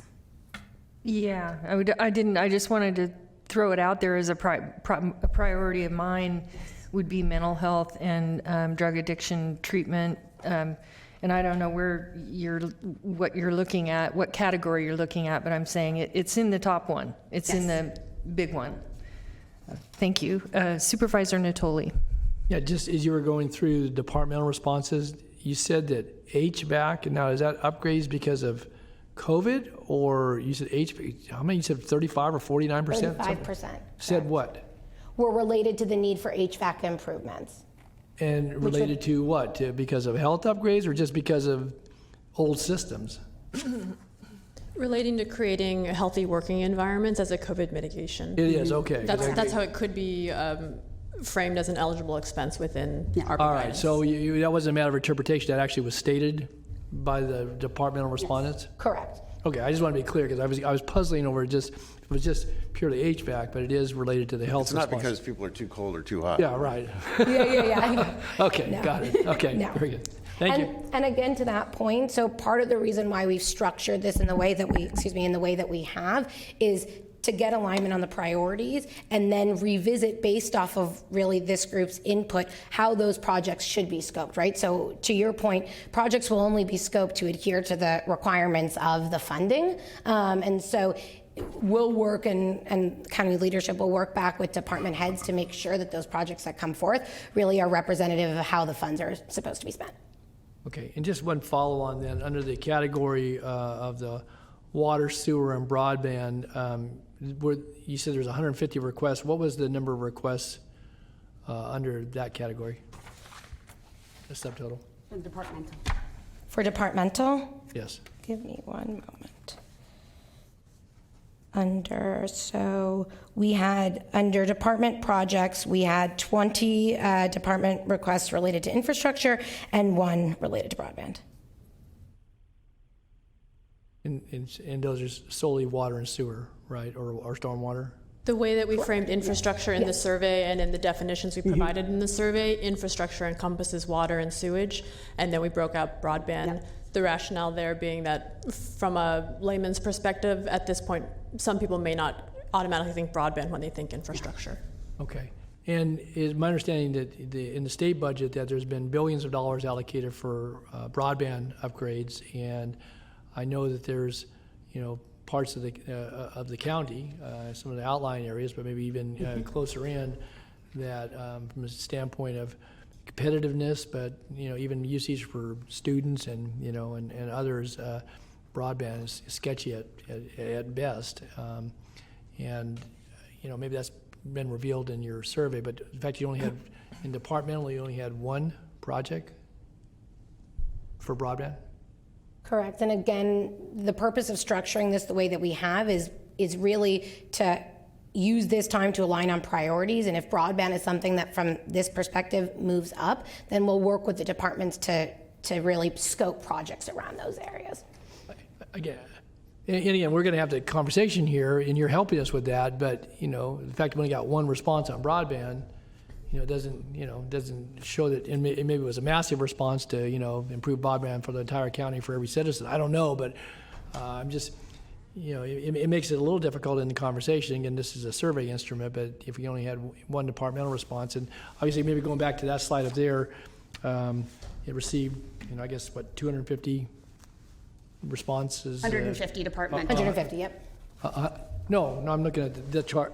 Oh. I went back to your previous one where the community response, you had 500 respondents. It looks like about half of that, so about 250 people noted that as a priority. So we had 1,500 community respondents, and again, community members could select multiple issues. So I just want to be clear on the numbers there.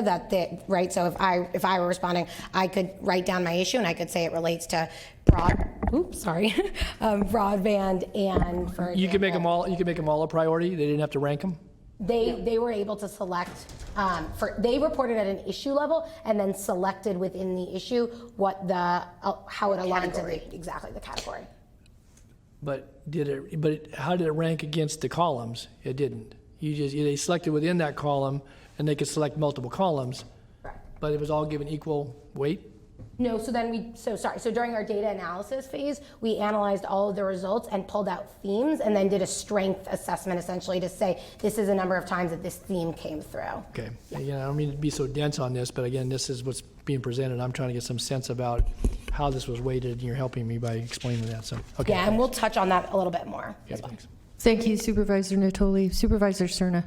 So isn't some of this, or maybe most of it, the way that the words that you use are based on the Treasury guidance, correct?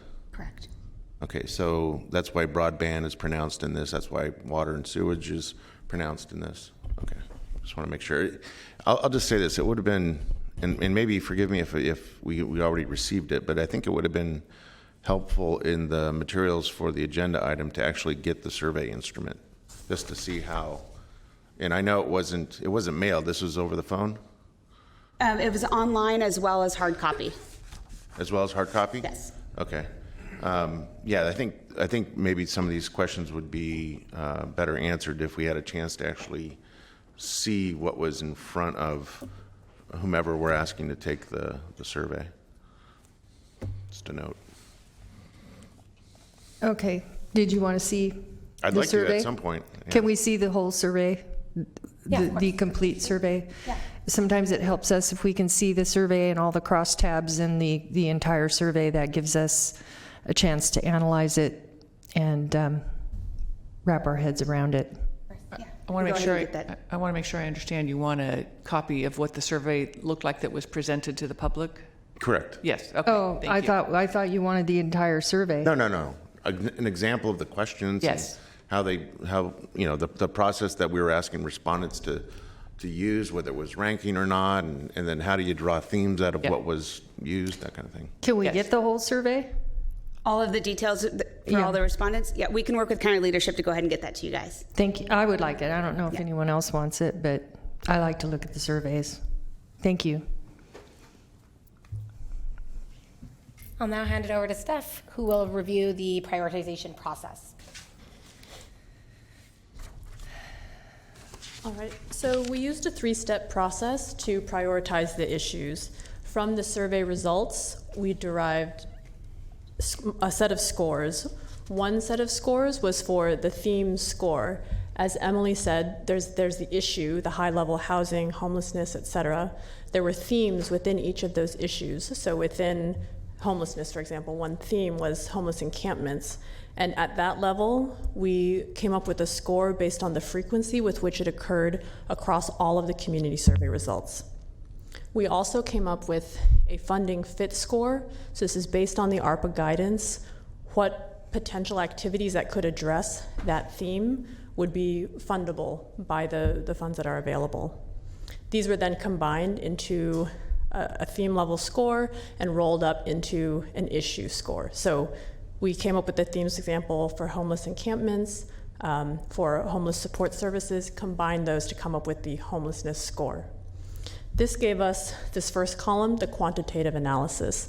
The quantitative analysis is based purely on the results from the survey, recognizing that what the survey does include and does not include. There is some subjectivity to the funding fit score.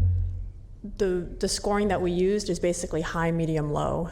If it's low, it's not fundable based on what's in the ARPA guidance. If it's medium, it may be fundable, but really it depends on how the project is scoped.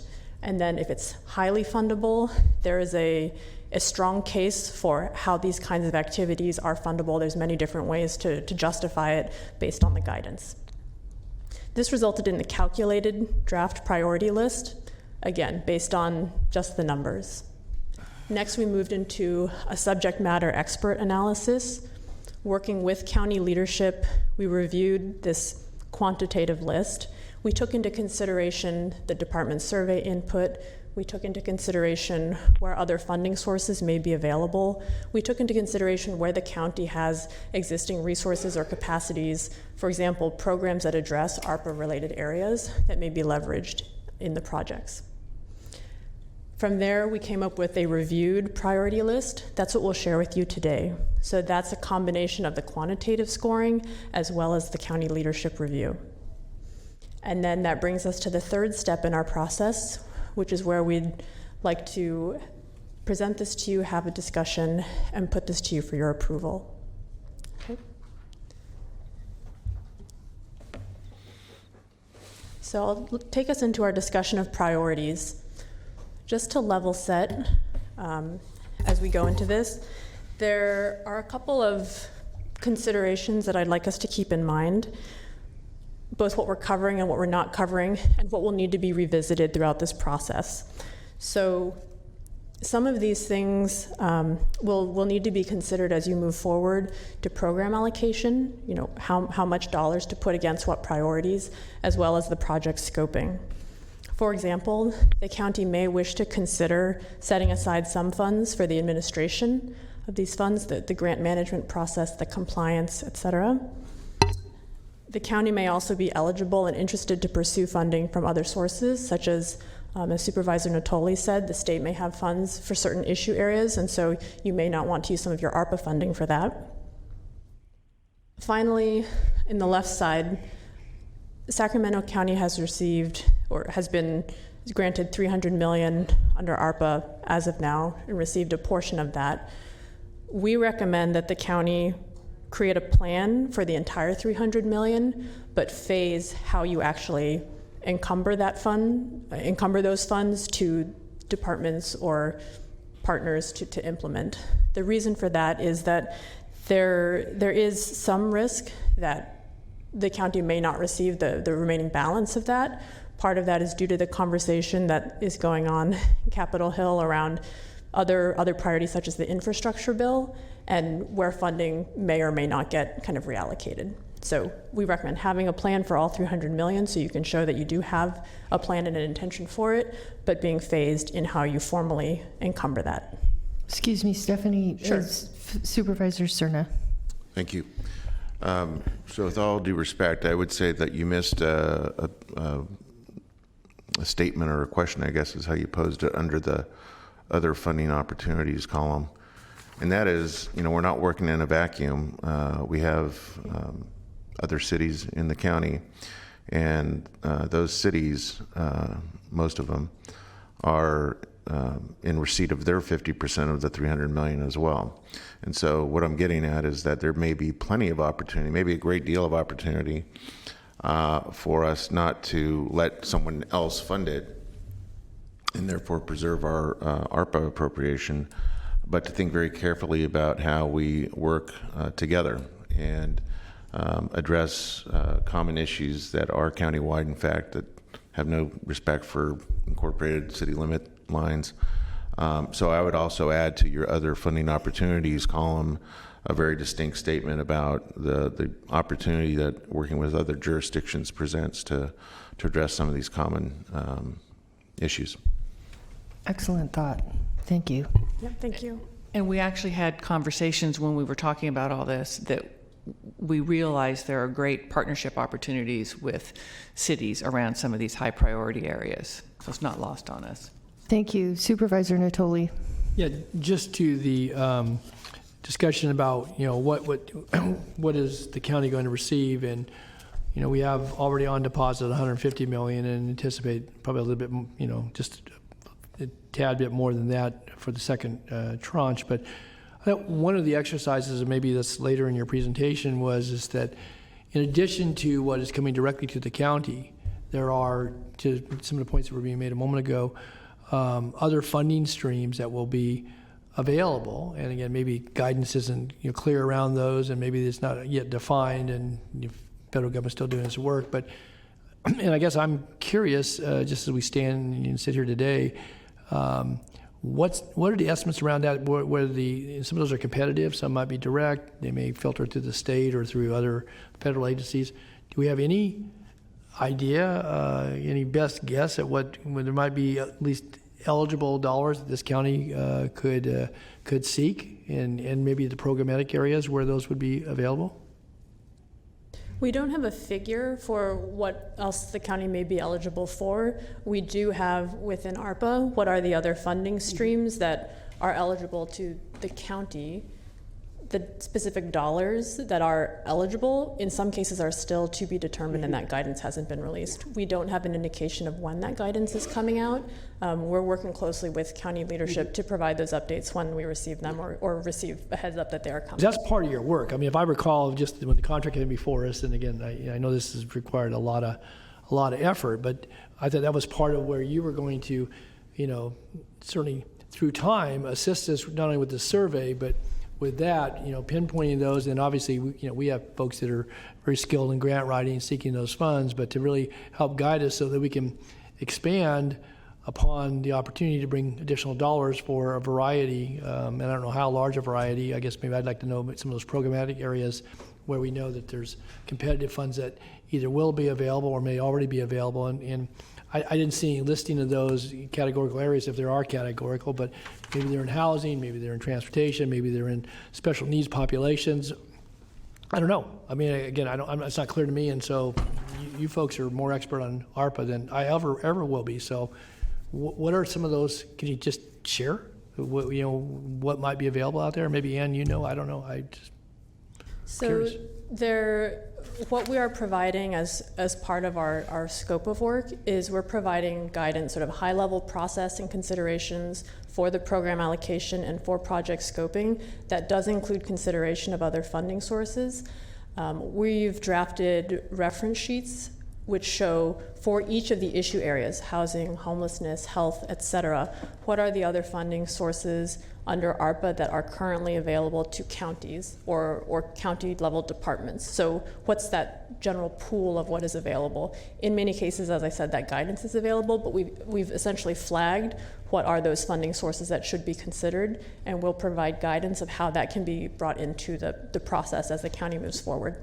And then depending on specifically what the funding source is, it may be that the county applies for a competitive grant from the state, or works directly with the state on different issues, or that they need to apply for those funds in a different fashion. And so we're laying out, based on the specific fund and the eligible activity that it covers, where those funds are going to go before you kind of tap into the county's specific allocation. No, and that's important what you just said, because that was my understanding. Those dollars would be additive to what we know will be coming to the county, and that's part of the wrapped in discussion today.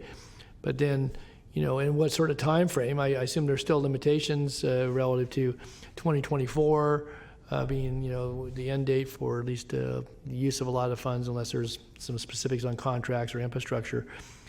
And so, that's going to be a pretty rapid rollout. I mean, that could be subject to change. I guess Congress or the administration could change some of those timelines, although I don't think if they required congressional and presidential approval, they're pretty fixed. And, how fast do we need to get into, move into action? And again, as a county that has talented people, I think we want to be poised, if not immediately, certainly very soon, to, try to capture some of those dollars as well. Recognize that you have to put work into, to attain those dollars. So you have you said a reference guide or something that you have, that our folks have in hand or will have in hand shortly, that will. We'll have in hand shortly. Okay, yes. And that then certainly under Ann's direction to the departments, they can. Will you have a summary that will provide us, Ann, so we can have some understanding as we're talking to people and getting ideas beyond what we have here today? So we'll. Sure, and it is definitely our priority to access any and all funds first before using any of our identified funds. But yes, there will be a comprehensive look at all of that, and we can share that with you.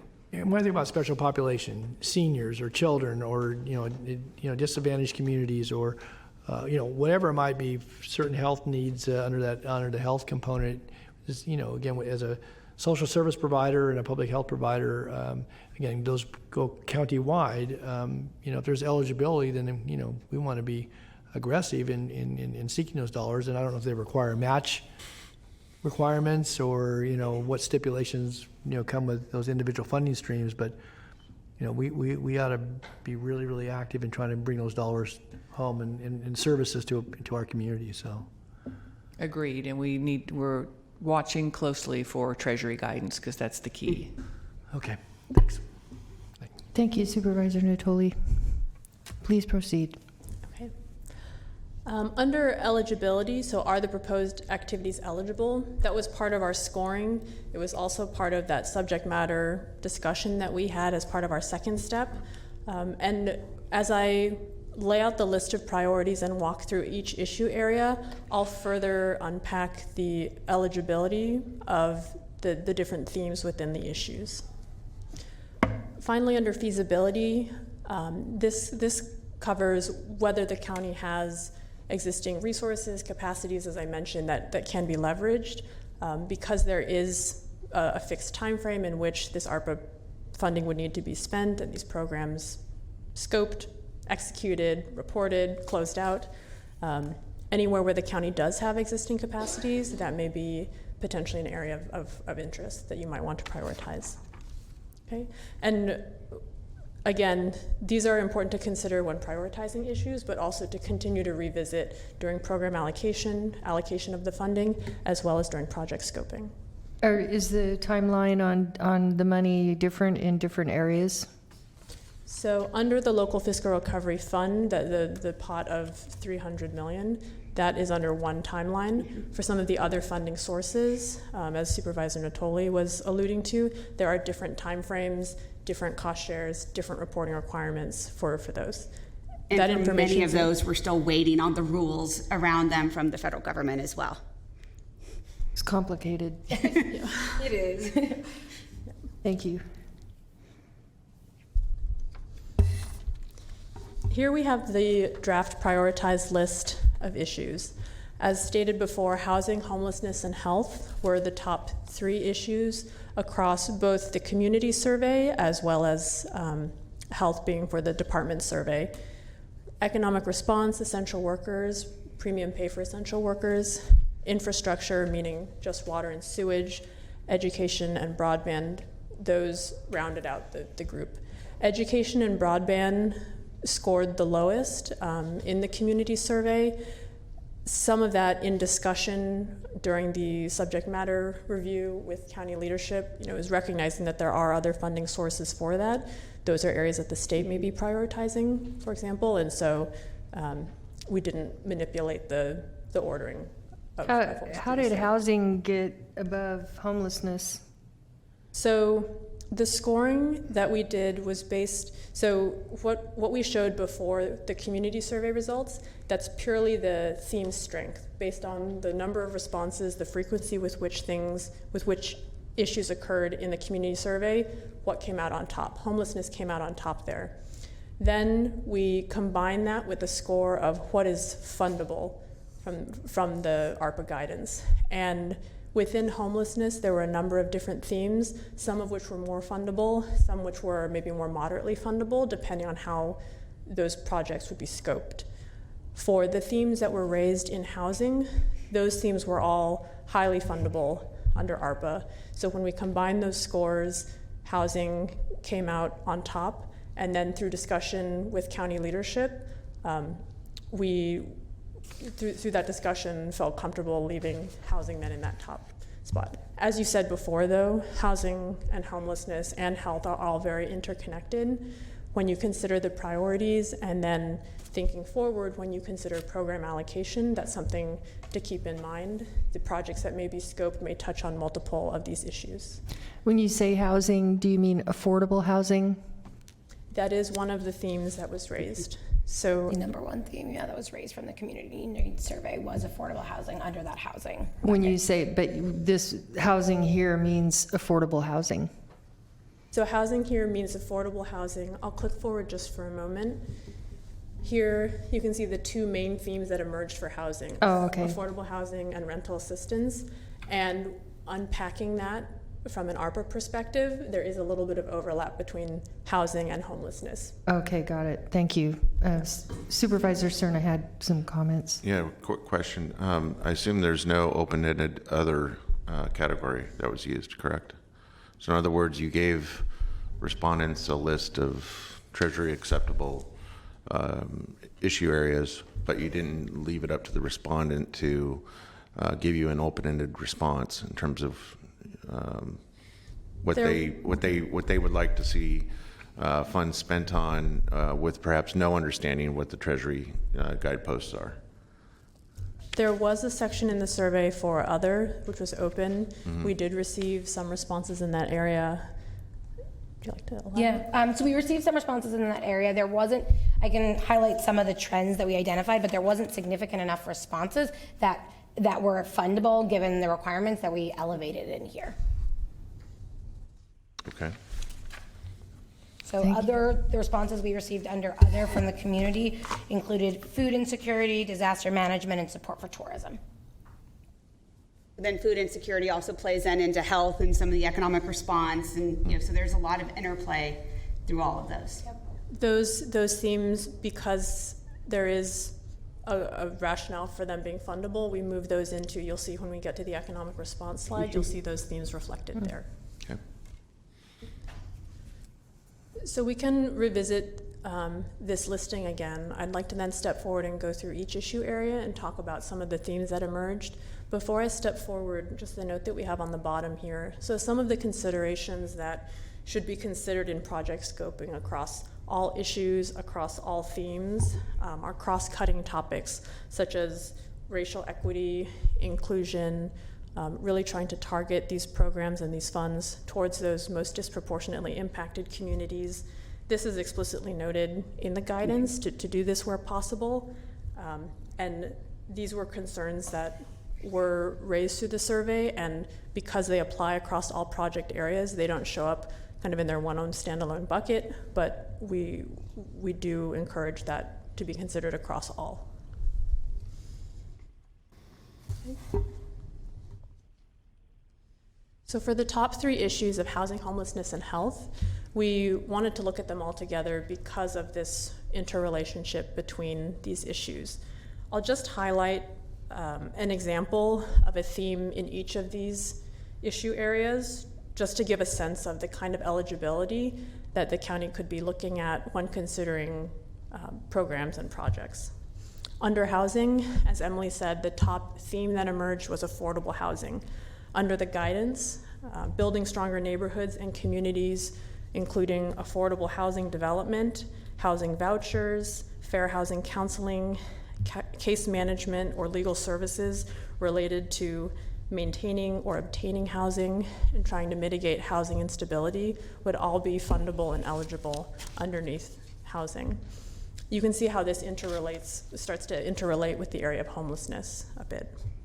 Under homelessness, I'll speak to both the themes of encampments and support services. So some of the eligible expenses underneath this area would be supportive housing and other services for individuals who are experiencing homelessness.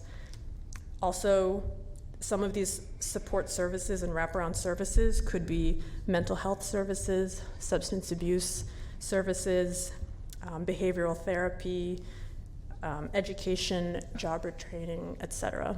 So you can see how this starts to then naturally blend with health a little bit as well. Under health, the theme that I'll just touch on to give some examples of the kind of eligibility that's here is under equitable access to health. So here, funds may be used to facilitate access to health and social services, particularly in populations that are experiencing a disproportionate impact of the pandemic.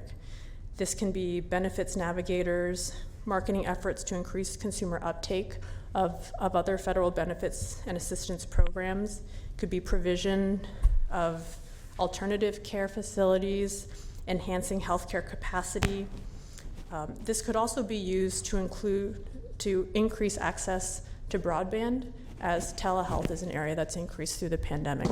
So while on this slide we've shown the interrelation between housing, homelessness, and health, we also recognize that across multiple issues there are relationships and interconnectedness that may exist. So projects that are ultimately scoped, ultimately funded, may touch on multiple issues, not just these three here. Excuse me, I'm sorry. Do we have an area in Sacramento County that needs broadband? Or where is it? Rural. Rural areas. Okay. There's some in, yeah. Yes. Okay. Okay. Sorry. I just was trying to, okay. Please go ahead. No problem. Right, so I'll continue to just go issue by issue area and just touch on one theme as an example. Of course, if you have any questions, feel free. Under economic response, this encompasses quite a number of different areas. The example that I'll share is just under impact on business and small business. As Emily mentioned in the survey, one of the constituent groups within organizations that responded was the business community, and this was their top theme. Some of the kinds of assistance that would be eligible under the current guidance would be loans or grants, mitigating declines in revenues that they've experienced from the pandemic. This could go towards supporting payroll, supporting their benefits, supporting some of their operational costs, such as the mortgage, rent, or utilities, or other operating costs for their business. It could also include loans, grants, or in-kind assistance to help businesses implement COVID mitigations, how to create more healthy work environments, make any physical changes to their facilities that are needed, help to fund some of the enhanced cleaning efforts or infrastructure that they've needed to get in place. Could also be used to provide counseling, technical assistance, and services, other support services to support business planning needs. Excuse me, Supervisor Natoli. Yeah, just in that same vein, and I don't know that you saw it, but we got a letter from an alliance of organizations representing the arts, and I trust they weighed in. And so to some of the outline you were providing, they could fit into those categories as it relates to the business aspect and impacts of COVID.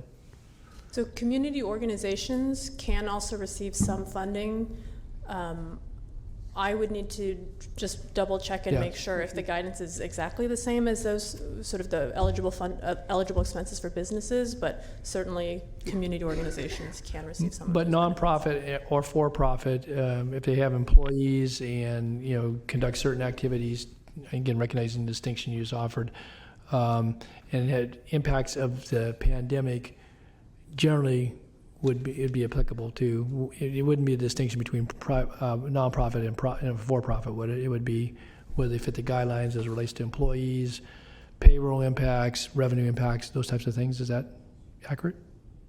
I think there is. I would need to just confirm and then get back to you on that. Sure. I think that nonprofits are eligible in many of the same ways, but I can't say right now if it's exactly. Okay. Well, maybe we can share the letter again. They speak on. They've written to us as board members and to the county executive just in the last few days with some specific requests, but I think are pointing out the business impacts and certainly what they do to the local economy, but the impacts that they've felt during this past 16, 18 months. So again, it might be helpful for you to have a copy of that letter. At least you can see who's represented there and what their particular take is on the impacts to them and what they're asking. So. Sure. Okay. Some of that, again, will come up in the project scoping conversation, where these nonprofit organizations, they may be arts organizations, but their work may serve a mental health or behavioral therapy kind of benefit. If they can be scoped in that way, then there may be multiple ways in which those expenses could be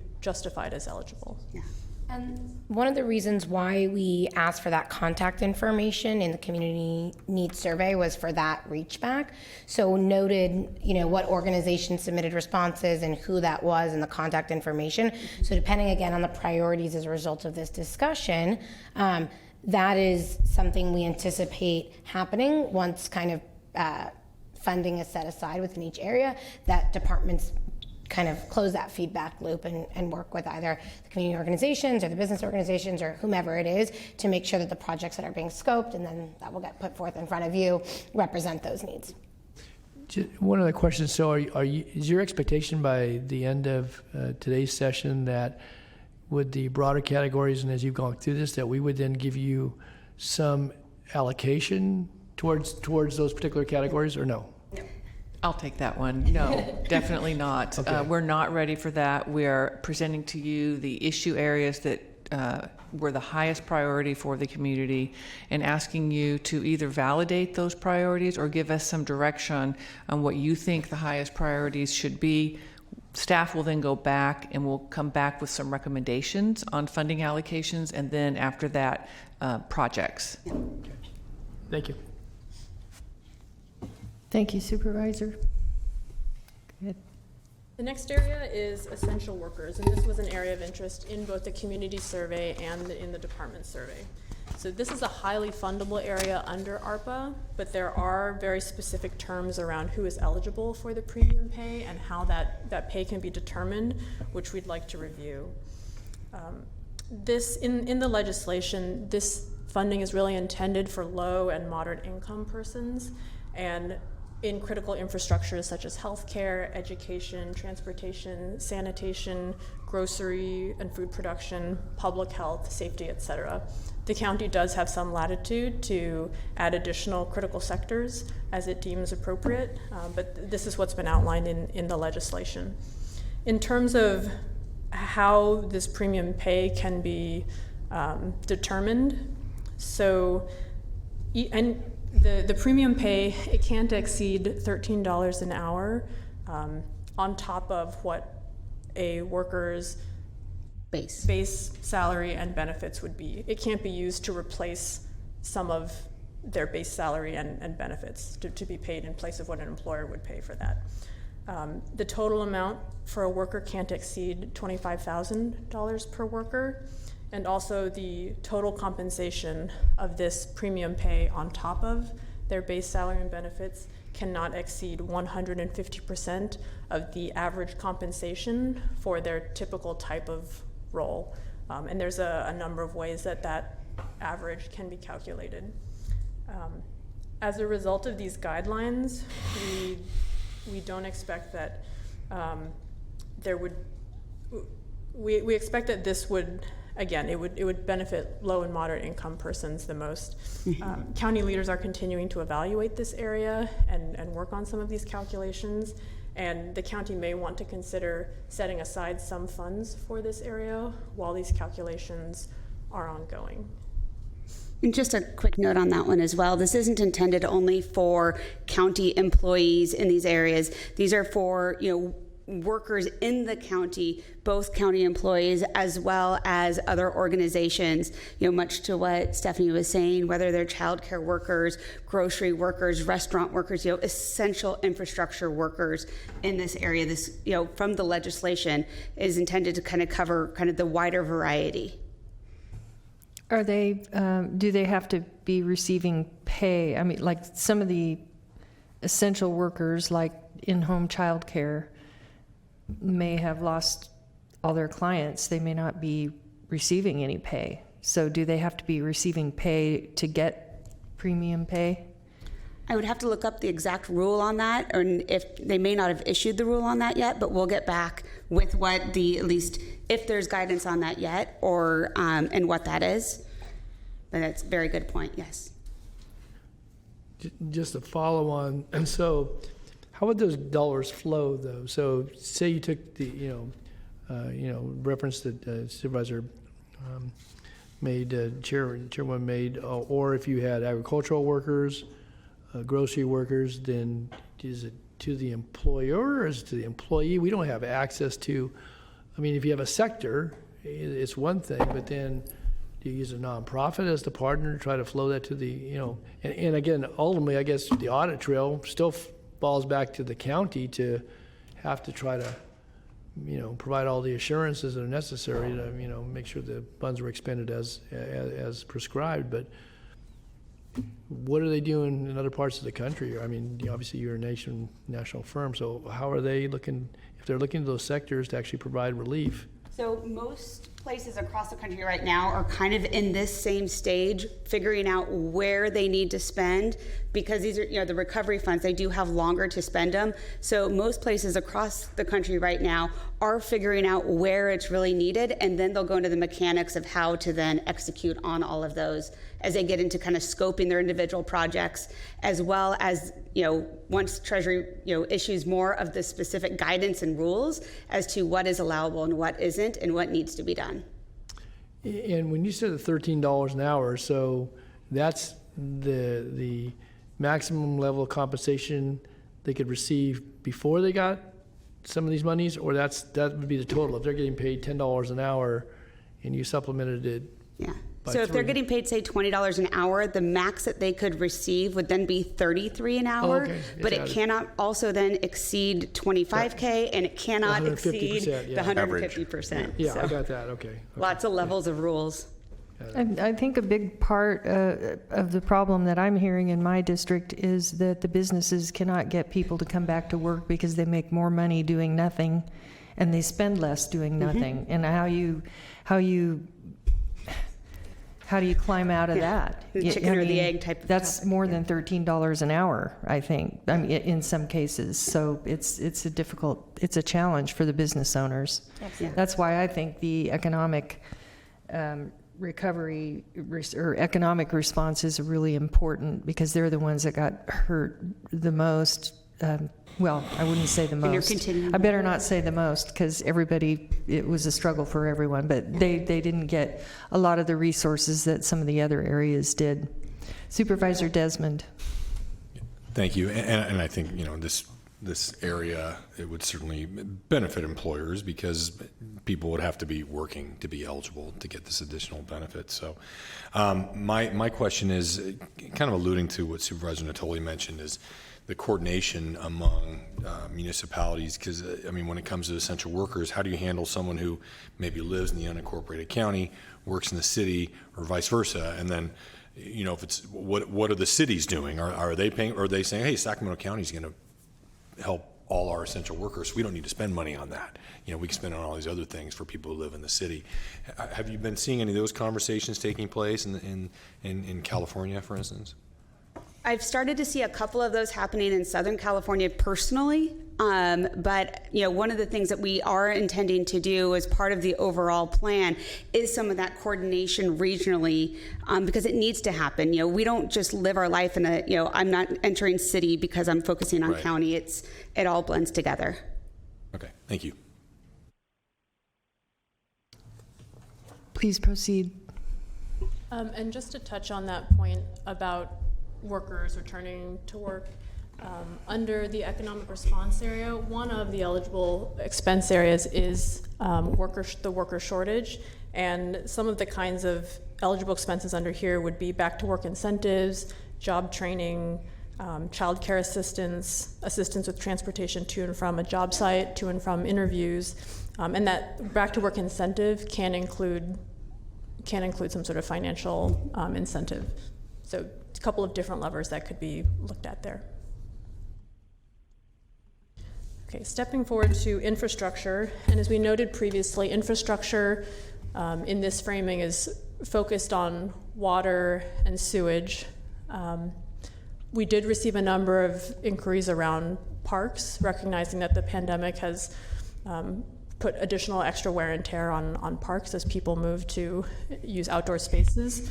So I just want to highlight here, Treasury does recognize that parks have had increased usage. They recognize that parks may be used disproportionately by disadvantaged communities, and that they're also part of a healthy living environment, which are all very much in line with the objectives of ARPA. So eligible expenses here would include investments in parks, public plazas, other public outdoor spaces that can be responsive to the needs of disproportionately impacted communities. There's a number of different ways that could be used: park upgrading, park maintenance, park rehabilitation, etc. Roads. How about? Roads get into a little bit of a crafty area. I wish I could fix all the potholes in our general area. That would be amazing. You must live in Sacramento County. If not, you travel here. Yeah. I've driven on Grant Line plenty of times, so. Okay. So roads are, if it's something that is around fixing a road because you need to fix watershed, you need to have better sewage, better drinkable water. So it's all about how it is specifically scoped, or something that is done, and the road is part of what needs to make that happen. But just going and fixing J Street because keeps causing some flats is probably not something that's going to be eligible. So were our water districts included in the Yes, this vocally. Questionnaire? Oh, I bet. Oh, good. I'm glad. And rightfully, yes. Supervisor Desmond has a question. Thank you. About the roads, just to follow up on that. So, for instance, maybe we couldn't get a general allocation to improve roadways throughout the county, but if it's maybe improving a portion of roadways that would incentivize investment in some disadvantaged communities, is that something that could possibly be included? It would have to be looked at in detail in project scoping, I would say. And then I would also say that, that could all change because we've got this infrastructure bill kind of looming, and what exactly is going to be in there and all of that stuff as well. Right. So it's it depends. Great. Okay. Thank you. So when you say water infrastructure, like we have a road in Scott Road that floods every year. Yes, can we use that to fix that water problem? I would need to look at all the rules, but if that flooding that impacted drinking water and all of those types of things, it could probably then be done accordingly. But it all, roads get tricky. Okay. I want to ask a question, and I intended to actually bring it up during supervisor comments later today, but I'll ask it more generally, and then I'll get to the specifics when I make off this topic. But when it comes to rural areas where you're dependent upon not necessarily a municipal water system, but private wells, that may serve one house or two, and individual septic systems that folks are responsible for, but when failures occur, again, just the general economics anymore, we're finding heavy requirements on folks. Do those fit in any particular category? I mean, you sort of make the health argument from the standpoint of potable water, availability of water. So I'm just curious as to, is there anything that's been called out for in your kind of parsing down through this that would, because rural Sacramento County is, the rural far more rural frontier communities throughout the country and nation. I'm curious. Is there anything in ARPA that would lend you So to? water enhancement, upgrading, and water infrastructure projects are one of the most broadly defined areas in ARPA, and explicitly in the guidance, it notes that it can be at the level of a household. So there's, I think, a little bit wider latitude for interpretation under this issue For area. water and sewer. Oh, well, okay, that's good to know. I'll hold my comments till supervisor comments this afternoon. That helps. Thank you. Very good. So we're getting to our two final issue areas. The next one is education. Education, so we recognize here education is led really by the state and by school districts, and there's been a strong focus on funding at these levels to address the issues that have been raised by the pandemic. And likely because of that, both the community and the department surveys reflected a lower level of response in this issue area as compared to those previously discussed. There are some topics that did come up and that ARPA does associate under the umbrella of education, particularly around childcare and access to childcare, which could be an eligible expense under ARPA. And then finally, we have broadband, which we've touched on a little bit before.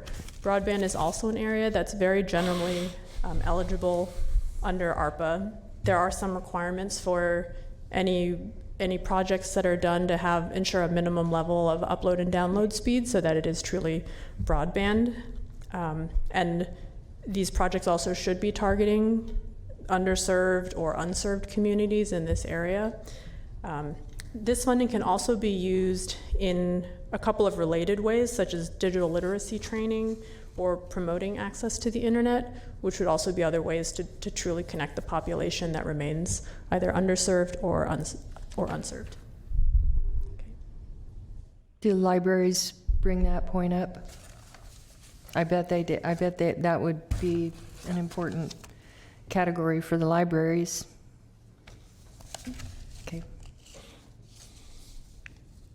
Okay, so I'll turn it back over to Emily just to wrap us up on next steps. Excuse me. When she's done. Oh. Go ahead. Sorry. That's okay. Thank you. In the subsequent weeks, Deloitte will draft recommended allocations at a program level for discussion with county leadership. The programs will mirror the issues we are seeking alignment on today.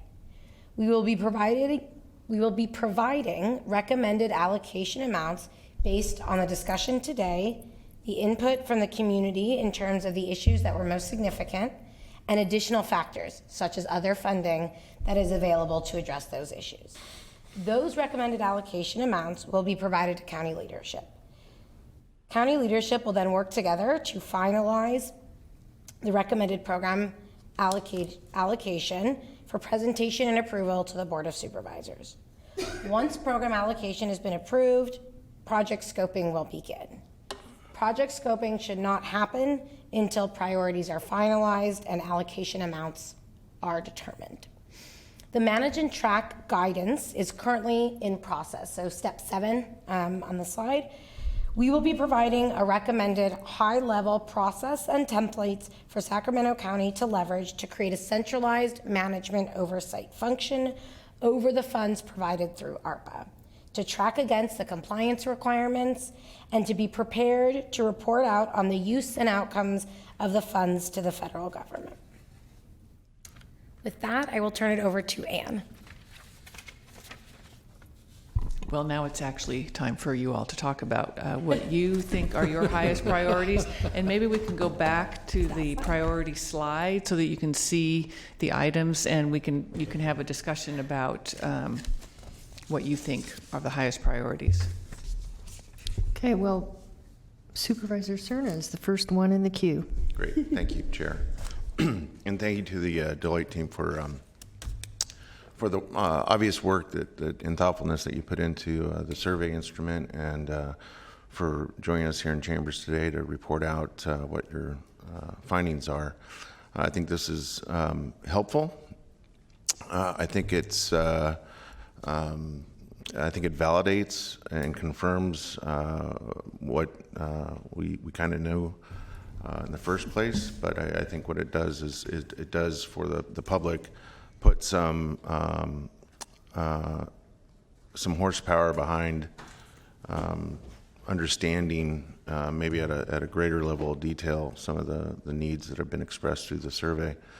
I think based on the questions that you heard from all of us during the course of your presentation, I think undoubtedly there's some shortcomings to it, but I have yet to see a perfect poll, a perfect survey that guarantees us that we have exactly the kind of thumb on the heartbeat of the community that we would ultimately like to have when we make decisions. But we always try and get as close to that as possible, and this is helpful in that vein. So I wouldn't expect the Deloitte team to know this, or necessarily Supervisor Desmond, who was the only one of us that was not here last year when the first of the three levels of federal assistance that are COVID related became available. It was known as the CARES Act, which I'm sure everyone's now familiar with. And as chair of the Board of Supervisors last year, having the joy of being the chair during COVID, I think one of the lessons certainly that I took away from that experience, and believe me, it was not a pleasant one for most of it, because quite frankly, I think we trusted our then administration to function somewhat unilaterally, and it had to do in large part, I think, because of the timing. We didn't have the convenience of looking out 3.5 years. We had to gauge what we were going to prioritize and ultimately appropriate from the CARES Act funding within months' time, not years' time. And so perhaps shame on me, shame on us for trusting in that process. Looking back, I think we probably would have done it differently. I think we probably would have taken a little bit more time to do maybe not a full-blown community survey, but I think we would have done something more than just let the then CEO come and report back what he thought was priority. So with the sting of that still smarting for me, and knowing what I do now, having been on the board for the last 11 years, and certainly Mr. Antoli can share this thought as well, is that, as Ms. Edwards said earlier, none of us in this room, besides the 5 of us, know our districts as well as we do, right? We're elected to represent a constituency and to know that constituency as best we can to best represent them. In many instances, we've spent our whole lives in the districts. So we have a lot of confidence, I think, to a person up here that we know what the homelessness needs are. We know what the housing needs are. We hear constantly what the health needs are, and especially in the time of a pandemic. Doesn't mean that we're omniscient. We don't know everything.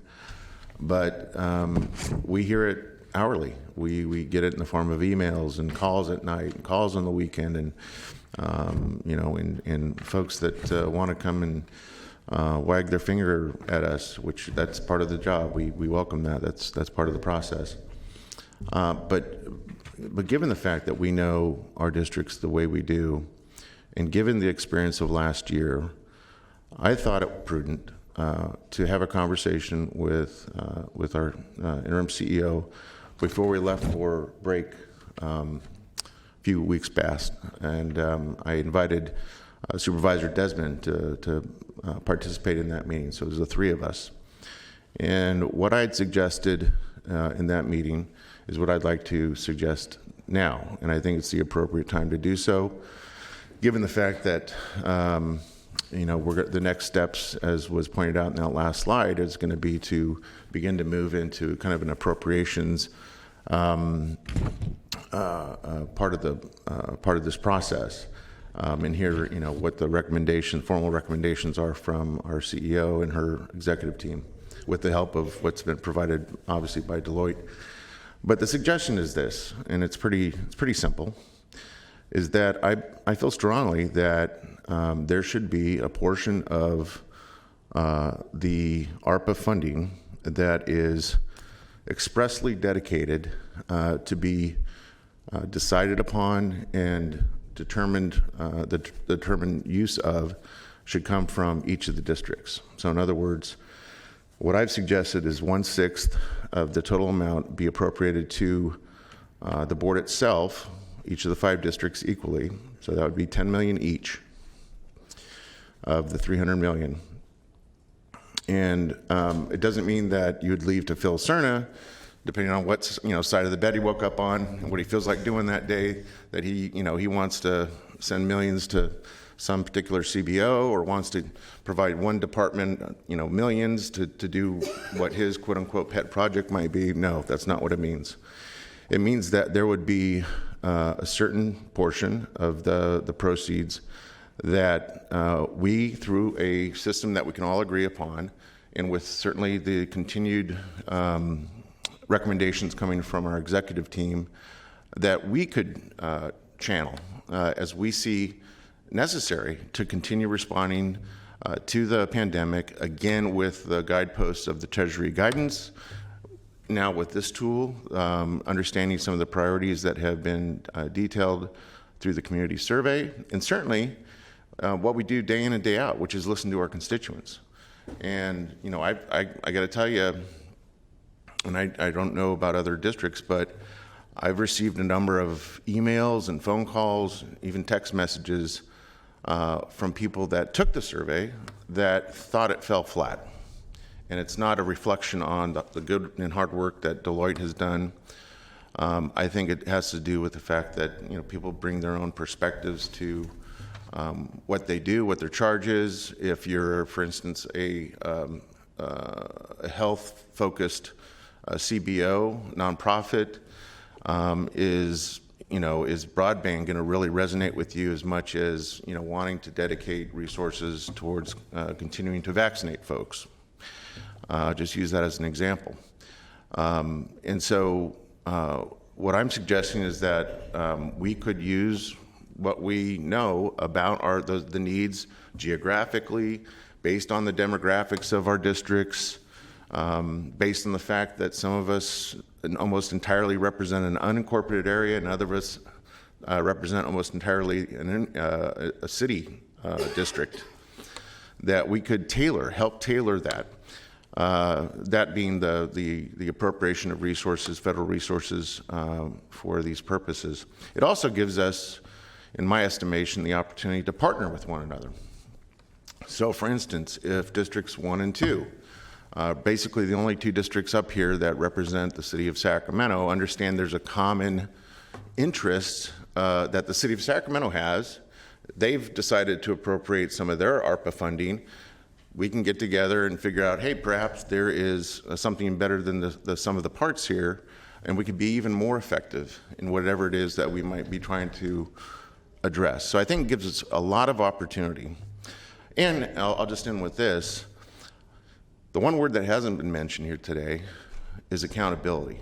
And again, as chair last year, part of that sting comes from the criticism that because it was left to the CEO's office basically to manage much of the CARES Act funding, you had someone in an administrative role that's not directly reportable to the people and the voters. Guess who that is in this room? That's us. So to me, I don't think it's too much to consider, too much to suggest that that 50 million of the 300 million, of 301, be designated equally for the 5 districts, 10 million each, that would be subject to a thoughtful system of how you would appropriate it, making sure that it respects the Treasury guidance, and that we set up a system that that permits our partners, the nonprofit community, other governmental agencies, park districts, library authority, air quality management district, it gives us that flexibility to be, I think, much more responsive to how we continue to use this rare opportunity to work with hundreds of millions to address a historic pandemic. So that's a suggestion, and I'd be curious to know what the thoughts are of my colleagues to that suggestion. Thank you. Okay, you said 50 million, 10 million each to each district, and while we're thinking about that, maybe we can move on to the next person on the queue, which is... Madam Chair, could I respond directly to Supervisor Cerna, Sure. just because he mentioned, do you mind, Don? Yeah, go ahead. Appreciate that, Phil, and we had a discussion, and I think it even, and I think Phil maybe had alluded to this a little earlier, just the fact that we don't have a sense geographically where the input came from. So you're going to be, I think, relying more on the elected officials to figure out or understand where those needs are greatest. And that survey is only one point in time. If we did a mechanism like this, like Supervisor Cerna is suggesting, we would be involved in continued engagement with our constituents, I think, to have a better understanding of what the needs are as we're rolling out these resources for folks. And I think it's important, obviously, to keep in mind, we have a process that where we go through this kind of exercise. This would be that same process on steroids, and obviously informed by the guidance that the federal government gives us. And also, it certainly would not supplant any collective decisions this body makes to put a larger portion of those funds maybe towards certain homelessness programs that benefit the entire county. So I mean, I think it's a good idea. I think it ensures, I think, a kind of a maximum level of responsiveness to the unique needs that our constituents have in our respective districts. So thank you, Supervisor Cerna. Thank you. Thank you. Supervisor Natoli. Yep.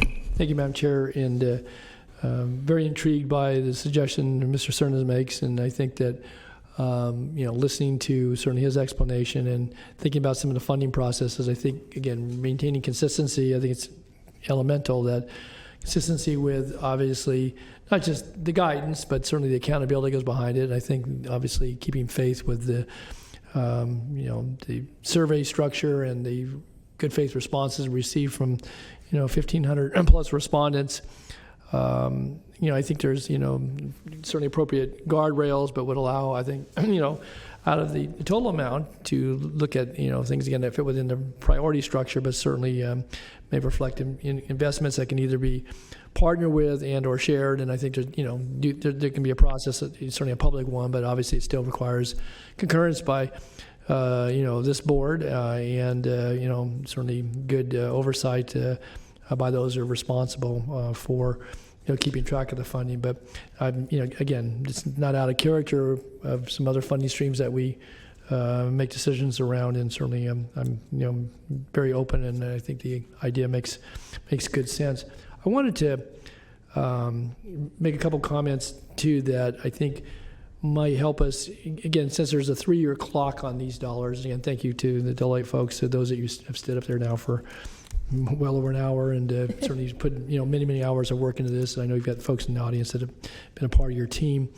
That when it comes to some of the investments that we make, and I think about the conversation we had just a few weeks ago in the budget approval process leading up to the final budget in a few more weeks, and we talked about investment in human services and in priorities. And again, and thank you to Ian and the team.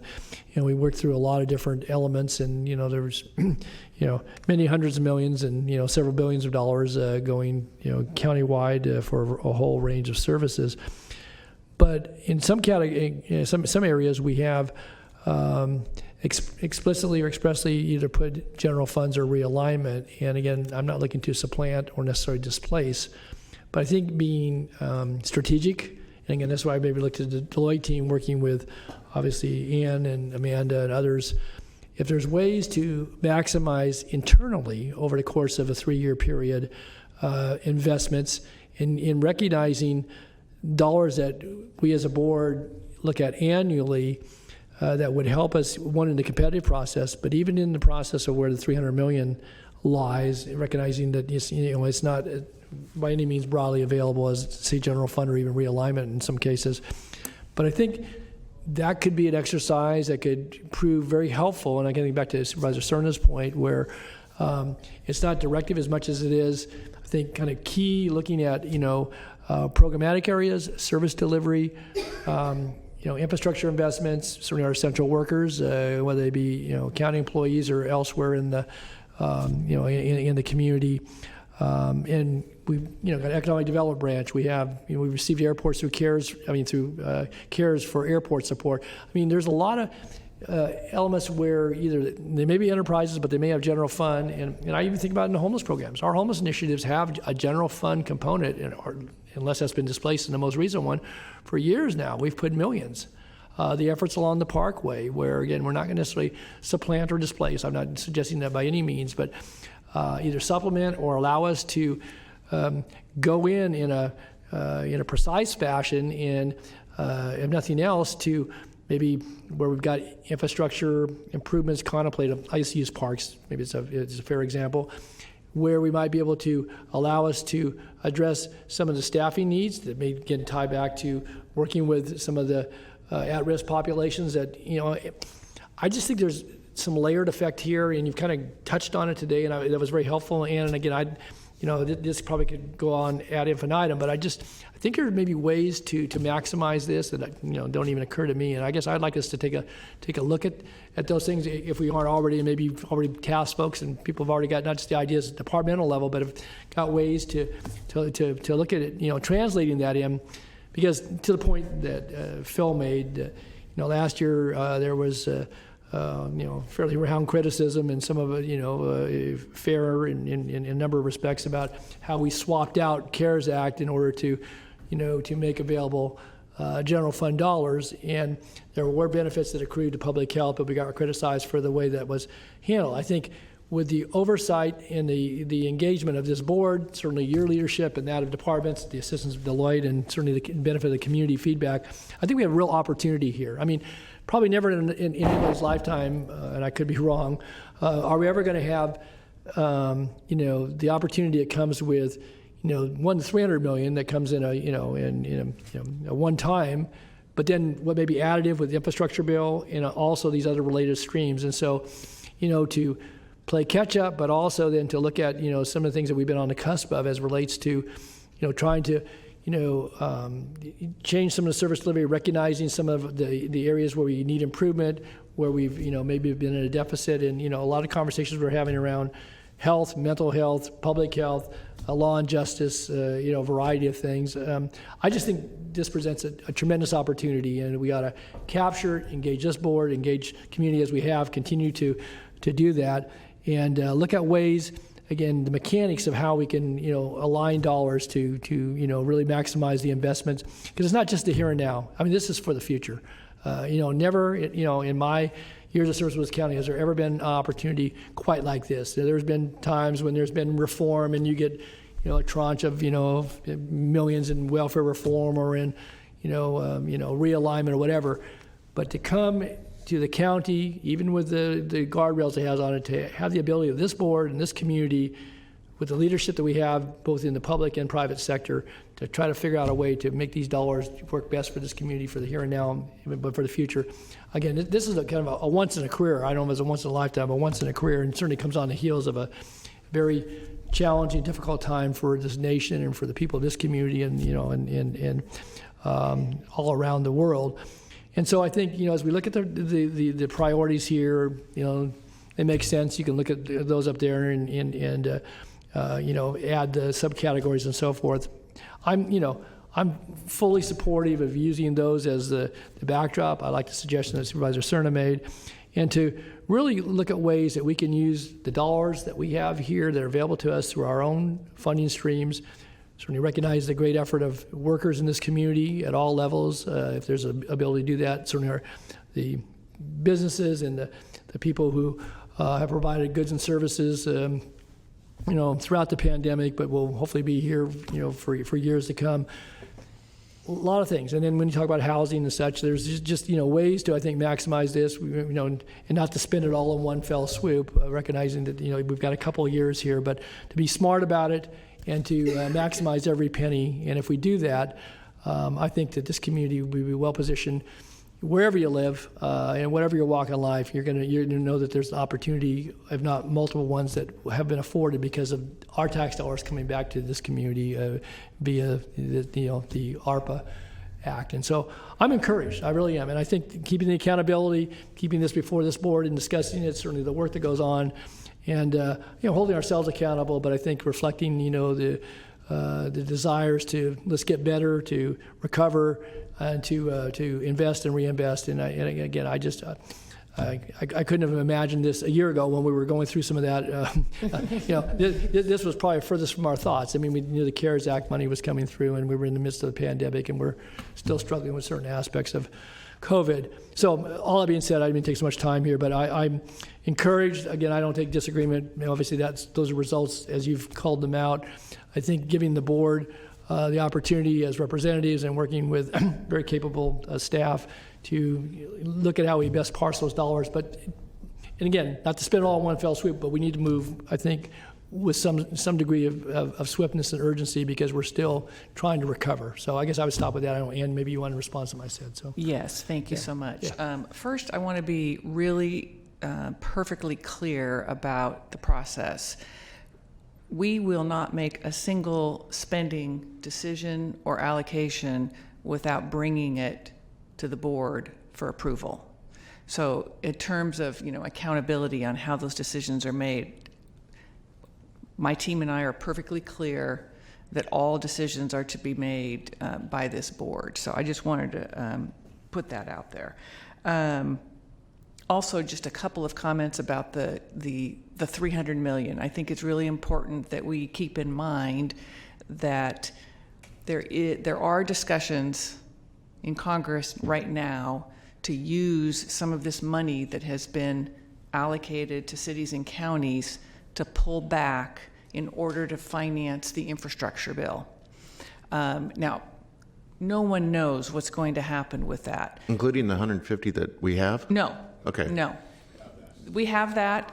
It is important that we develop a plan, and that's why Stacy said earlier, I think it was Stacy that said, we really need to develop a plan for the full $300 million, but we also need to be very aware of the fact that we might not get the second tranche of money. So we need to keep that in mind as we talk about how much we're going to spend on what. And I can't remember if it was Emily or Stacy said, we also need to consider administration, because it costs money to do all this work, and we do need to set aside some money for administration as well. And then finally, and I'm going to ask Ms. Travis to weigh in on this one, when it comes to, and I'm going to share with all of you what I shared with Supervisor Desmond and Cerna when they raised this to me about each board member having an allocation. Just to be clear, we have to be really careful that we're following all the ARPA guidelines in terms of what's allowable to be funded. I do think there's some requirement, and maybe Deloitte staff and maybe Ms. Travis can say whether or not we're required to do a competitive bid process. And so we talked about the fact that some department would have to do that for you likely. I don't think you have staff to do that. So there are a lot of things to consider. And then there's the accountability of where the money goes, because we are ultimately responsible for how that money is spent and for tracking, and there's a lot of pretty rigorous rules around the tracking and accountability. So I just wanted to put that out there for your consideration. But most importantly, I want to say that no decisions will be made without coming to the board. And to Supervisor Natoli's comment, we are always thinking of ways to use other funding to fund things that we're doing so that we can maximize all revenue streams, and we will continue to do that. I would just, say that maybe we got to get that invoice off to the federal government for the other $150 million and tell them we're waiting for that. Let's submit the bill right now. So, exactly. But if I just could, and maybe Lisa wants to weigh in, but the way I understood certainly what Supervisor Cerna put out is that we would adhere to all the county processes. I mean, again, we're not the ones that issue the contracts. We don't have an appropriate role in that respect. And federal guidance. I mean, yeah, and working with our respective departments within the priority framework, and so that meets.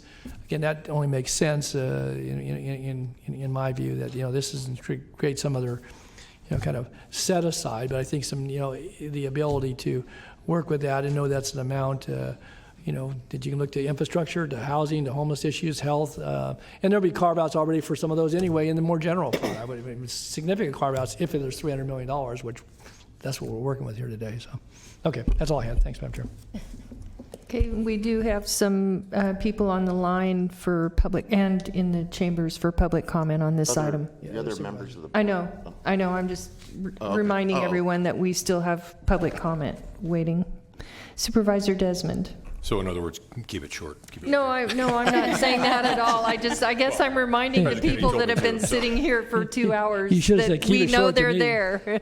We know you're there. We're working towards you as quickly as we can. So I guess take your time. I guess this question is for our interim county exec. I mean, exactly what do you want to hear from us right now?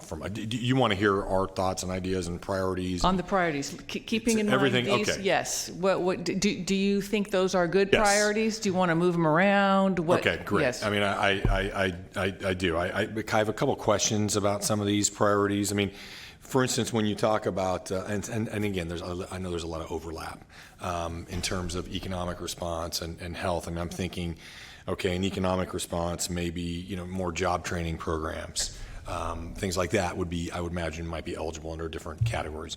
Funding for youth programs and maybe disadvantaged communities would be eligible for funding. For me, I absolutely agree with those categories. When it comes to homelessness, I mean, I think we need to make a very big and bold investment on homelessness programs, and some of those programs would be countywide to assist in the cities from a behavioral health and social services support for some of their own programs, including supporting our own programs in the unincorporated areas. Everything from emergency shelters and navigation centers to transitional housing, permanent supportive housing. I mean, I really want to see some bold ideas for this problem that is obviously I think the biggest crisis affecting Sacramento County and many counties in California. And I think, along with it in terms of economic investments, I would like to see is obviously, especially in the unincorporated area where we're dealing with the municipal services, but I'd like to see an evaluation of could we go in and to incentivize maybe investment and development in some of these neighborhoods? Could we? I know roads gets tricky, but could we invest in upgrades to the water infrastructure or the stormwater drainage infrastructure, sidewalks and lighting in some of these areas, and do two things: one, improve the communities, but also offset some of the fees that potential affordable housing developers would need to pay. And I would that investment in those communities not only to incentivize housing, but to add more programming and more resources to folks in terms of job training programs and youth programs and things like that we've been talking about. Obviously, the help with the special districts. My district, I think I have 9 park districts in my supervisory district. Several of which are dependent districts, and some are independent as well. So, we'd really like to see a plan for how we're going to support those park districts. And I would imagine this would be a grant process thing. Those park districts would have to apply for funding based on certain criteria, of course. And the other special districts, I have 4 water districts in my district, and same kind of process. They need to upgrade some of their infrastructure, particularly in some of these disadvantaged communities. So I would imagine that would certainly qualify under the act. So those are some of my ideas. And again, of course, I want to again underscore the idea that Supervisor Cerna brought up, which I support, and I think we already have a process in place we have a TOT grant program. There's a competitive portion, then there's a discretionary portion, but it has a process. Obviously, it would need, getting back to your decision we need to make about administrative costs, it would take some funding to handle the administration of those kinds of programs, but I think we have something in place that we could really mirror. So those are some of my thoughts for what that's worth. That's very helpful. Okay. Thank you. Thank you, Supervisor Desmond. Supervisor Kennedy. Thank you, Chair. Regarding the proposal to separate some money out district to district, I find merit in having that discussion. I am, as someone who's somewhat process oriented, it concerns me a little bit how that would work. I mean, we allocate $500,000 every year, and it's like giving birth. So I can't imagine what this would be like. But I certainly think it's worthy of the discussion. For the housing and homeless, I mean, first of all, start out by saying, yes, I do think that you did a very good job. I mean, your priorities are very in line with my priorities. For housing, a couple things I want to look at focusing in on one is an opportunity to utilize resources to jumpstart some supportive housing that we've been talking about for many years here. A few projects of which are in the pipeline, but probably need a little help to get over the line to be viable. And Stacy, I think I already sent a couple of people over to you to have that discussion. The other thing about housing too is that's for potential new construction, which will not necessarily tie us into, because this is one-time money, won't tie us into money down the road, but it will get those projects finally done and come to fruition. It could, potentially. The other one is I'm concerned about the rental assistance issues when it comes to housing. I was talking with a bankruptcy lawyer the other day who's just waiting for the flood to come in. The rental assistance was not a gift. It was not you're not excused. It was a deferral. Eventually those bills are going to come home to roost, and these folks are going to be in a world of hurt, a lot of them. So that's something I want to look at. Now, when you get into, and as Supervisor Desmond said, he's absolutely right, I understand, and you did a good job of explaining why it is that these are separate categories, though they have so much overlap because of the different rules and so forth, and I appreciate the work that you did to delineate that. For the economic response and the essential workers, which obviously would have a lot of overlap, I really also want to see that essential workers who have not had a tremendous voice in this throughout from the beginning of COVID-19, and I'll speak specifically to my own experience in South Sacramento, where you have zip codes which have been very, very stubborn to get vaccinated and to get healthy for a variety of reasons. But those same zip codes are zip codes where, with perhaps, many of which have a very high Latino population, who did not have the opportunity to stay home and were essential and put at risk and suffered because of that risk in many cases. So I really want a concerted effort to be placed on when we go forward. This may be outside of Deloitte's scope, but more direction to Ian and your staff is to make sure that we're looking at those zip codes that were the hardest hit, and we're doing adequate outreach, because I don't just want those who are the loudest to be a part of this process. I want those who are those that have the greatest need, and that doesn't always happen in processes like this. So that would be some of the things that I would be looking for at this point. But as I said, I mean, I'm not going to get into the weeds of homelessness. We have a fantastic staff that will do that. Obviously, it's a huge priority for this community and every community. But overall, I do agree with this framework, and I appreciate the work. Just a quick response. You mentioned the process, and I'm a process nut myself as well, so I do appreciate that. But to talk a little bit about the process in regards to Supervisor Cerna's kind of suggestion and idea. It would need to be something that is managed, like you said, very very carefully. There are so many rules around federal grant application that it would need to be something that the specific use of those funds, is coordinated throughout kind of the county departments and all of those operations to make sure that there's not an inadvertent duplication of benefits or inadvertent, ineligible cost and all of that. So while it is one of those things where it's a bit in the gray area of could it be done that way? Yes, but there's also going to be it does increase the risk a bit as well. But there's ways to manage that risk in a very, very tight process to make sure that the specific need that is identified for the use of those funds runs through the appropriate kind of grant process, county processes to monitor duplication of benefits, program integrity, eligible, expenses, all of those different rules to make sure that they're all eligible.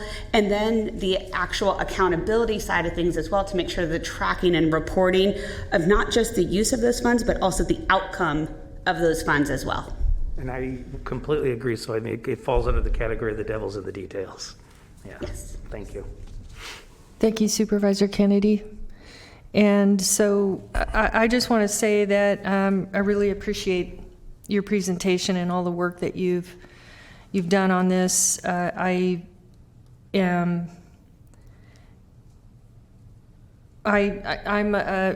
happy with the priorities. I do want to say that I feel like homelessness, I get that homelessness and housing are interconnected, but I do feel that a big problem, ongoing problem, and it's gotten even worse with COVID, is the mental health and drug addiction, the homeless situation. And so for me, that's a priority. I'm also aware that there are the business community has been devastated by,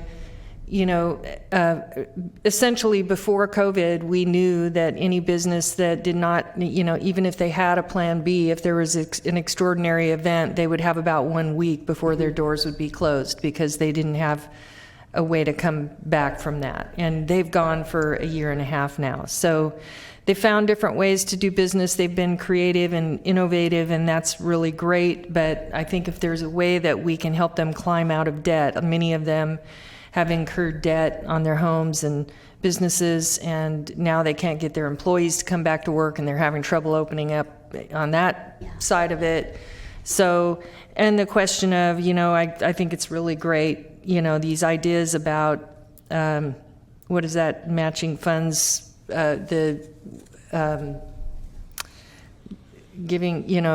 providing added funds. What is the additional funding streams? The additional funding streams, that only goes so far. And then they are, they're happy with that, but they can't continue it. They may not be able to continue it. And so I think the idea of grants and added resources for the small businesses who were damaged in COVID is important.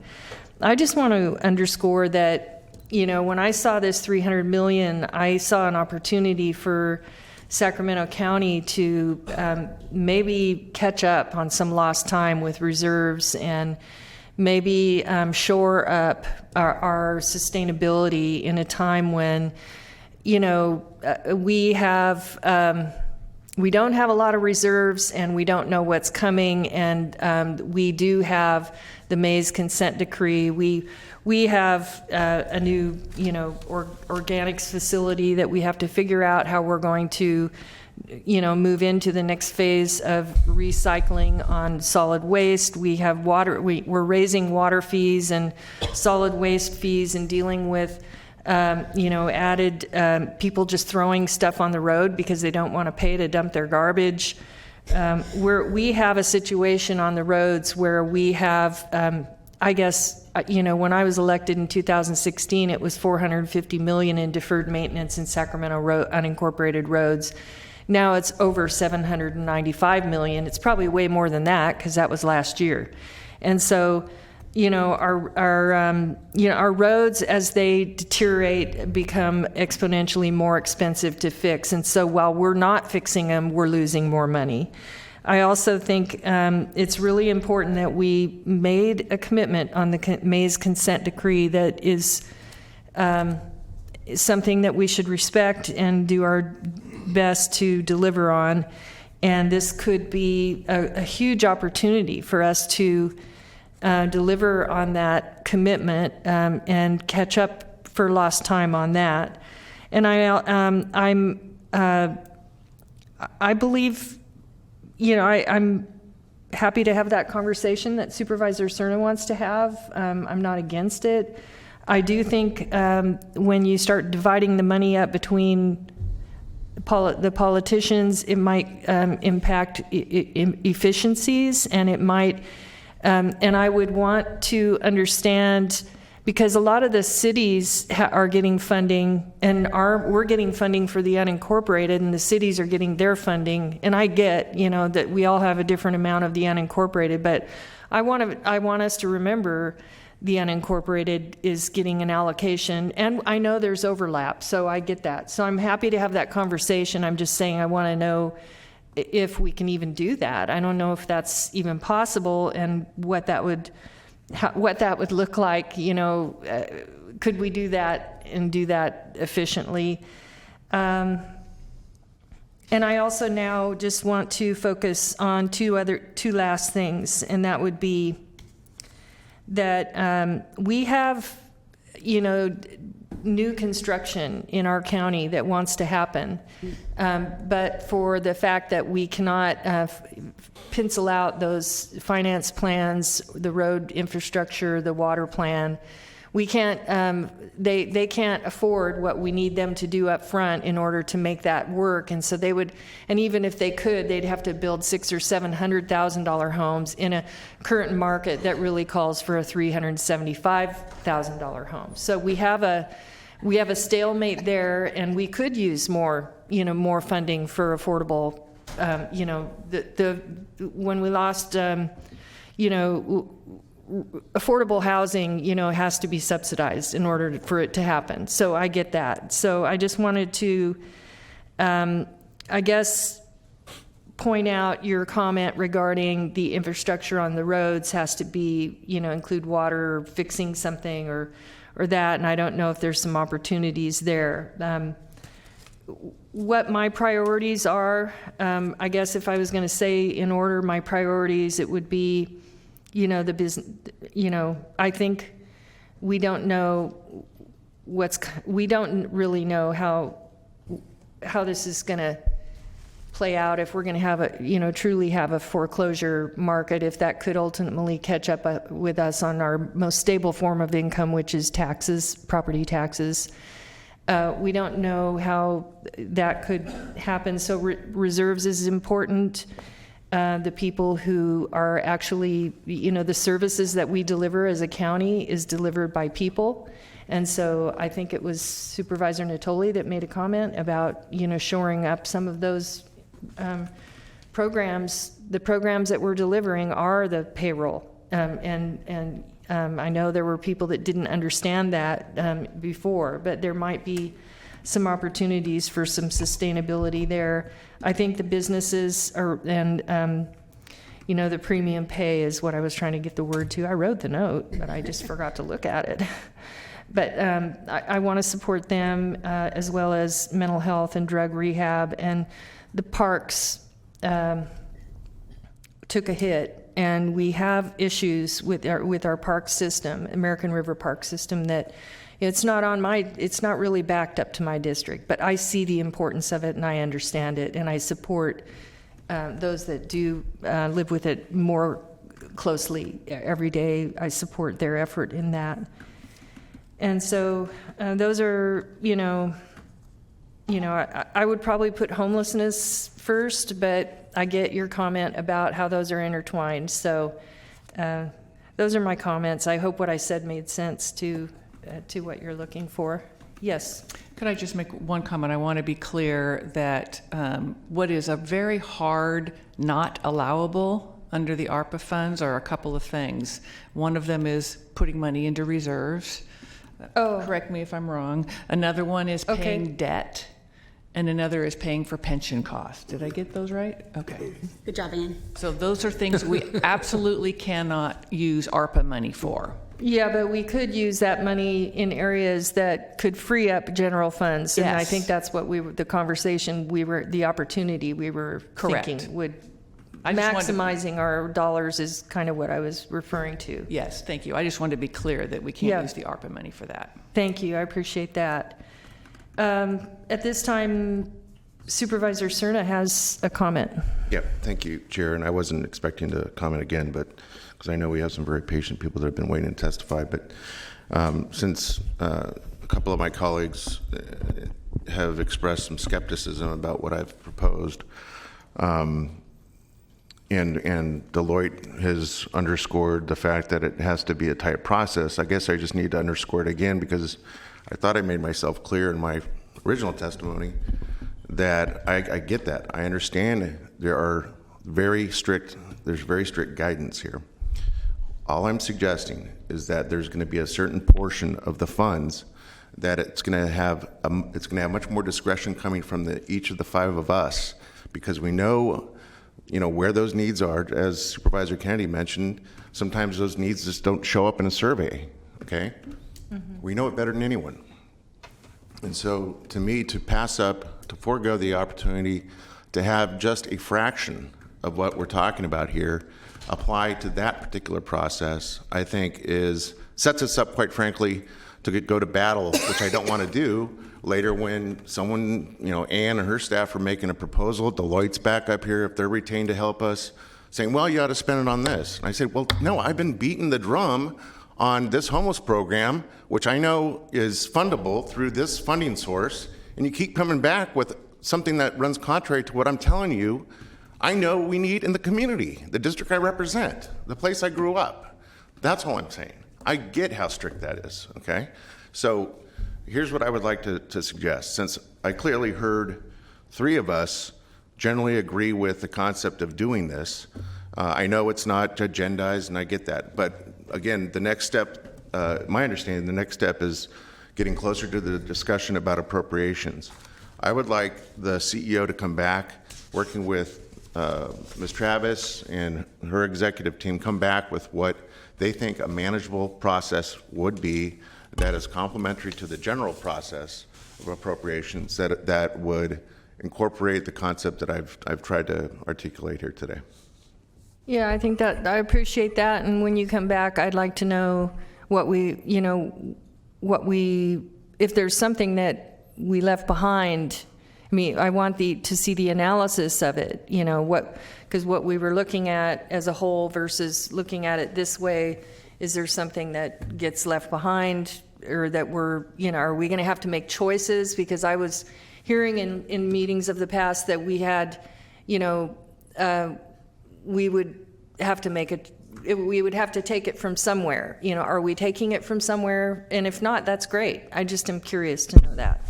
So I think we can do that. I would like to do it very quickly, because we cannot start making funding allocations unless we know whether or not we're going to set this money aside by district. And my staff are probably groaning, watching. I don't know how quickly we can do this, but I'd like to come back fairly quickly, because we really want to start making some funding allocation decisions, knowing that the first round is $150 million that we can actually spend. We want to do a plan for more than that, but we could only spend 150, which then this would take it down to 100, if in fact that's what the board decided to do. What I would assume is you take 25, so you keep it. Oh, okay, perfect. Does that make sense? Yes, it does. Thank you. Half and half for. At 25 now. 25 now, and hopefully 25 if we get the next exactly. tranche. Okay, thank you. But I'll include it as part of the overall 300 spend plan. Correct. For the county. Okay, and Supervisor Natoli. Yeah, I was just going to, I think you touched on it. I was just going to say that's expectation. The next move was this kind of draft allocation plan, and you captured it, that if we only have 150, then you would do 25. And again, fitting with what's up there. That's the thing. So it's not like we're deviating. In fact, we may find that something that was already, to Mr. Cerna's point, already being contemplated fits very well. And so, but I think it's doable, and I don't think it has to hinder us in any way. And I think certainly with Ann and Lisa and Deloitte folks working together, we can have something that we can find comfort with and have the accountability that's desired here. So thanks. And I know we still have public comment, and I think I saw 5 head nods generally with this prioritization. Am I correct? Yeah, I'm okay with having that conversation. Oh, with the prioritization. Yeah, but I'm dreaming you'll keep all my priorities in mind. Oh, understood. And we've been documenting those so that we know what is of interest to all of you. But in terms of the large issue areas, this is consistent with what you're okay with? Is that in that order? Not necessarily. I think the majority liked that order. I mean, I think pretty much the universe you're working with. I mean, okay, I just want to make sure because that was our biggest. Housing and homelessness thing is. It's connected. Yeah. Yes. Okay. I just want to make sure because that was our biggest ask of today. Thank you. And can I just add one thing I forgot to add from mine? We talked about the economic response, and certainly I'd like to see when you come back some ideas to help small businesses in the communities too, because that's something specifically we didn't mention. I don't know what that might look like. Maybe it's giving businesses a break on licensing or something somehow, or giving them some kind of assistance, but I'd like to see that as well. Is that captured in economic response? Yes. Okay, yeah. Great. Or grants or what? Yeah. Different ideas. That's a good idea. Okay, we do have some public comment on this item, and we have Hiro Okoro, I hope I said that correctly, is in our chambers, and then we have, I believe, 3 people on the phone. Okay. Hello. Hi. You have 2 minutes. Thank you. Good evening, Chair and Supervisors. My name is Adria Okoro. I am the Policy Director for the Sacramento Housing Alliance. I met many of you via Zoom, so it's nice to see you in living color. The American Rescue Plan Community Needs Survey showed that the top 2 priorities are housing and homelessness. And given the critical affordable housing needs exacerbated by the pandemic, the county must make significant investments building new affordable housing, especially permanent supportive housing, in addition to continued investments in rental assistance to prevent homelessness. Additionally, the funding should be prioritized to support programs and strategies described in the housing element scheduled for adoption today that support individuals and families that are housing insecure or unhoused to obtain safe, accessible, and affordable housing. Deloitte has been tasked with creating an inventory of funding sources, identifying needs, and aggregating project requests from county staff and community stakeholders to ensure alignment with funding restrictions, and then strategizing and planning a recovery vision that targets available funding to meet these priority needs. There should be further required a consultation with critical housing stakeholders, some of which Supervisor Kennedy had mentioned, to really make sure that we have an effective and transparent process for the allocation of these needs. There are too many people in our region who don't have an affordable place to call home. The board should affirm the prioritization order of these issue areas, prioritizing the American Rescue Plan dollars and other resources to affordable housing and homelessness resources, setting up a specific expenditure plan with evaluation criteria to ensure that these public funds are spent where they're needed most and have the greatest positive impact on people's lives. When individuals and families have a safe place to call home, there are co-benefits of improved health outcomes, education outcomes, many of those other outcomes that were listed in the issue areas. And thank you so much. Thank you. Thanks. And thank you for your patience in waiting so long. Okay, we have 5 callers on the phone. Please transfer the first caller.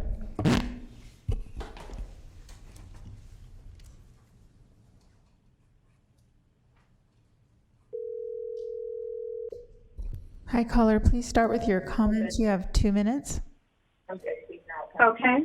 Can you, ma'am, could you mute the meeting in the background while you're talking? I just did. Okay, thank you. All right, you can go ahead and start. Good afternoon, everyone. I reside in District 2. I'm a volunteer with Sacramento ACT. I'd like to invite you all to imagine that you see a fire breaking out on the days right now. That would be an emergency, yes? We would not be able to continue this meeting. We would not be able to continue business as usual. Everything would stop. And our priorities would change dramatically. So we're in the midst of a fire right now. It's called the climate crisis. And I appreciate that the board on December 17th, 2020, adopted a declaration of climate emergency. So thank you for that. I haven't heard any mention of that, and as far as informing the prioritization and of spending of these funds. Also, what I haven't heard much of is reimagining public safety, which there's great discussion of in the community. And by the way, community survey, I wish you all had given some more time for that to be administered, because I did not get a chance to put my input. But for priorities from my community members, we would like to see more emphasis on transformational justice, environmental justice, because addressing the climate crisis in the most efficient way would be via an equity lens, looking at systemic racism. Now, I've talked with some of you in phone calls about learning more about systemic racism, and I really applaud you. 15 seconds. Thank you. I will be following up with you on that, and I invite you to look at the intersections of systemic racism with the climate crisis. That was bad before, and the pandemic has exacerbated everything. Can you please wrap up your comments? Deloitte has done a lot of research on climate, the climate crisis. I wish you would all address that. The house is on fire. Please help. Thank you. Thank you. Please send the next caller.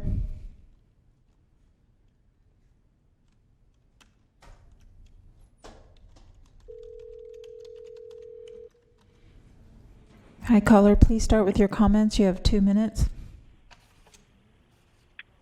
Good afternoon. This is Brenda Ruiz from the Sacramento Food Policy Council. What a great discussion. What a wonderful opportunity to be able to spend $300 million on the needs of Sacramentans. The design of the scope of inquiry was flawed, and we believe in not having identified zip codes and demographics. We encourage staff and the board to be accountable to the needs to support equity and justice in communities, especially in service of those most impacted by historical disinvestment and in under-resourced areas, and especially to mitigate environmental justice problems. Specifically, the Sacramento Food Policy Council is requesting 1% of the funding to go to resilient and equitable food systems. So implement environmental justice policies EJ 12, 13, 14, 15. These policies were enacted as part of the environmental justice element.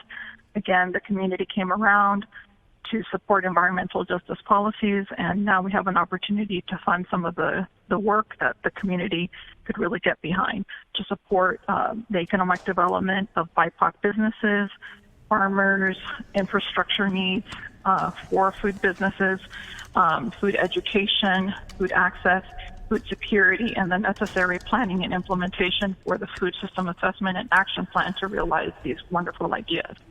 Once again, we request 1% of the funding to be made available for resilient and equitable food systems. Why 1%? Because we know that the 1% dialogue illustrates very clearly that oftentimes dollars are spent in one area when really dollars are needed in places that go unseen or unserved. So please allocate 1% toward resilient and equitable food systems. And what a great time. Wrap up your comments, please? Sure. What a great time to be in Sacramento and to work in community and in partnership with the departments and with the supervisors and with staff to realize the vision. Thank you. Thank you. Next caller, please.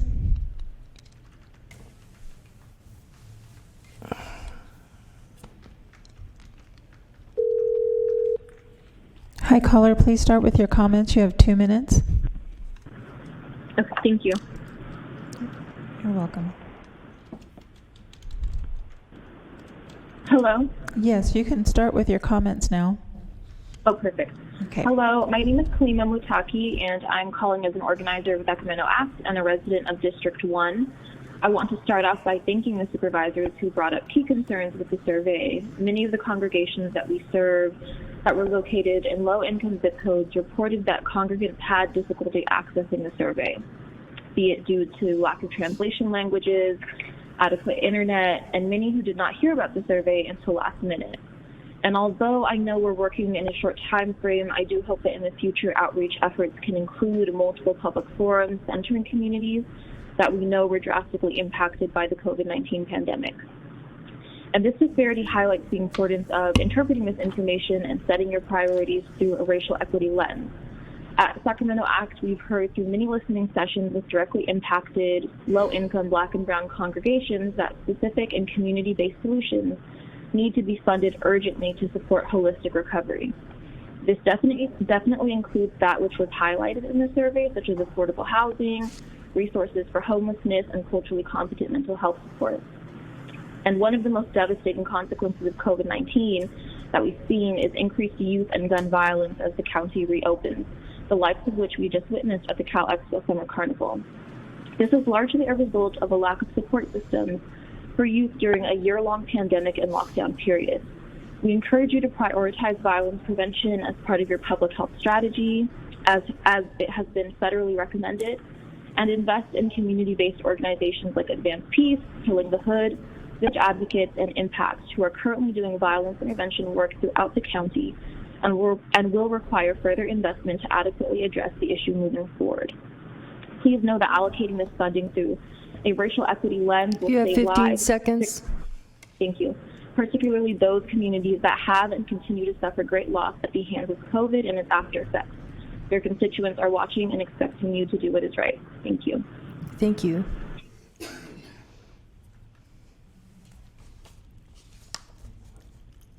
Next caller, please.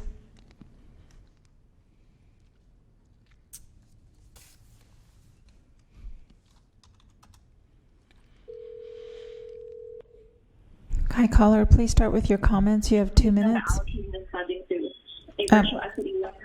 Hello? Hi, can you mute the meeting in the background while you're talking? Yes. Okay, thank you. Go ahead and start with your comments now. Okay, good afternoon, everyone. It's a pleasure to be here before the committee here and the Board of Supervisors. My name is Julius Thibodeau. I'm the Strategy Program Manager for the Advanced Peace Organization of Sacramento here, and we deal strictly with cyclical and retaliatory gun violence. In addition to everything that has been stated here, I love all the points that have been made, touching on homelessness, home improvement, all those things, affordable housing. Everything that here is totally vital, totally important. I think one of the things that COVID has shown us is how much we need one another, how everything is important. And I think when you talk about tourism and everything else that has been mentioned here, it's hard to imagine public safety not being a part of that.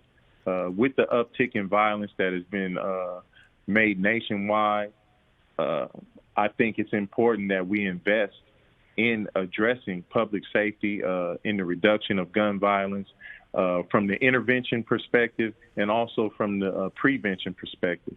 It'd be great if we could get some programs in schools. Sacramento has the highest rate of suspension in the state. Really no alternatives to violence are being taught to our young people.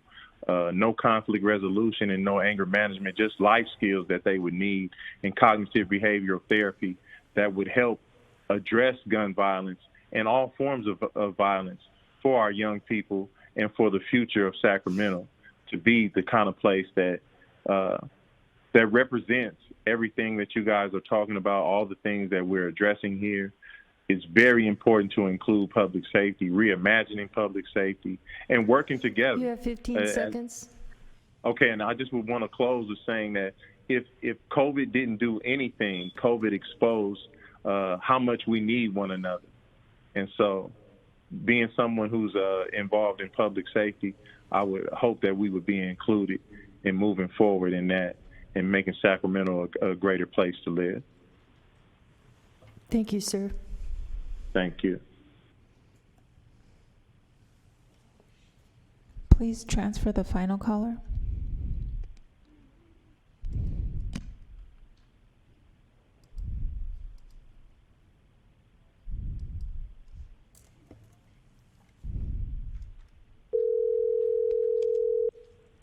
Hi, caller, you have 2 minutes. Please start with your comments. Yeah, my name is Lamaya Coleman. I'm in Supervisors District, and I'm a leader with SAC Act. I only found out about the survey because I'm a leader in SAC Act. I wouldn't have known about it otherwise, and I'm an educated, middle-class, fairly aware citizen. Supervisor Desmond also noted that we don't know where respondents came from geographically, and I don't believe we know the demographic information either. So we can probably assume that most people, but also especially those who are low income, who speak English as a second language, or are part of oppressed groups, likely responded to the survey at much, much lower rates. Therefore, as we prioritize issues, we really need to do it through a racial and class equities lens. We need to be funding investments in community-based solutions and organizations. We all know that the pandemic caused mental health stress for almost everyone, but not equally.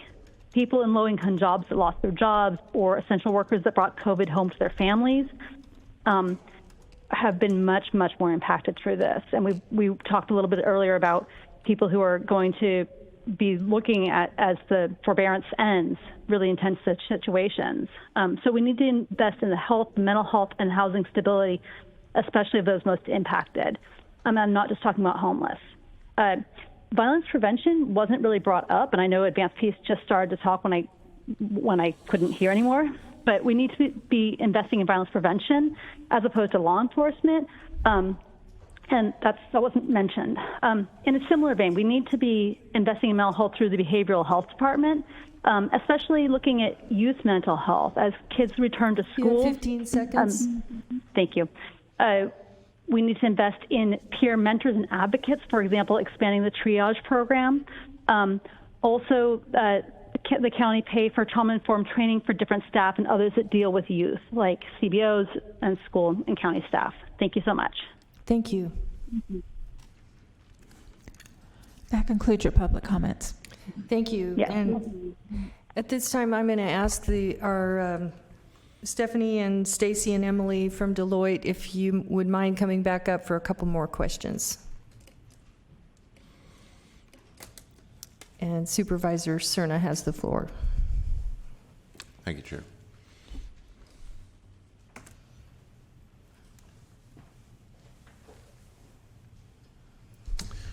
So you just heard the half dozen speakers or so that we heard, and undeniably there's, at least I heard a theme there. Seems there was some concern about violence, community violence, gun violence. There was concern about whether or not the survey actually reached disadvantaged communities. Some of the same concerns that were expressed during our opening comments. How much of the survey instrument was by design intended to be strictly to strictly identify what the Treasury says you can spend the funds on, and how much of that actually influenced whether or not something like gun violence didn't make the survey? I guess that's my first question. So for the community-based survey, there were multiple different sections of that, and this goes to kind of your guys' request that you see kind of what that survey looked like, the kind of the picture that that you guys mentioned earlier. So we'll provide that, through Ann to you guys. But so the community respondents were able to write in free text anything they wanted. And then they were asked to classify it based on the specific Treasury guidelines with some definitions around kind of what those meant as well. It didn't always happen that what was actually written into the box matched the boxes that they checked. Sometimes what they wrote into the box and then they checked other. But part of the analysis that we did was looking at the boxes that were selected as to what categories does this kind of fall underneath based on the Treasury guidelines, and then the kind of open free-form text. Did those align or not? And so, we received comments around, California's taxes are too high. Well, that's not something that ARPA can really help with, nor is it intended to help as part of an overall COVID response. And so the community was able to put in anything that they wanted in that box. They could talk about gun violence and those types of things. I don't think we received anything along those lines. There may have been a few one-off responses around gun violence. There were several comments around public safety. Yes. Some people did elaborate, some people did not. And under the ARPA guidance, community anti-violence programming is an eligible expense. So that can be an area that's further explored in the program allocation and project scoping. So I guess, again, this goes back to my earlier request to, at some point, see the survey instrument itself, not every survey response, but the survey instrument, so that I have a better understanding of, for lack of a better phrase, how leading the survey instrument was in terms of, is homelessness something that appeared on the survey so that it encourages someone to think carefully about, hey, homelessness, and then I'm going to cross-reference that with guidance.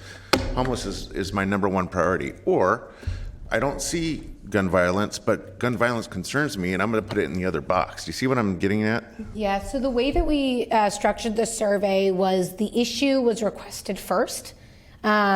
And it was an open text form, so essentially, what is the issue that you'd like to provide feedback on? And then once, all in one page, but after that then came the ask to designate what eligible bucket that fell under. We actually changed some of the language specifically to make it more in layman's term and not that technical language that ARPA uses. So, we talked about obviously the water, sewer, and broadband. We broke up into a couple different buckets. Economic response, we broke up into housing, homelessness, education, things like that. And we provided some of those definitions. But the first question after some of that contact information was, what is the issue you want to provide feedback on? Open text, and then asking them to essentially designate which area that falls under, given that we need to stay within the confines of what's eligible. And there was always the option for other. Okay. It remains a little disconcerting to me hearing what I heard, and I know that's 6 people. It's not 1,500 people, but the fact that they took the time to provide us their perspective is important to me, and I think all of us. And knowing what I just heard about some aspects of public safety being eligible, and then of course knowing the district the way I know it, knowing the county the way we know it, certainly public safety has been kind of at the forefront of our agenda in different ways over the last couple of years, year and a half, especially with what happened last summer. And that could probably be said for every local government across the country.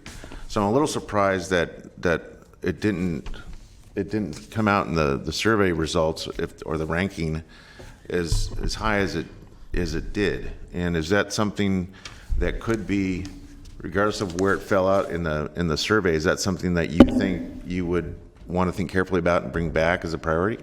Well, it fell very low, as I recall, the public safety, and what some of the comments were, and please correct me if I'm wrong, but some people were advocating for additional deputies on the street to address public safety, and others were advocating for somehow addressing safety around homeless encampments. I didn't recall seeing anything around gun violence particularly, or violence prevention. Well, and some of the public safety related things were comments that were related to public safety surrounding the overall topic of homelessness as well. Yeah, I know public safety can mean many different things to different people and organizations. It means something besides people with badges and fire hoses to me, which I have all the respect for, but public safety is a much broader definition for me and perhaps others. So I'm just a little, I don't know, I guess it makes me have more questions than answers at this point about that element of it. Take that for what it is.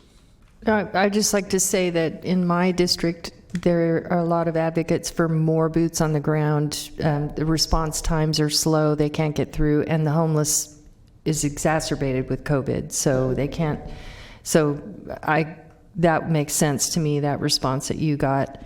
And I also want to say that the Sacramento Food Policy Council, I think, brought up a very valid point, and that's actually what I consider a priority. Also, I want to go on record to say that food insecurity and finding ways to put local food systems like local farms, finding ways to promote that is going to, I believe that will be important in the next decade, especially with a water shortage, and who knows what kind of disruption in our supply chain we're going to experience after COVID. I believe that's really an important to sustain our communities during difficult times. Supervisor Natoli.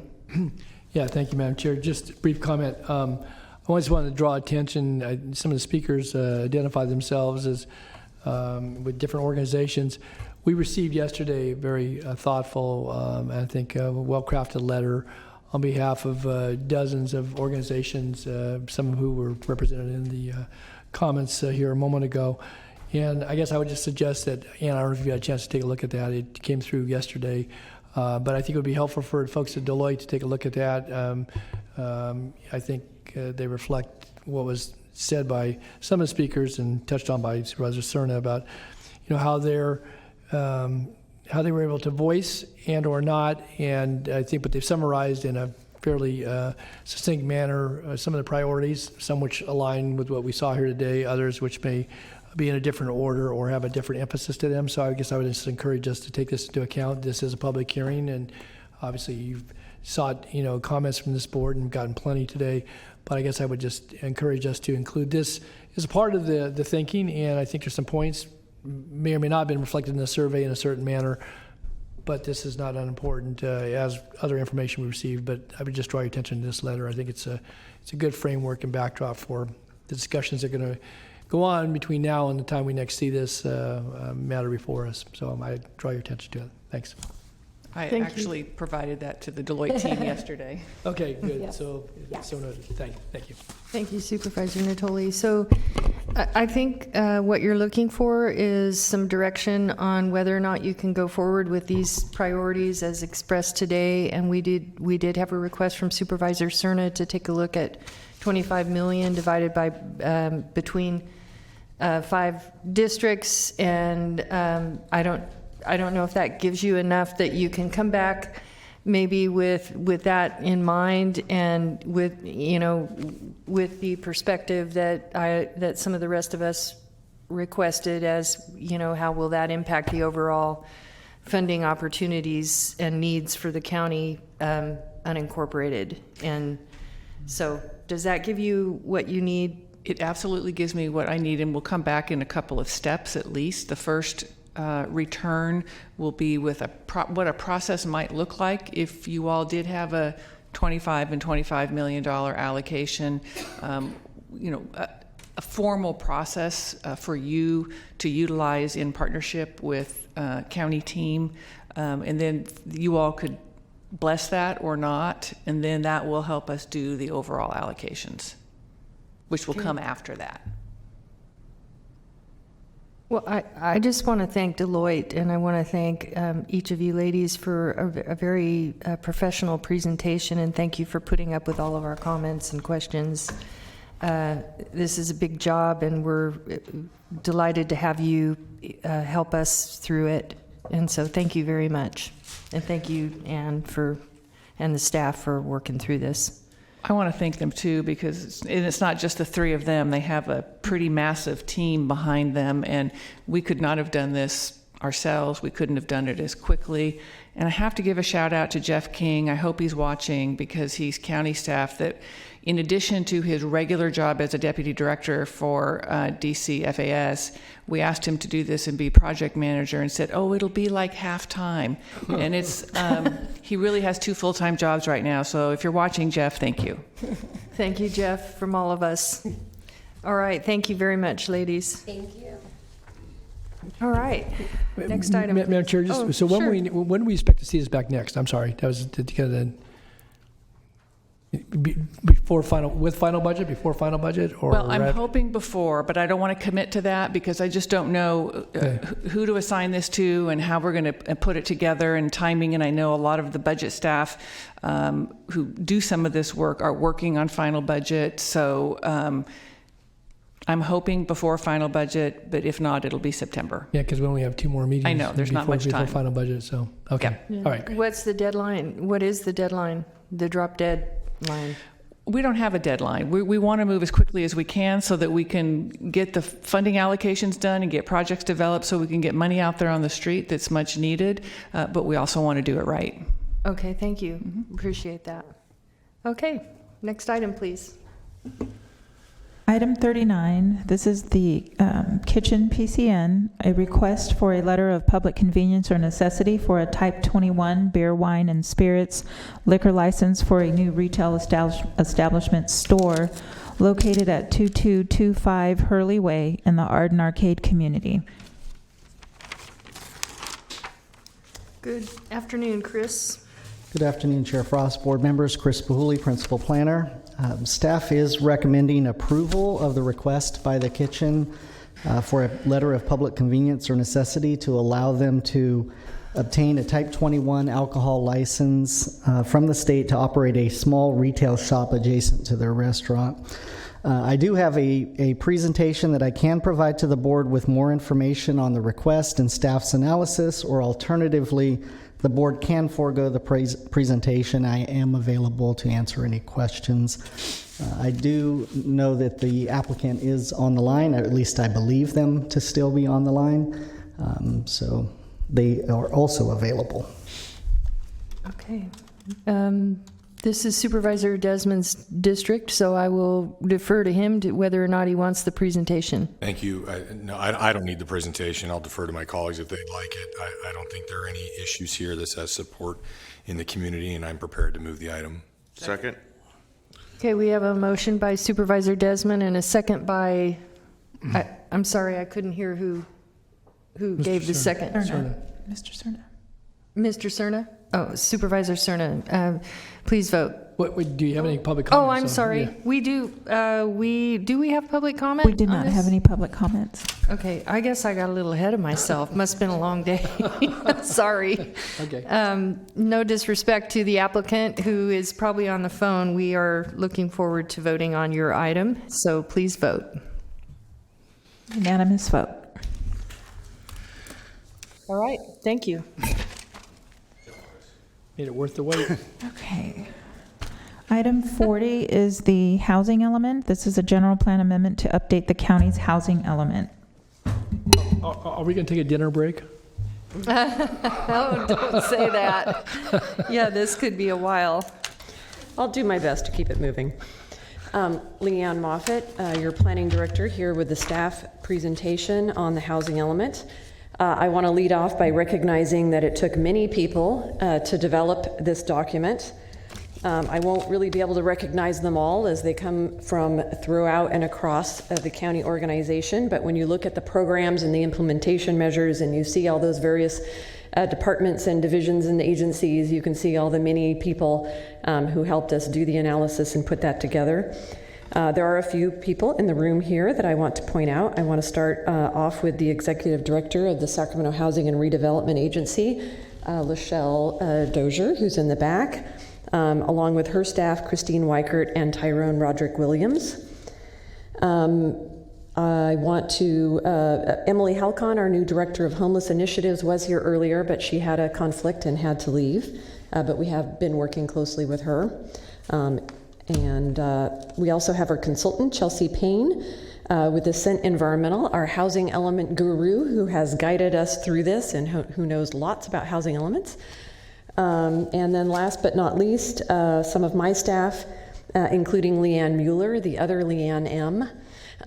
We have two of them in planning. And then Kate Rose, our project manager, who has done so much on this element and deserves special recognition and appreciation.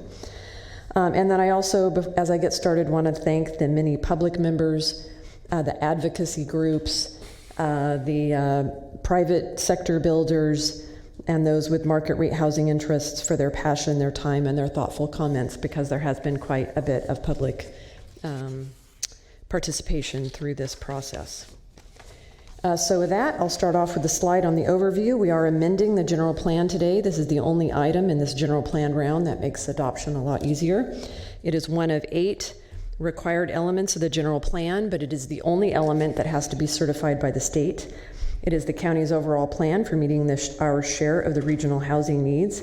And in this evening's presentation, I'll focus on 3 key chapters: the assessment of fair housing, a new component, Chapter 11, the land inventory that relates to the affordable sites and a rezone program, that's Chapter 8, a handful of components from the heart of the element, which is the Housing Action Plan, Chapter 3, and a few of the other components which are really interesting and important. I won't focus on in the presentation. I will assume you've looked it over. I do want to note Chapter 2 has a really excellent section on all of the funding sources that Housing and Redevelopment Agency staff help us put together. That's a really great resource when you want to see the whole picture in one chapter. It's a really great primer on where money comes from and how it's used. So I want to emphasize that this is the overall policy plan, kind of the strategic plan. There are a lot of other actions that will be undertaken, some of which will have to come back to the board for discussion that are policy in nature. And so you are making, in many cases, a commitment to address a topic, but there are a lot of details that staff may have to return to you for how you want to go about addressing that. So that was something I wanted to emphasize. So the next slide is just kind of a preview of the overall schedule. Staff started this in our background work in 2019. We were ready to launch our public outreach in spring of 2020, of course, right at the outset of the pandemic. So we had to do a bit of adapting and juggling to make it through that. We prepared the draft element through 2020 and have continued that through the whole process. We've held workshops before the Planning Commission and the board. We did a round with all 14 community planning advisory councils and a second round of public outreach. We had a public review draft issued with a comment period in February of 2021. We did a couple rounds of HCD review in early 2021. We were at the Planning Commission and then here today. Hopefully for your adoption, and we have a couple of immediate follow-up items we want to tackle, including the rezone program and the Housing Trust Fund. So the overall housing element goals are to provide an adequate supply of land for housing, to reduce constraints to housing production, to preserve existing housing in neighborhoods, to improve housing opportunities and conditions for special needs groups, to provide and maintain housing affordability, to promote the efficient use of energy in residences through alternative and innovative conservation measures, and to promote and affirmatively further fair housing opportunities for Sacramento County residents. One of the key components of any housing element is getting the regional housing needs allocation. That's kind of your target for new housing construction and provision. That starts at the state level with Department of Financing, estimating population projections, then HCD calculates housing need by region, and then in our case, SACOG, along with the MTP process, allocates that out to each jurisdiction, and that becomes one of the key components to start the housing element analysis. Due to unmet needs for housing, the state and regional housing projections are substantially higher than in prior periods. This table shows the county's total unit allocation of a little over 21,000 units to be constructed by 2029, with over 7,000 of those needing to be in the lower income categories, over 4,000 at moderate income, and almost 10,000 units at above moderate income. Excuse me, Supervisor Cerna. Yes. Sorry, real quick, Leanne, just to be Yes. clear, not constructed but zoned for? Thank you. Well, yes, zoned for with the hopes that they will be constructed by the private sector. Excellent point. Thank you. Yes, good clarification there. I was going to note that the regional share to the SACOG region went up by 50%.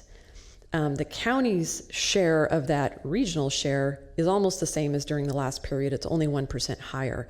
But our overall numbers are up because the regional share went up by 50%. So the next step, as Supervisor Cerna pointed out, is to provide land for the appropriately zoned for the private market to construct this housing. And so we have done a land inventory as required under state law, and we've broken that up into assumed various income categories as we do with every housing element. We are required to have a parcel-specific inventory of appropriately zoned and available sites for the provision of housing to all income levels. This table summarizes the results of our inventory. As you can tell, we have sufficient capacity to accommodate the allocation in the moderate and above moderate categories. However, we have only appropriate zoning for 4,324 lower income units as compared to our allocation of 7,158 in the lower income category. Therefore, there is a current shortfall of 2,834 units. A component of that is that state law requires our inventory to be in a zoning category that allows for at least 30 units per acre to be built. Excuse me. Yes. Excuse me, Supervisor Desmond. Thank you. Thank you, Madam Chair. And thank you, Lan. I just figured I'll have more questions as you go through this, but since you're on this slide with the ADUs, how did you come up with that? And I don't know if that's a projection or current inventory of 224 ADUs in the low income category. It's a projection, and SACOG came up. SACOG came up with a methodology that many of the jurisdictions, including us, are using as to how many ADUs can be produced. And so there is a methodology that it aligns with what other jurisdictions are using. Okay, thank you. Is that are we required to adopt that methodology, or could we make different projections in Sacramento County? And the reason I'm asking is because I think that, that is a housing product that I think is very desirable for a lot of places in Sacramento County, and obviously state law has made it much easier to build those ADUs. And I'm just wondering, are we making an appropriate projection of the number of ADUs? Yeah. So staff felt that it was best to use the methodology that had been developed to be used on a regional basis, and that it was safest, and we were most likely to not have that called out as being overly optimistic in order to achieve element certification.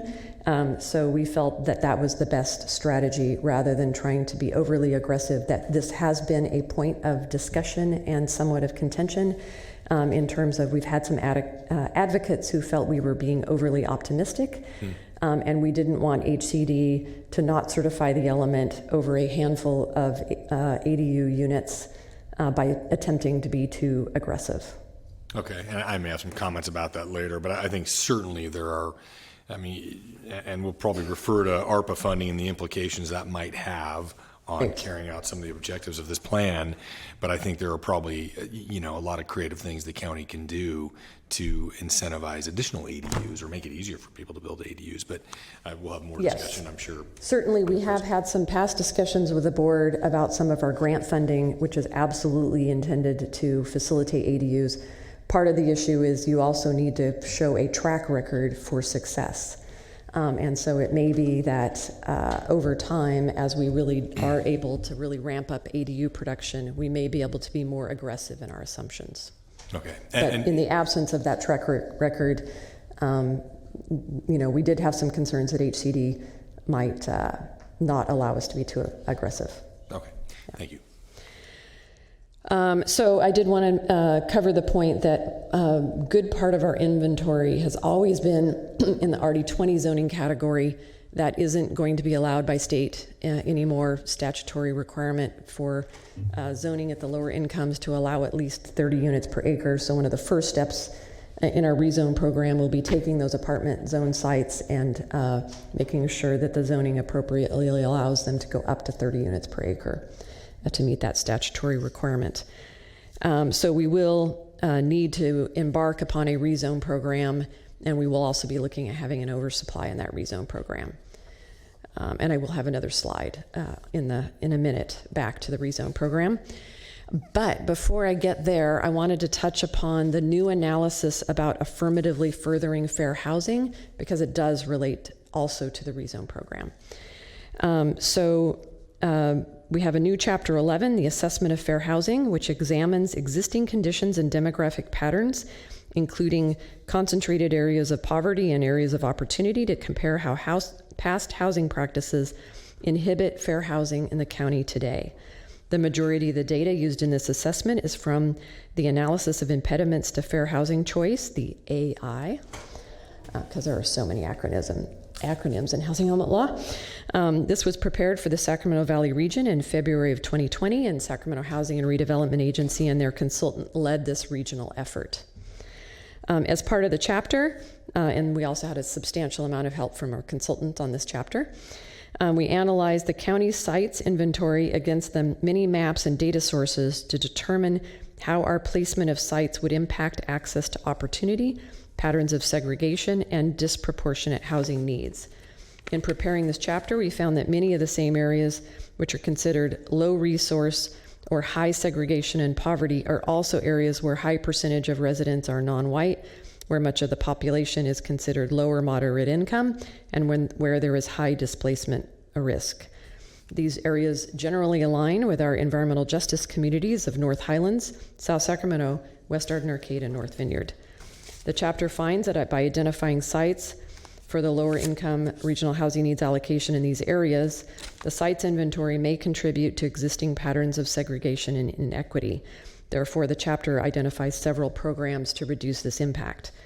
We have excerpted a handful of maps, one of which is on this slide, but there are a whole bunch more in that chapter 11.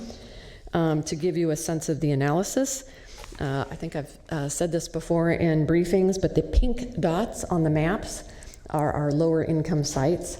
So you sort of want to see pink dots in blue areas, not pink dots in pale green areas. Excuse me. Sure. Yeah. Supervisor Desmond. Yes. Thanks, Leanna, but if I wait till the end, I'll forget what I'm thinking. Okay. So please indulge me. And you're right, the acronyms were this is such a comprehensive report, very, very impressive. It took me a while to figure out some of the acronyms, so excuse my ignorance if I ask you some questions and it doesn't make sense. That one comment you just mentioned about North Highlands, for instance, that just kind of struck me because North Highlands is an area that 25 years ago, before the base closed down, was a very thriving community. I mean, I think the economic disparities, the struggles in that community is as a result of changed economic circumstances as far as the job provider there. But the other unique thing about North Highlands, for instance, is there are not a lot of multifamily housing products in North Highlands. So I would argue, I just want to be careful about this policy that you articulated in that last statement, that you don't want to put low income projects there because you don't want to further the inequities. And I'm absolutely sensitive to that because North Highlands needs help, but it also needs a diversity of housing products up there. And I think there is an opportunity for multifamily housing products up there. And I just want to make sure this policy is not going to prevent us from doing that. So when I get to the policy, you're going to see a 10% number. So we are not saying we aren't going to do any affordable housing in the other communities. It's just we shouldn't do 100% of it. Great. Got it. So I'll point that out on the slide when I get there. Yeah. Thank you, Supervisor Desmond, Supervisor Cerna, and then Supervisor Natoli's after that. Sure. Thank you, Chair. Just want to make sure I understand the map because I have it expanded on my iPad so I can see better the legend here. And you have, for instance, the pan of the former panhandle of the now island of unincorporated area in Natomas. You have it identified as racially or ethnically concentrated areas of poverty. So how do I reconcile that? That's largely an industrial area, right? Number one, and number two, the polygon extends over into the city. So what does that mean for that area? That I can try to extrapolate that for the other areas that have a similar designation. Sure. So this particular map is an opportunity map created by State Housing and Community Development and the Tax Credit Allocation Committee. And that's why in our analysis in Chapter 11, we have a whole bunch of maps because we're overlaying our inventory on multiple different data sources. We just happen to have pulled this map. So each of the base maps is drawn from a different data source and looks at something else. So I'm not trying to say that this particular base map is the end-all be-all. We have looked at the inventory over multiple data sources, trying to look, to draw out what the issues are. This just happens to be one particular data source that we put on the slide, but there are many more. There are two others on the next slide that all have different data sources, and there are more in Chapter 11. I can't, honestly, I don't really personally know, went into the HCD and TCAC this particular base map. My notes indicate they used economic, educational, and environmental indicators. I can't explain to you what those are. But, this is one data source that we used among many. Right. Okay. As far as I know, there's not even a single housing unit right. in the unincorporated part of that area. So got it. Unfortunately, I don't know. Yeah. This is one data source amongst many. It's the state. Right? Yeah, I'll believe on that. Yeah. So. Before you leave that, I'm sorry. Yep. Sure. Yeah, and I appreciate Supervisor Cerna's question, because the question I have is, so you get these groupings, and I'm looking in areas in Wilton and east of Galt, and all these maps. I looked at those maps in Chapter 11 too, and I know you had overpayment and any number of other, rent-related and housing costs. But tell me, so how do these dots come to appear on this map? So the dots are our local land use inventory. So the dots are vacant, undeveloped land. What, ag-res? Agricultural parcels? Absolutely. And when you get to the body of the element, when it comes to the rural areas, we explain in the element to state HCD that while some of those rural areas show up as high resource, they would not really be suitable for affordable housing because they otherwise would not meet funding criteria. They don't have infrastructure and services that would otherwise support affordable housing, so that's in the text of the element. I know. So we wouldn't be seeking to do, affordable housing in the far-flung,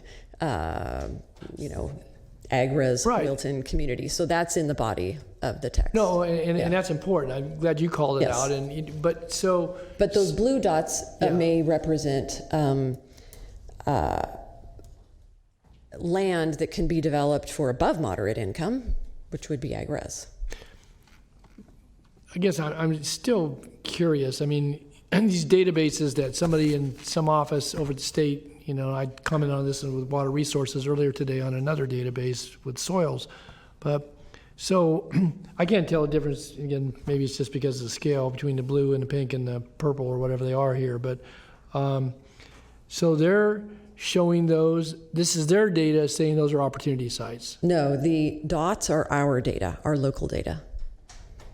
We have overlaid our local inventory, which are the dots, on these various base maps.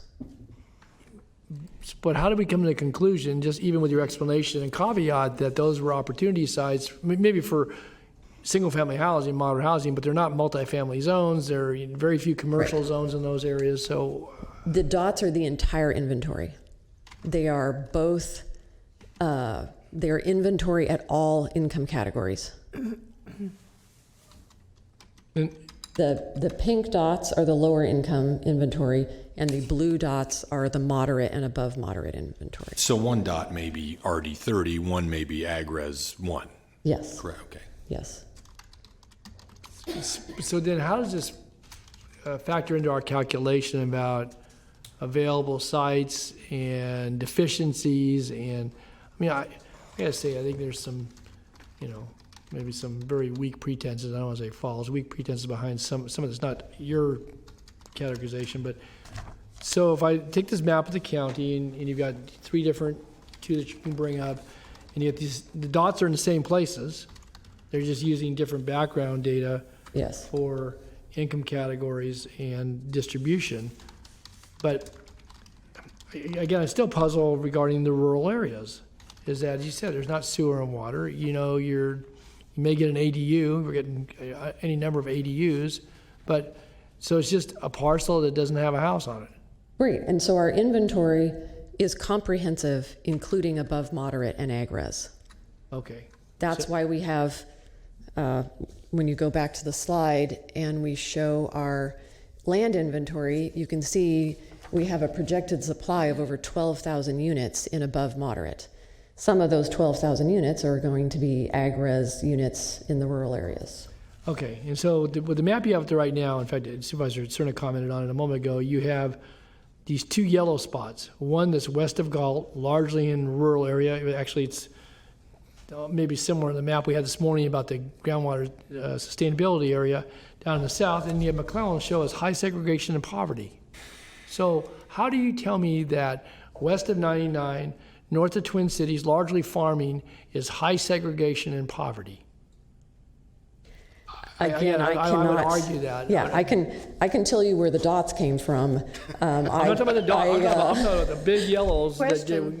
Right. The base map is HCD's and the Tax Credit Allocation Committee's map. So, and it is not the only base map that is in Chapter 11. So, we have many other maps with other data sources to inform the holistic analysis. Again, I'm not trying to pin you down with a bunch of questions here. It's just that to call out, and again, the one I'm most familiar with obviously is in the southern part of the county. To tell me that's high segregation in the poverty area, I could probably take you out to the area or anybody here and introduce you to folks who are actively engaged in farming for the most part. I know Rio Casumas Correctional Center is in that particular area, so if that's what I don't think that it alone isn't informing what we're going to do. Right, it's not that relevant. I know, to but the all outcome, those databases underlie what we're required to do, Leanne, to the struggle that and what we're going to be asked to do today, and to have a open, honest discussion about it. All this gets done in some map makers, context where they draw on certain data and they put it in that classification. And they accomplish whatever their task was. But then to reflect that openly in a map that says this is what the Tax Credit Allocation Board and or State Housing, HCD, says is factual. Well, again, without saying any more than I need to say, I guess today, I just it makes it very difficult because the task that they put on us, they pass all the legislature passes the rules, HCD issues the administrative regulations.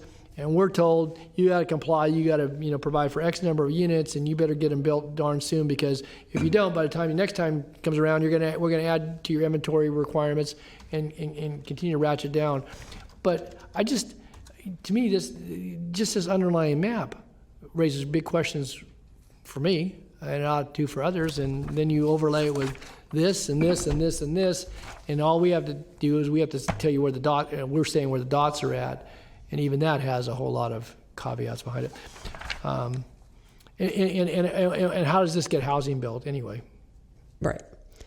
I cannot justify the state's requirement for us to do the Chapter 11 analysis. Yeah. I just know we need to get it done, and it's definitely was very important to state HCD in terms of getting us a certified housing element. So we did the best we could using a wide variety of data sources to conduct the analysis. So. At some juncture, and I don't mean to take any more time on this, I would like to have somebody with the credentials from state HCD come over here and maybe explain their data sources because they are used to make funding decisions.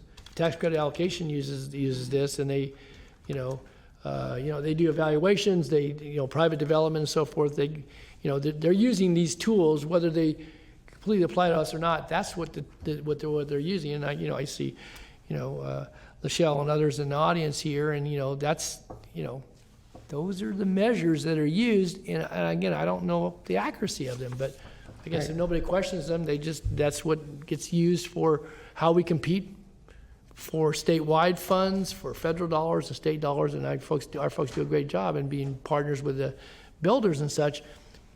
To me, I just find it overly frustrating, and you can put a lot of information in the body of this, right, including the maps, and I just think it speaks to the challenge that we have as a community in trying to meet the state regulations, and we're not the ones that build the housing for the most part. I mean, we as a county aren't, certainly. Well, that's true. Okay, all right. So I'm going to move forward to the countywide rezone program, which is what we are absolutely statutorily obligated to do in order to get a certified housing element. This is one of the few times we've come, it's not the only time we've come in short. We have had to do a rezone program once in the past, and we're going to have to do that again. So what this policy says up here, I am not going to read this entire slide, but it says that we are committing to identify and rezoning 164 acres of land to allow multifamily uses by right. A component of that will be changing this RD20, the pieces that are already apartment zoning. And that we will include at least a 15% buffer. And we may actually want more than a 15% buffer, but that'll be your board's decision to make when we get there. And I think this point goes to your question, Supervisor Desmond.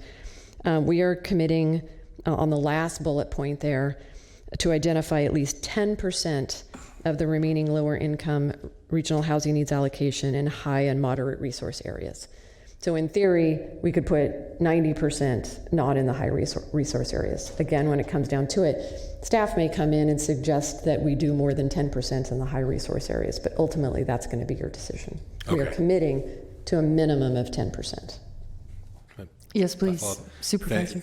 Thank you. I appreciate that. Yeah, because I don't want us to, and this kind of goes back to some of my struggles I have with this process, and some of it relates to what Supervisor Natoli was discussing. I mean, I know that there's a move to take away some of the local control when it comes to land use planning, and that's one of the most fundamental roles of a local government official, right? I mean, for us to be the ones who are responsive to the needs of our community, because we understand the community better than our state legislators, for instance.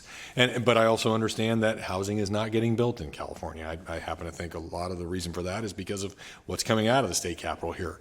But looking at this, and you mentioned, those minimum density now of 20 units per acre. Help me understand, Leanne, and we've had discussions about this, and I think you know what my concerns are. I worry that the decision we make in adopting this housing element, if, for instance, someone comes with an infill project in Carmichael, right, and there's a lot of blue dots identified in Carmichael and Fair Oaks and parts of my district and District 4 and District 5, of course.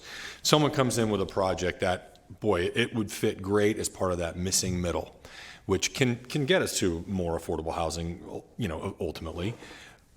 But it does not. They want to go below that 20 units per acre for at least part of the project. I guess a net might be below, but it still is going to fit, and it's going to get us some additional housing. Will we just absolutely not be able to do that in those sites that are zoned? You will once you get an oversupply. And we have, I can think of 3 relatively recent examples where projects were approved at a lower density than assumed in the housing element. One was a Catholic church-owned site in the Vineyard area. One was another site in Vineyard Springs, and one was a Lennar missing middle type project approved by the Planning Commission. But in all those cases, we had an oversupply. In that income category. In that lower income category. Yeah. So we are stuck until we get an oversupply. So we need to get this rezone program done with an oversupply so that when you have your dream project come in front of you, the state statutes aren't the barrier to approving it. When's the last time we had an oversupply of very low income housing? Well, you approved those 3 projects, so we did have an oversupply. So yes. It's possible. Absolutely. Okay. Yeah. But we could have an oversupply in identified inventory sites as well, correct? I mean, in other words, could we say, okay, we're gonna let this go below the density that we've established, but maybe staff would have to identify, maybe in conjunction with the applicant, staff would have to identify other sites. I mean, maybe that's looking at, okay, let's bump up our ADU projection numbers or something, or look at some of these commercial sites that we could identify as potential inventory. Right. Will we be able to do that? And that's just my concern, is that this is going to have the opposite effect of what we want it to have. Right. We are going to bring you a large pool of sites after we initiate it and have some conversations with the individual property owners, because we thought they probably should know about it first. And to choose from, with the idea of having an oversupply. Yeah, and because the other kicker now in state law is not only if you have a discretionary project at a lower income, but if someone builds a by right project at a higher income level and we have a shortfall, we, the county, have the obligation to go make up for that shortfall within 180 days. Mm-hmm. That is going to be really hard. That is why our consultant is saying you really need a robust oversupply. It is a bad idea to come close to zero. So that's why you have that buffer. Right. And I think Chelsea would encourage us to go far more than 15%. That's just the commitment we made in the element, but you see her nodding as she's lectured us. You want a decent amount of oversupply.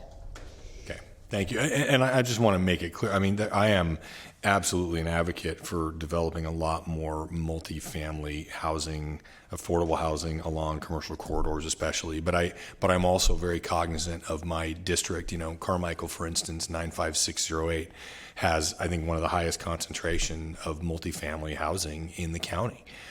There are apartment complexes everywhere. So I have an obligation to my constituents to be sensitive to that too, and make sure we're building the right projects that meet the needs, meet our housing needs, but also want to get them built, because I don't want the perfect to be the enemy of the good here either. So, right. Thank you. I wanted to go back on a point when we were asking about, making investments in what this element calls low resource communities. We all know, I mean, several of the board members are huge champions for investments like the 5700 Stockton Boulevard and some of those other projects. I mean, we want to make positive investments in those communities. So it's not like we aren't going to do anything in those communities either. We're going to spread it out. We just don't want it all concentrated in one area. And you all understand and are huge champions for some of those projects. Supervisor Natoli? Yeah, at the risk of maybe, getting ahead of you, but so we're talking about, the number of units, and part of what you identify in the, I forget which chapter it is, but, about 1,160 plus or minus units that are at risk, and SHRA was a part of that conversation. And you actually detail out, or somebody did, the order of magnitude in order to preserve and or, quote, replace those units. And there's a price tag of, approaching, $750 million just for units that already either are restricted to the subsidy agreements that will expire during the life of this element, and or, the need to build others. Is that calculated in, that's not calculated in 2,834 units that you were looking at here, right? No. So that's a different topic and a different But that's issue. additive, that if you lost those, Right. then as you do the count or keep score or whatever you do, that's a potential. Yeah, I think it's a little more complicated than that. It doesn't necessarily directly go into the math, but I think it does come out in the long run. And maybe the point I wanted to ask about, though, is when I look at the infusion of dollars, and if you're trying to promote, affordable projects, and certainly, we see some private sector market rate, but you don't see a lot that don't go through these processes that we were talking about, and that are outlined. And again, we've been pretty successful as a community in competing for at least, I'm not going to say a fair share, because when I look at the numbers and I've seen those, what goes south of here and maybe east or west of here, certainly, proportionally, I think that our fair share could be a whole lot larger if people were being fair about it. But I guess my point being, though, is that if that's the call out to just preserve or retain, and what we know is on the horizon, again, it's estimated, and then we look at trying to promote new, construction, and particularly in the multifamily arena and the affordable end of it.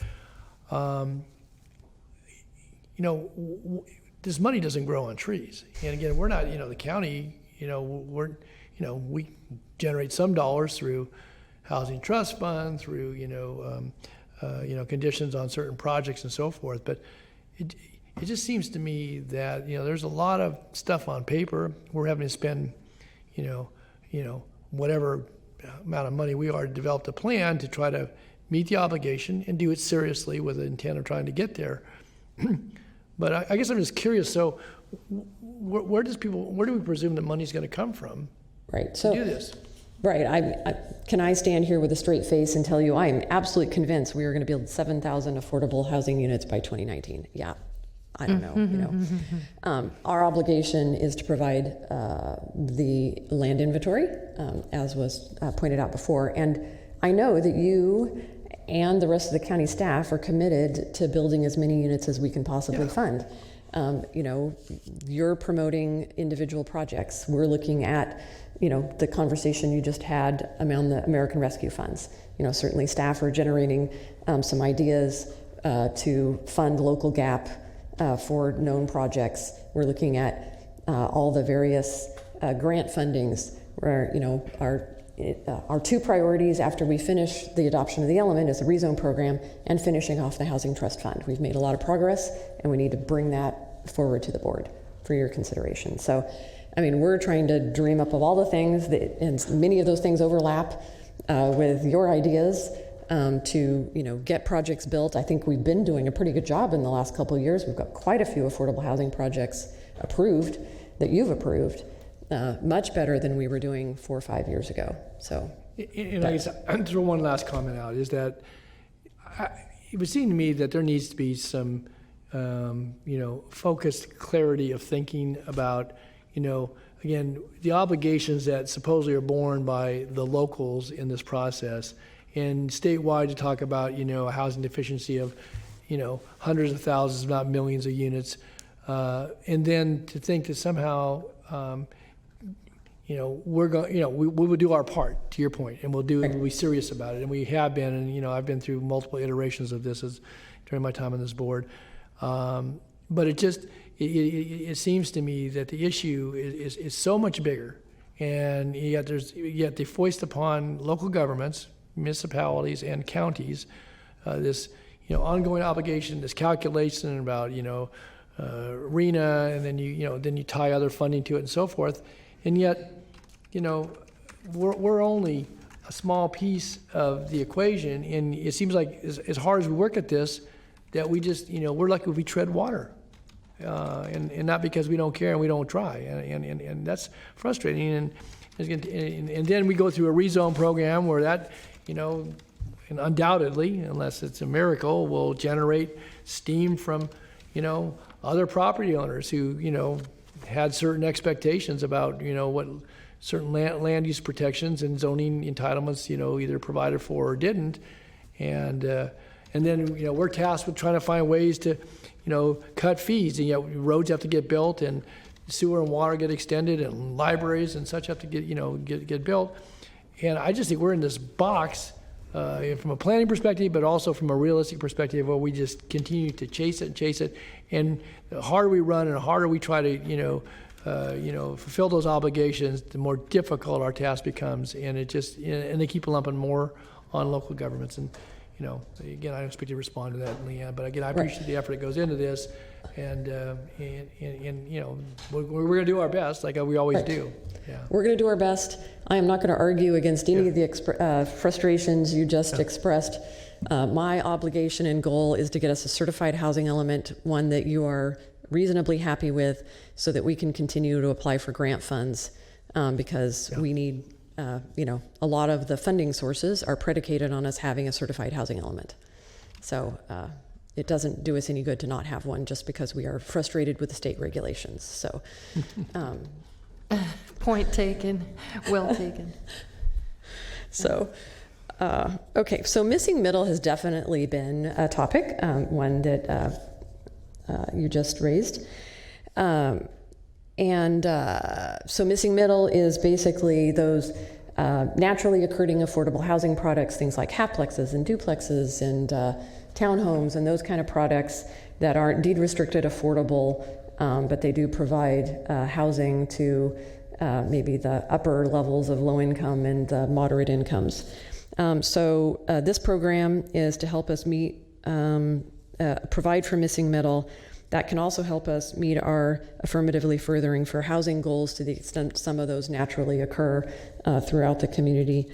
We've received a lot of positive feedback on this program from the development community, from housing advocates, from members of the public, and I think even some of the members of the board during briefings.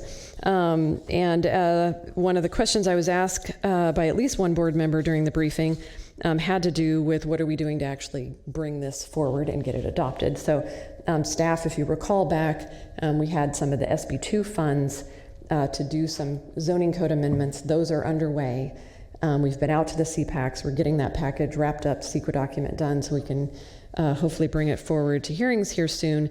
And one of the things specifically it will do with this, there's a whole bunch of things it's going to do, and I didn't want to give a presentation on the whole thing, but I did want to point out that it will allow duplexes, halfplexes, and small multifamily in certain single-family zones as long as the project doesn't exceed the overall density requirements.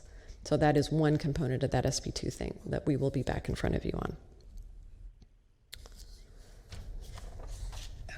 I just want to quickly ask you, because I did have some constituents that were worried that you're going to put 5-story apartments in the middle of neighborhoods. And can you just quickly describe your search for the right place for the right missing middle housing?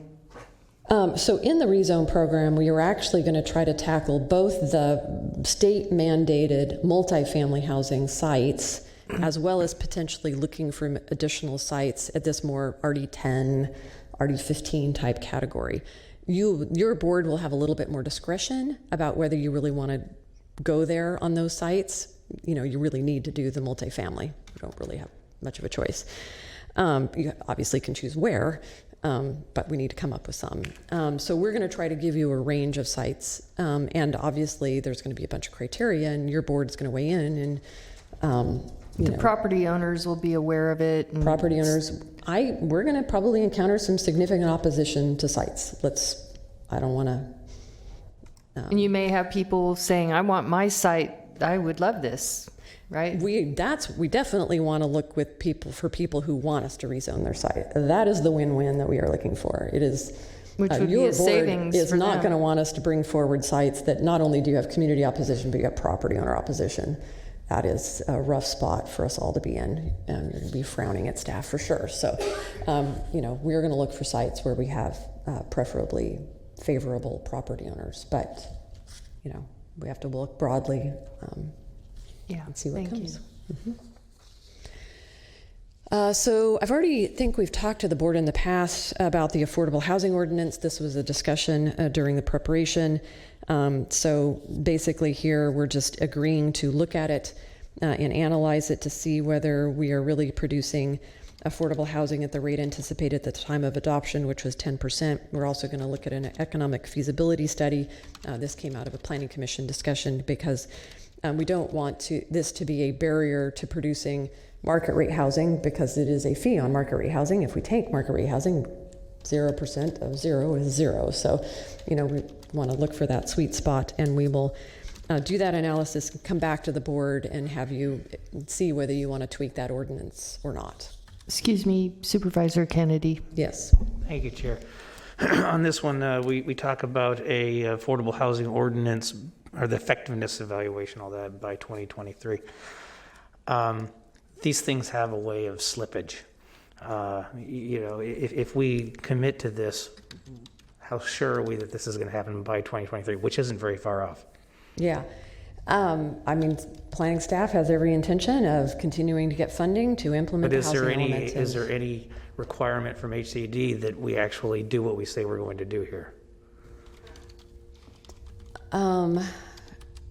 I don't know if there's an overt penalty for missing one implementation measure. I mean, I think if you're not overall implementing your plan, they can call you on it. Our more immediate effort is the trust fund, because that's the one that hasn't been updated since 1993. But, you know. And on you will also pursue an economic feasibility study to guide any decisions. But there's no timeline connected to that as there is up above. Or you? The whole thing is the due by date 2023? of the 20, yeah. Okay. Yes, It doesn't all. clearly say that, just. I think when you look in the element, it's all in a big Okay. chart, and the due date is associated with all of it. All right, thank you. It's probably not clear from the excerpted slide. Excuse me, Leanne, Supervisor Desmond has a question. Can I ask a quick follow-up to that? Sure. So an affordable housing ordinance, just to be clear, does not necessarily include an inclusionary housing mandate in it, right? I mean, it's broader than just that. Yes. Is that correct? Okay. I just want to make sure, just for clarification. Yeah, and our ordinance right now, for the most part, does not have a hard inclusionary. In some of the new growth areas, we are requiring sites, but generally it's not what you would call an inclusionary ordinance. In the past, we have had something that was more of an inclusionary ordinance. But, right. Okay, thank you.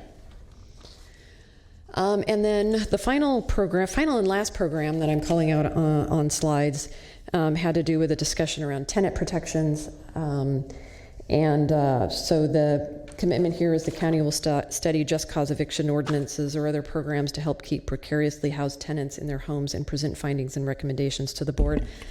Our due date in the element for this is December 2024. From planning staff's perspective, we had some other higher priority items, and that was, just wanted to acknowledge to the board, that was a concern. But planning staff didn't necessarily feel that we had the capacity. I mean, obviously we may finish some of these faster than the commitment, but we were concerned we didn't have the ability to do that faster. So I wanted to highlight that. So we have been through 2 rounds of review with state housing and community development. Round 1 resulted in a formal comment letter dated April 30th. That was pretty long. Round 2 is a somewhat shorter letter in May of 2021, and we have made revisions based on state HCD review, public comments, and our own analysis throughout the process, leading to the version that's in front of you today. The Planning Commission met on June 14th and recommended approval of the element. Individual commissioners had a number of specific comments that I wanted to highlight. One was the importance around the topic of tenant protections. One was the importance of facilitating market rate housing and streamlining of housing. And the other one was the idea of using overlay zones for flexibility, as with densities, and to incentivize development. There was kind of a discussion around that missing middle issue. But one of the things I want to again point out and clarify is, in part because we are in a rezone program requirement, our sites have to have a minimum density of 20 units per acre. And we have verified with several other jurisdictions, Folsom and Roseville, that is what they are doing as required in statutes there. And with that, that ends my presentation. I want to conclude with expressing my appreciation and gratitude for everyone who's been involved in this very large document here. We are seeking adoption, noting that we do have a pretty hard deadline of September. We have a hard deadline where our grace period ends in September. And it is important that we do have a certified housing element. So with that, Thank you, Leanne. And other folks are available for any other questions. Thank you, Leanne. Supervisor Natoli. Yeah, Leanne, to your last point, I know we talked about this in the briefing. I guess I would also ask council on this, where basically the existing RD20 zone sites all get rezoned to RD30.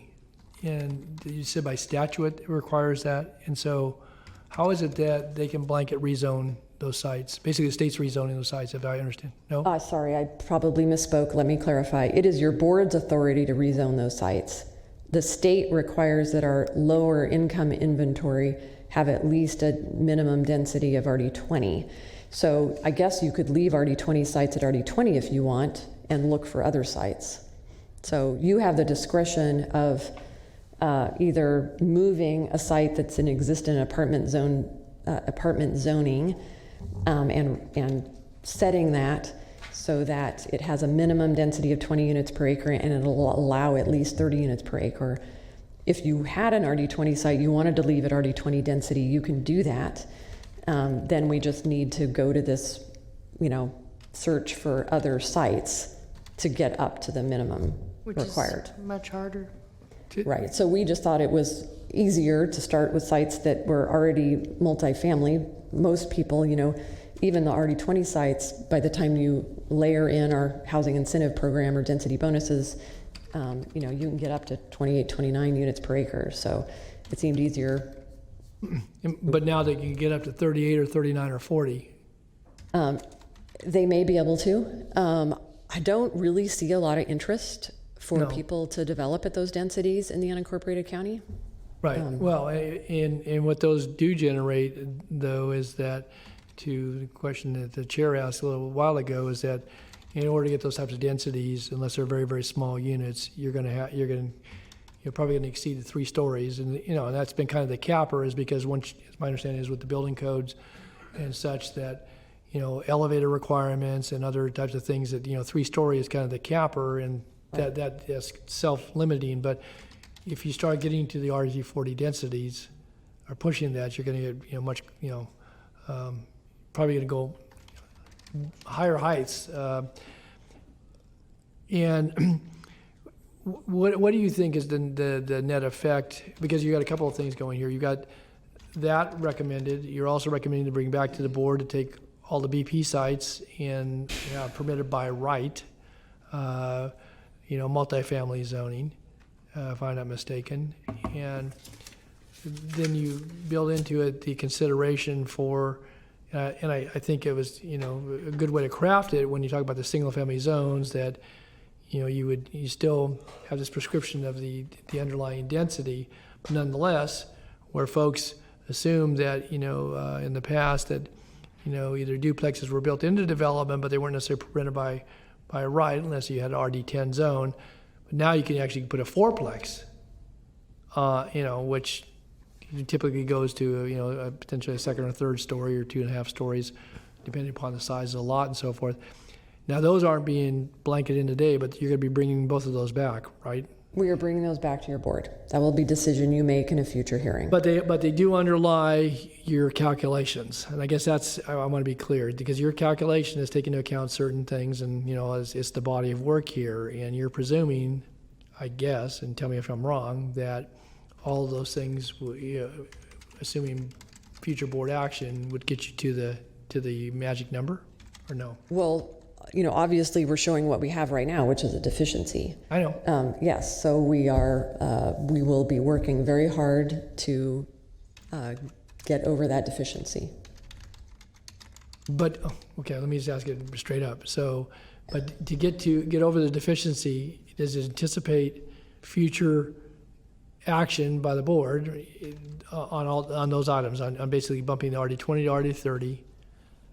Maybe that's included in today's action, but as well as, including by right in the BP zones, multifamily, and including by right with the caveat in the single family zones up to 4 units on single family lots.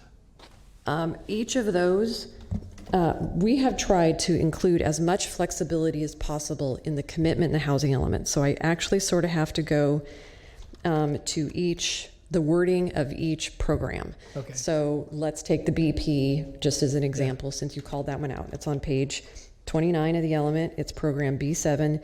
The county will consider amendments to the zoning code to allow multifamily as a use by right in BP. So when it wasn't a statutory requirement, as much as possible, staff tried to use the word will consider, so that if we get in front of the board and you want to do it, you can do something else. You don't have to.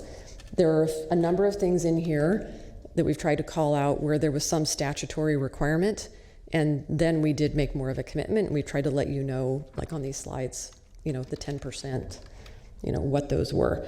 But when you go through these, a lot of times The wording is will consider. Okay. But by right is not bypassing a public process. That's on properties that actually it's already zoned that way. If you adopted the zoning code change, then the subsequent development might be by right. But you have to make the threshold decision about whether you want to amend the zoning code. You're not delegating to staff to amend the zoning code. You amend the zoning code, so.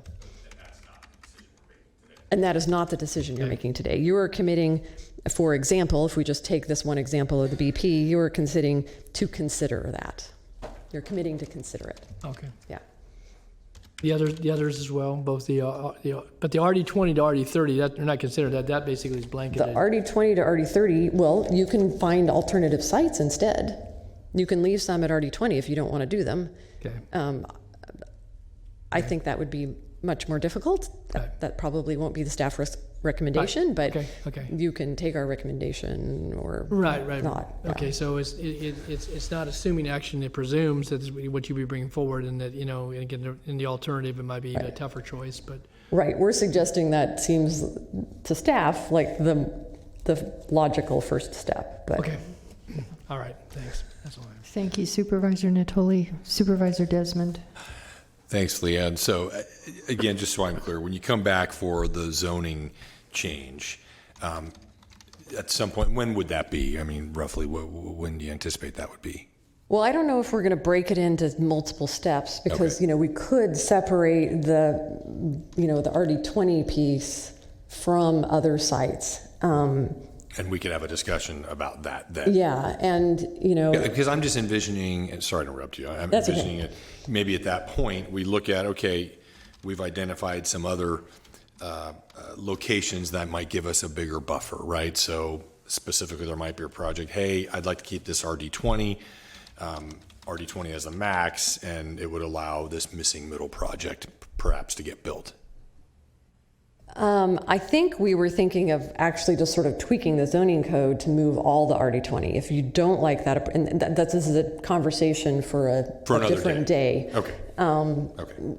We weren't thinking of handling it site by site, but you may want us to do that. So you're not committing to that today. We'll come back to you with another discussion. And then the slide before this one, you talk about some of the things, and there's so many great ideas in this about ideas you have to incentivize, stimulate some of this development, and that's great. And I'm glad you're going to be really connected with the Deloitte folks and finding ways you can take advantage of that ARPA money to really stimulate some of these affordable housing projects. I think that's terrific. My fear is this, and some of the development community I've spoken to, both BIA and some infill developers that I've spoken to, including a letter we got today. Do you think those steps that you've identified, hopefully in conjunction with some of the additional ARPA funding, is going to actually work? Because what we've been doing is just falling further and further behind. I mean, we're not seeing the housing projects that we want to see. So can you tell me what about your new approach or some things you're exploring that you think are really going to make a difference now? Well, I think separate from all of this, you've heard from staff that we're very much focused in the Vineyard community. You've had Department of Transportation hold a workshop about how, facilitating road improvements in Vineyard. And so, that is a huge focus of, what we, DOT, Water Resources, we meet all the time talking about a bunch of these growth areas, how can we get them going? Because the market rate housing provides the infrastructure to those growth areas that then provides some additional affordable housing sites, and it provides a funding contribution. So, planning and the infrastructure and finance staff are very much focused on getting some of these growth areas. We're working with Easton right now. We've got Cordova Hills in, we've got Mather South, we've got, all kinds of potentially near-term development that we are extremely focused on. I don't know how much that really shows up in the housing element, but that's what we're actually doing. In addition to the infill stuff. Okay, I want to make sure we have that same level of attention in addition on the to infill the infill projects stuff. Yeah, too. we've got some grant funding focused on the infill. We've got zoning code amendments. Yeah, we're trying to do the kinds of things that the state and you all have asked us to keep plugging away and working on. Okay. Thanks. Thank you. Supervisor Kennedy. I guess what I'd like to see at some point is, because it's difficult to cull out of a 433-page document, but I do know that among our 7 priorities, priority number 2 is to reduce the constraints to housing production. If I could see how we're doing that, where we are making changes that actually reduce constraints and where we see opportunities to further reduce constraints, because bottom line is, I want to identify every hurdle that we can lower or remove to producing housing. And just something that's that specific. Is that something that could be produced? Yeah, I think we could come up with by the end of the day? A list by the end of the day. No, that commitment I'm probably not willing to make. Sorry, but all right. Thank you. I just want to say, in relation to that was one of the things that was on my mind, because I was talking to some of the folks over at BIA who did a comparable study on fees, and Yes. Sacramento County is higher than, I guess, the other areas. Our region is higher than all the surrounding areas, and so is there a way we can we have get that back on par with yes. what everyone else is doing? So Steve is convening, has a meeting convened and scheduled with the BIA. That is the item on the agenda. I think we're going to have a dialogue around their analysis and some additional information and analysis we have, because we've also done a recent analysis, which is in this housing element. It doesn't 100% agree with, it depends on the area. But yes, we are about to engage in that, and Steve does have a meeting scheduled around that topic. Do you mind if I ask why we're so much higher? We're like 40,000 per I think rooftop. it depends on the growth area. It depends on the geography. So it Okay. depends on which specific location you pick, because they all have their individual financing plans. So Depends on the amount of infrastructure that's needed for that area. If it needs a lot, the fees are higher. Okay, it's the infrastructure It's the impact fees in that the they tend to rural be talking areas, about. maybe. Yeah. The one that they focused on lately was parks in the Cordova Parks area. So we're looking at that as part of the meeting Leanne's talked about. Okay, thank you. Supervisor Natoli. Yeah, just one other comment here. I noted that, in the last housing element update, we'd included some efforts to have an infill technical assistance program, and that was discontinued for, I guess, funding and staffing reasons. And so we never really had a chance to measure the success of that or not, I guess. Right. And I tie my comment on that back to the point, and again, we have to realize it, and it may be some time, but we actually have a infill fee that's going on the new development in the Jackson corridor. There's $1,000 per lot, or whatever the calculation is. And I've noted before that I think it's important for this board at some juncture, obviously as we get closer to some of those projects actually moving forward, to have some conversation about how we might most wisely invest that in for the intended use. It really doesn't have definition around it, except for what was in the development agreements, I guess. And so I guess I'd like to know, one, back to the point about having a technical assistance program, is that used in other jurisdictions? Does it help when you're trying to have, some introduction of housing into commercial or limited commercial corridors that may be struggling, and try to find ways to do live-aboves, mixed-use types of developments? And if it needs to have funding behind it in order to accomplish that, then I guess that's part of the question. And then also on the infill development fee, do we get credit at the state for actually having a fee in new development areas that will actually assist us to promote infill? Or is that just, you can do it if you want, so that's good for you, but it doesn't really count for anything? I mean, I think the credit is achieving the outcome, not just the having the fee. Mm-hmm. But I would say, if you remember, there are so many grants. You have so many items on your consent agenda. I'm sure you remember that consent agenda item from 6 months ago, right? The LEAP program which probably was on the consent agenda, does have funding for an infill program that we are working on. So, tackling, I think, exactly what you all, including Board Member Kennedy, is looking for is, what do we need to do to kickstart some of that stuff? Get out of our own way. And do you anticipate at some juncture, I guess you do at some juncture, we're coming to the board to have a more fleshed out discussion about, the infill fee? Because again, it's pretty nebulous, it's there, and right. Certainly this board and future boards will have some opportunity as development occurs, but we're not, there's nobody's breaking ground out there. Yeah, in the next I few think weeks. we will, and it may actually come up in the context of the climate action plan. So that may be a topic there. Okay, all right, that's all I had. And did we meet with Mr. Pemstein and answer questions to the concerns around? We did meet yesterday. We explained to him our understanding of the state statutes. I don't think he was particularly enthused by our explanation, but we did meet. But we can, by approving this today, doesn't mean we're locked. It just means we still have time to work through some of those issues. We can, but fundamentally, in order to move forward with the project that he wants, which is on one of our multifamily sites in the inventory, you would need an oversupply. I'm sorry, I didn't hear you. You would need an oversupply. We would need to complete the rezone program and have an oversupply. And we don't. And we don't. You and have I don't. An undersupply. I can't think of any way to amend the element out of that. I don't think he was keen on that answer, but. Leanne, would we get credit if we did tiny house community? Say a mobile home park. I mean, we talk about that. It shows in the charts. I've mentioned this a number of times, and others have weighed in. Is that, available land, nobody's building it, but if the county put the infrastructure in and actually got an operator, got a third party to, just as they do with apartments, the development costs I think would be modest because you're not, you're basically bringing utilities in, and yet you could have affordable housing. That's one of the things that we haven't seen.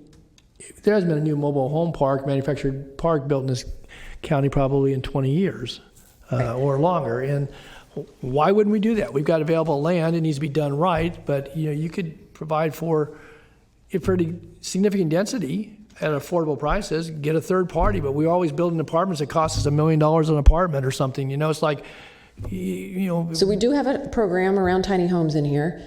Let me give an answer and let me see if everyone nods yes or no, whether I answered correctly or not. This will be a test. So clearly we get credit for deed restricted affordable housing. You're asking, I think, about more the naturally occurring affordable housing. I would think it would be sort of like the ADUs. If we came up with a program and we could demonstrate a methodology similarly as to what was done with the ADUs, then I think we could count it. Okay.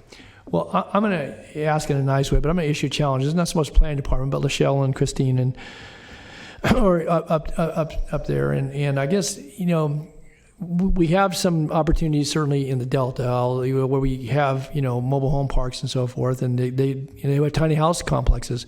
But why wouldn't we look to a parcel? Again, we're, particularly in the unincorporated area, where it could be appropriately sited, put the infrastructure in, go get a third-party operator, and do a tiny house community. I mean, we've been talking, tiny houses aren't anything new. In fact, we do have some of those. They're not, they're not all new infrastructure, but it seems to me that you could bring water and sewer and streets in and get appropriate densities and have living units that would be affordable, could be rent restricted, could be for seniors, could be for veterans, could be for transitional. I mean, there's a lot of ways to get to it, and you could have even ownership.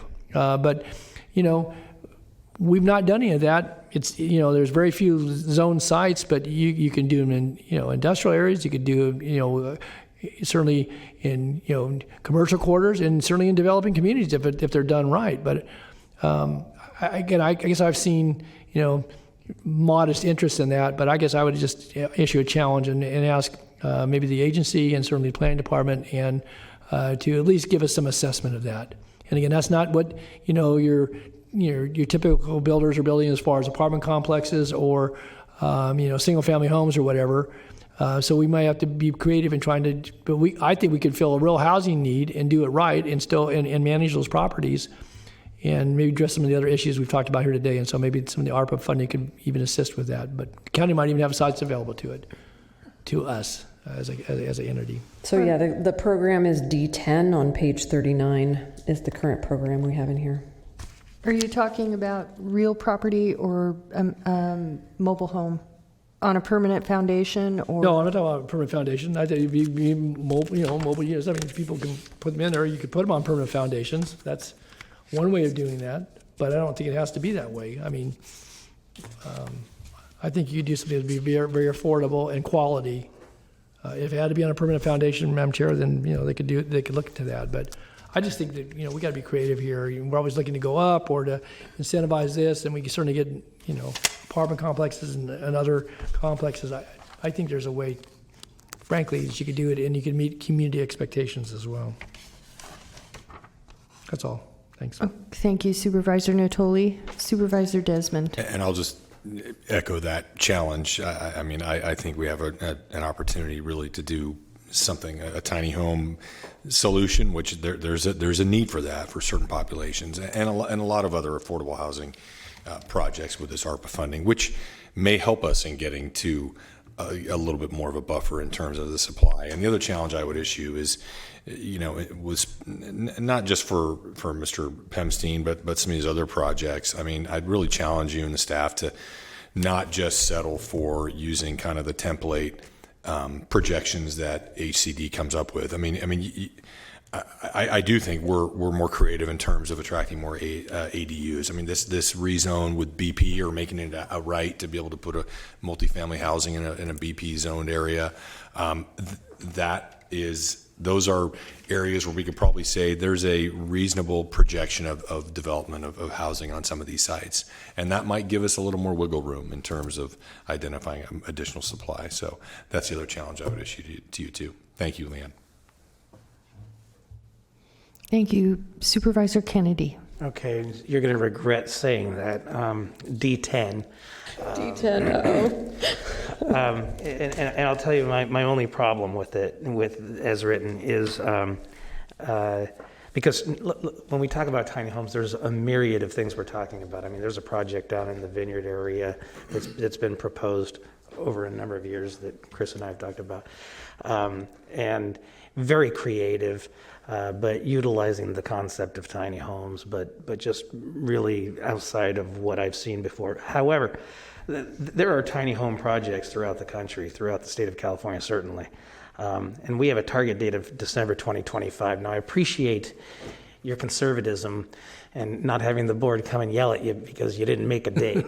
But I'd rather shoot a little higher and see if we could accelerate that. I mean, December 2025 to do something that's been done before in other places seems a bit on the careful side for me. It's 4 years plus, All right, we will note that and see if we can't move that one up a gauntlet little has sooner. been thrown down. All right. And why does it have to be the county general fund as far as the funding source? That may be how you do the planning. But again, I'm going to look to our partners that are seated here in the audience to find a creative way to try to address it. Okay. We definitely have some staff who are interested in tackling the tiny home idea. They will likely like your challenge. I think if you're going to do a tiny home project, you should have a community garden in the middle of it. Yeah, that's fine. Actually, the one in the Vineyard does, as well as rooftop gardens, so that people can also produce for themselves. So I could see some dreamy situations going on there. Okay, that's the sum total of the board comments at this time. I know we do have some public comments on this. And so thank you, Leanne. And I think we'll probably have questions, might have questions when we come back. But we'll begin with Ahiro Okaro. I think I said it correctly. And followed by Chris Dickinson. Do we have anyone on the phone? We do not, Madam Chair. Okay, thank you. Hello again. Hello. On behalf of the Sacramento Housing Alliance, I would like to urge the County Board of Supervisors to delay certifying the housing element until the needed revisions are made in order to make sure we have a sufficient amount of sites. The county The housing element is the blueprint for addressing housing needs and affirmatively furthering fair housing. We must include adequate sites to accommodate the regional housing need for all income levels and sufficient policies and programs to assist in the development of affordable housing and remove constraints to the development and preservation of affordable housing. In particular, the draft housing element does not identify adequate sites or include sufficient programs to provide needed programs to address identified need and state law. We have appreciated the hard work of the county staff and look forward to continuing to work with staff to resolve the element, to comply with the law, and to support the county in ultimately implementing a compliant housing element. As there is a continuing obligation to affirmatively further fair housing, addressing high levels of segregation and poverty that are pervasive in many of the communities that are in your district is of high importance. If the county proceeds with adoption, we request the board to direct staff to continue to work with the community and stakeholders to work on revisions with the housing element. We commit to working with you to ensure that there are effective programs and services to rehabilitate homes, promote home ownership opportunities, and address areas of historic disinvestment and create affordable housing in areas of opportunity. Thank you. Thank you.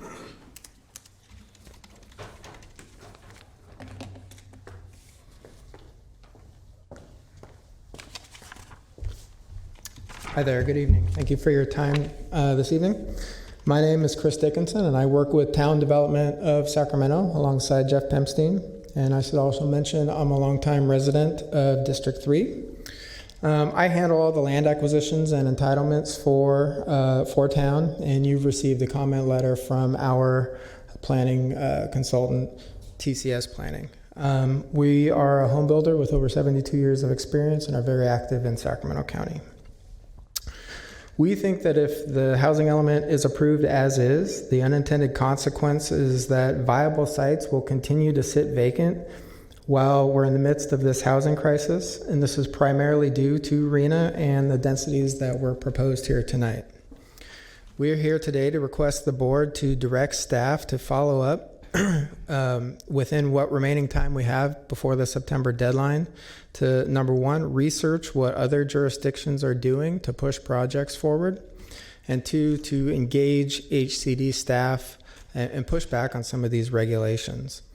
We request that there's a robust oversupply of housing units included in the housing update.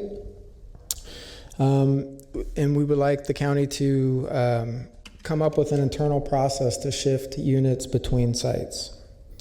Number five, we'd consider, we would like to see options for phasing sites out of the RHNA obligation if they've been encumbered for multiple housing cycles and they've remained unbuilt. So they should no longer be encumbered by RHNA. And then finally, to make more RD10 and RD15 sites available. This is where we think we can make market rate affordable sites viable. And so we're requesting this of the board because we think RHNA has and will continue to obstruct market rate housing for the following reasons. Densities promoted by RHNA are out of character with many of the neighborhoods where they are located. There's a couple examples in Carmichael and also out in Rancho Marietta where we're seeing densities in 30 to 40 units to the acre. Can you please wrap up your comments? 4 to 5 story buildings. Simply put, rents in those areas won't justify that level of construction. In addition, the proportion of affordable units on these sites is in excess of 75%. And so there's no way that a market rate project can carry that number of affordable units. So you're essentially predestining these to sit vacant, waiting for subsidized dollars to come along. There appears to be no regard for properties that have sat vacant for multiple housing element cycles. Can you please wrap up your comments? Sure. Finally, sites that have been included in RHNA for multiple cycles, they continue to sit vacant while the deficit of unbuilt affordable housing continues to grow. And the solution offered in the housing element is to encumber more sites with the same regulation and intensify density. This doesn't seem prudent. And so we don't think this is a Sac County issue, but this is a bad state law. Excuse me, can you please wrap up your comments? and we believe the county needs a pushback. Thank you. Thank you. Okay. I'm going to bring it back to the board. I just want to say I think there's wisdom in what he said. I think we all know there's wisdom in it, but unfortunately, you know, and I don't know, Leanne, maybe you can speak to this, but it's like we don't have a choice, is my understanding, and that's what you described to me. Am I correct in that? Even though we have this housing element, doesn't mean it's going to get built, but... Right. The outcome of not having a certified housing element is significant. It means you potentially forego grant funds for affordable housing. I think you can look to SHRA staff in the back and our consultant, and they can both tell you, as well as my personal experience, we have not had a certified housing element in the past, and it was not good. It had lots of bad outcomes. My strong recommendation is that we adopt a housing element and have a certified housing element. Thank you, Leanne. Supervisor Cerna. Thank you, and you beat me to the punch a little bit there, Chair Frost, because I wanted to. No, it's okay. I just wanted Leanne to be specific about what the consequences are if we don't have a certified housing element, especially as it relates to the objectives of the market rate housing development community. For instance, what you just said, and this is not intended to be a veiled threat here. I'm just saying it could be a consequence. Is that, let's say we have a decertified housing element. We don't have the ability to pursue the funding that is dependent upon having a certified housing element, yet we still have large unmet and cumulative unmet, low, very low, extremely low housing needs in the county. Part of the consequence could be, whether it's this board or another future board, they could look to the market rate housing development community to figure out how to fund it. So we went and because we stiff-armed the Housing Community Development Department, and therefore didn't have a certified housing element, because we wanted to push back, it could have some enormous consequence for market rate developers, because the need doesn't go away. That's the part that is kind of the finite aspect of what we're being asked to do here. And I know it stings because, I think generally we have a reflexive twitch when the state, tells us to do almost anything. But this is nothing new. I mean, we've lived with RENA for decades, and we've known the consequences for decades if we don't have a certified housing element. I think what we're trying to do is find the right balancing point between not having an element that in itself is an obstacle, because that's one of the findings you have to make, or not findings, but it's one of the things that you have to do in the exercise of updating your housing element, is identify obstacles to housing and barriers to housing production.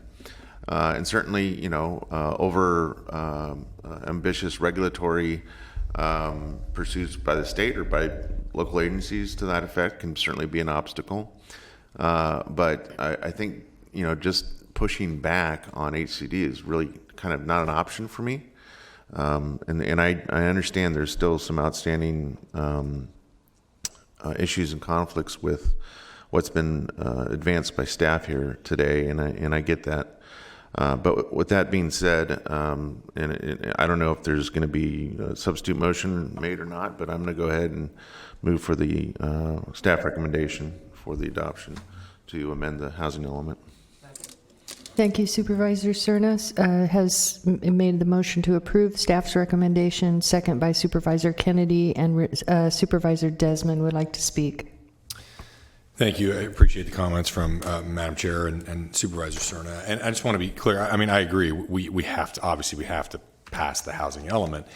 But when we get to some of the follow-up steps, we're going to continue having this conversation, including, hey, if say we are able to identify additional supply, and gives us some flexibility, right? So this is not the end of the discussion by any means. I mean, you're not encumbered per se by arena adoption, and I think that's what's crucial. And I think there are some good points though that he brought up in terms of properties that have been sitting vacant for many years. I mean, we obviously need to take a closer look at those parcels and say, okay, if we do zone that one to RD20 minimum, RD30 maximum, should we maybe look at those if it's something that has been sitting vacant for a long time? But we'll still be able to have those conversations, correct? Yes. Despite adopting this today. Okay. Yes. Thank you. All right, we have a motion by Supervisor Cerna, a second by Supervisor Kennedy. Please vote. Unanimous vote. Thank you, very much. Leanne. I really appreciate it. Thank you to everyone who worked so hard on that. Thanks, Leanne. Appreciate your. Item 40 is your nominations. Or excuse me, item 41, is your nominations. And you're continuing to August 10th, Adult and Aging Commission, Developmental Disabilities Planning and Advisory Council, the Sacramento County Alcohol and Drug Advisory Board. You're continuing to August 24th, the California Department of Corrections and Rehabilitation Citizens Advisory Committee, and the Maternal, Child, and Adolescent Health Advisory Board.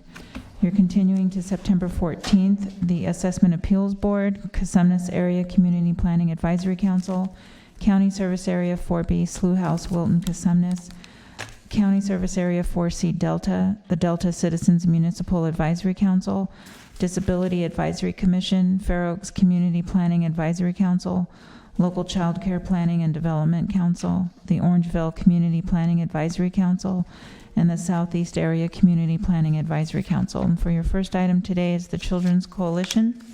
Chiefs recommend nominate Vanessa Cuevas Romero to the Sports and Recreation Interest Area seat and continue the remainder to August 24. Thank you. Community Review Commission.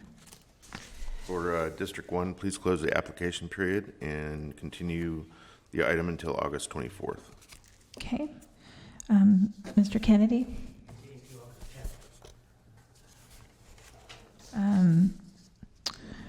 Mr. Desmond? Please continue to August 24th. Okay. Supervisor Frost? Please continue to August 24. And Mr. Natoli? Likewise, I think I need a month, August 24th, please. Okay. Thank you. Cordova Community Planning Advisory Council, Supervisor Natoli? Yes, like to nominate incumbent Terry Leimbach.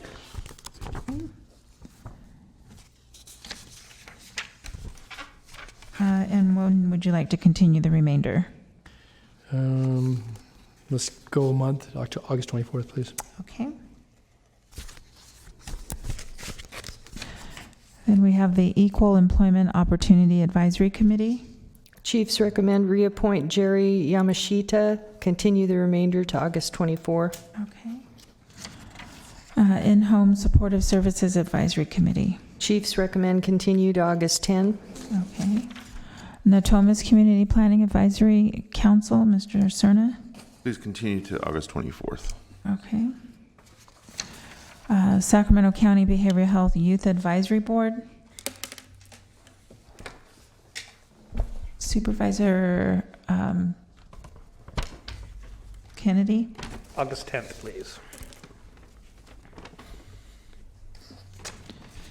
And then we have the Sacramento County Commission on the Status of Women and Girls, Supervisor Desmond. Please continue to August 10th. And Supervisor Frost. Youth seats nominate Isabel Kim and Drisana Bhatia. Okay. Okay, that takes care of that. And then Sacramento County Mental Health Board. Supervisor Kennedy. Appoint Lourdes Santana Sanchez. Okay, and then Supervisor Natoli. Yeah, we have pending interviews, so would continue at the August 24th, please. Yes. All right. And then Sacramento County Environmental Commission. Chiefs recommend reappoint Richard Hoon Jr. and Mark White and continue the remainder to September 14. And then finally is our Vineyard Area Community Planning Advisory Council, Mr. Natoli. Yeah, nominate the incumbent currently serving as chair, Jofio Borja. Okay. And continue the remainder to August 24th, please. Got it. And that concludes your nominations. And your next item is county executive comments. No comments, thank you. Thank you. And then you guys have the floor. Okay, I have Supervisor Cerna. Thank you, Madam Chair. I know it's been a long day, so I'll just be very brief. It's been a number of years since this board, in fact, past boards, have considered an ordinance that would regulate marijuana. In fact, the last time we had a robust policy discussion about it was nearing the end of the term of former Supervisor Jimmy Yee, and just as Supervisor Patrick Kennedy was joining the board. And so we actually have some new faces up here since we've had the opportunity to engage on that policy discussion. And in that time, the city of Sacramento, in addition to others, including the state of California, have actually progressed substantially, in my estimation, in terms of how the issue of marijuana generally is being governed. And so I think there's been some lessons learned, not on our time, but on their time, quite frankly. And it's, in my opinion, the right time for this board to revisit the prospect of having local policy administered here in Sacramento County that would regulate medical, recreational marijuana dispensing, delivery, basically those activities that other local jurisdictions are regulating and, in fact, acquiring, in some cases, substantial revenue from. I'm feeling, as perhaps others are on this board, that we're literally leaving revenue on the table and at the same time incurring some of the impacts associated with it. So I would like for our county CEO, not that she doesn't already have enough to do, but I would like Ann to work with her team, or at least assemble a team working with Ms. Travis and her team to get something back to this board as soon as possible. Thank you.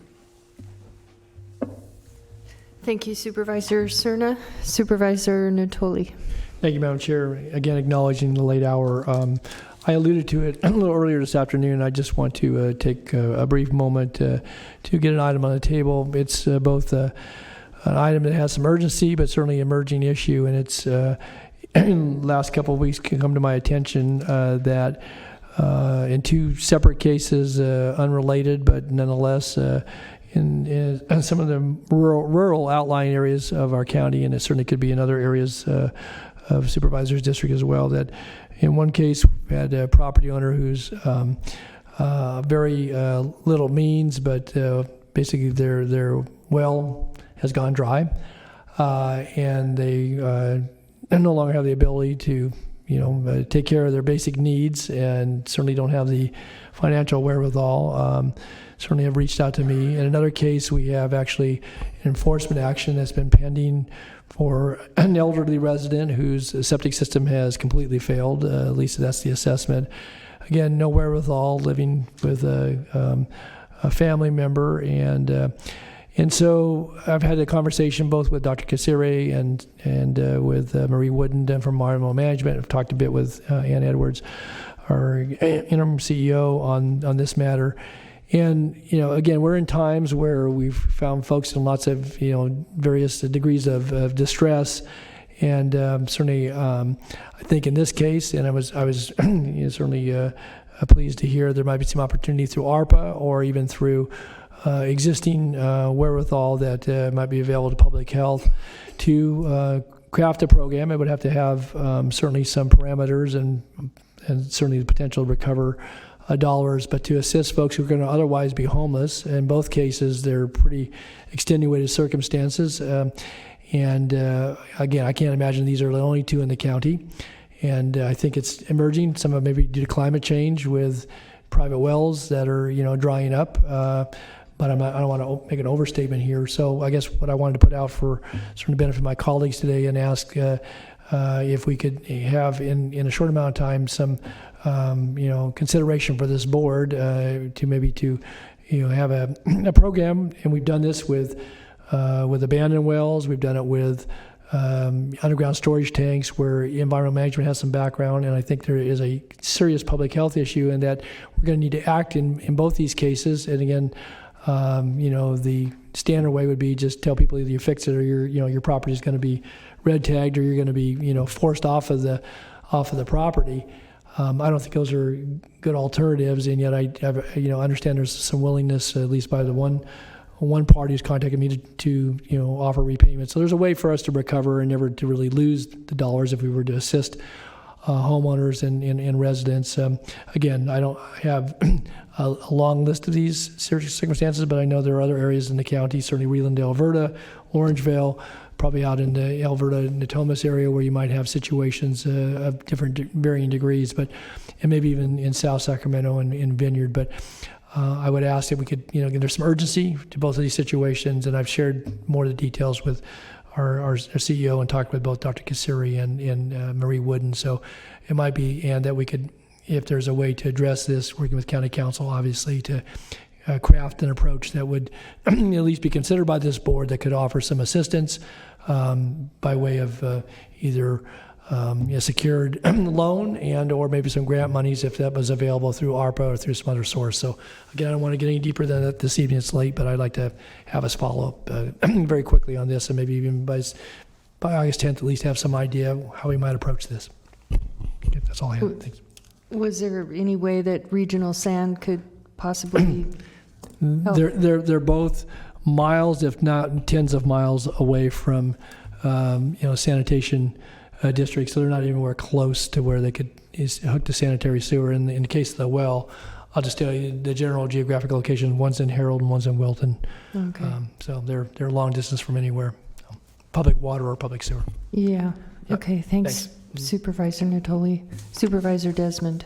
Thank you, Madam Chair. And I just want to comment on Supervisor Cerna's statement. I'll probably upset a lot of my constituents for saying this, but I agree with him that I think that it is time for the county to reevaluate its approach to cannabis. And I think that, during my campaign, I went and toured a facility on Elder Creek that was, I think, literally a couple hundred yards from it was in the city, but a couple hundred yards from the county line. And the city's getting over $1 million in tax revenue a year from this cultivation and processing facility. And it just makes you scratch your head.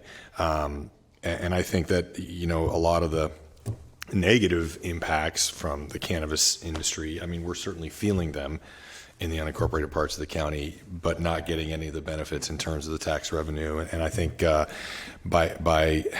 think over half the counties in the state of California actually allow some level of commercial cannabis, either cultivation or processing or retail sites. So I would also welcome a discussion about that. And I think we have an awful lot to learn from in terms of failures and successes throughout the state. I would certainly support a go slow approach that has a very deliberate and robust community engagement and outreach. But as someone who represents nearly half of the unincorporated population, I think it's a discussion we need to start having. So I would echo Supervisor Cerna's comments and would like to hear back from you on it. Thank you. Thank you, Supervisor Desmond. And that is our last speaker for the night. And seeing no other comments, I will adjourn this meeting. Good job, Madam Chair. Yeah, good job.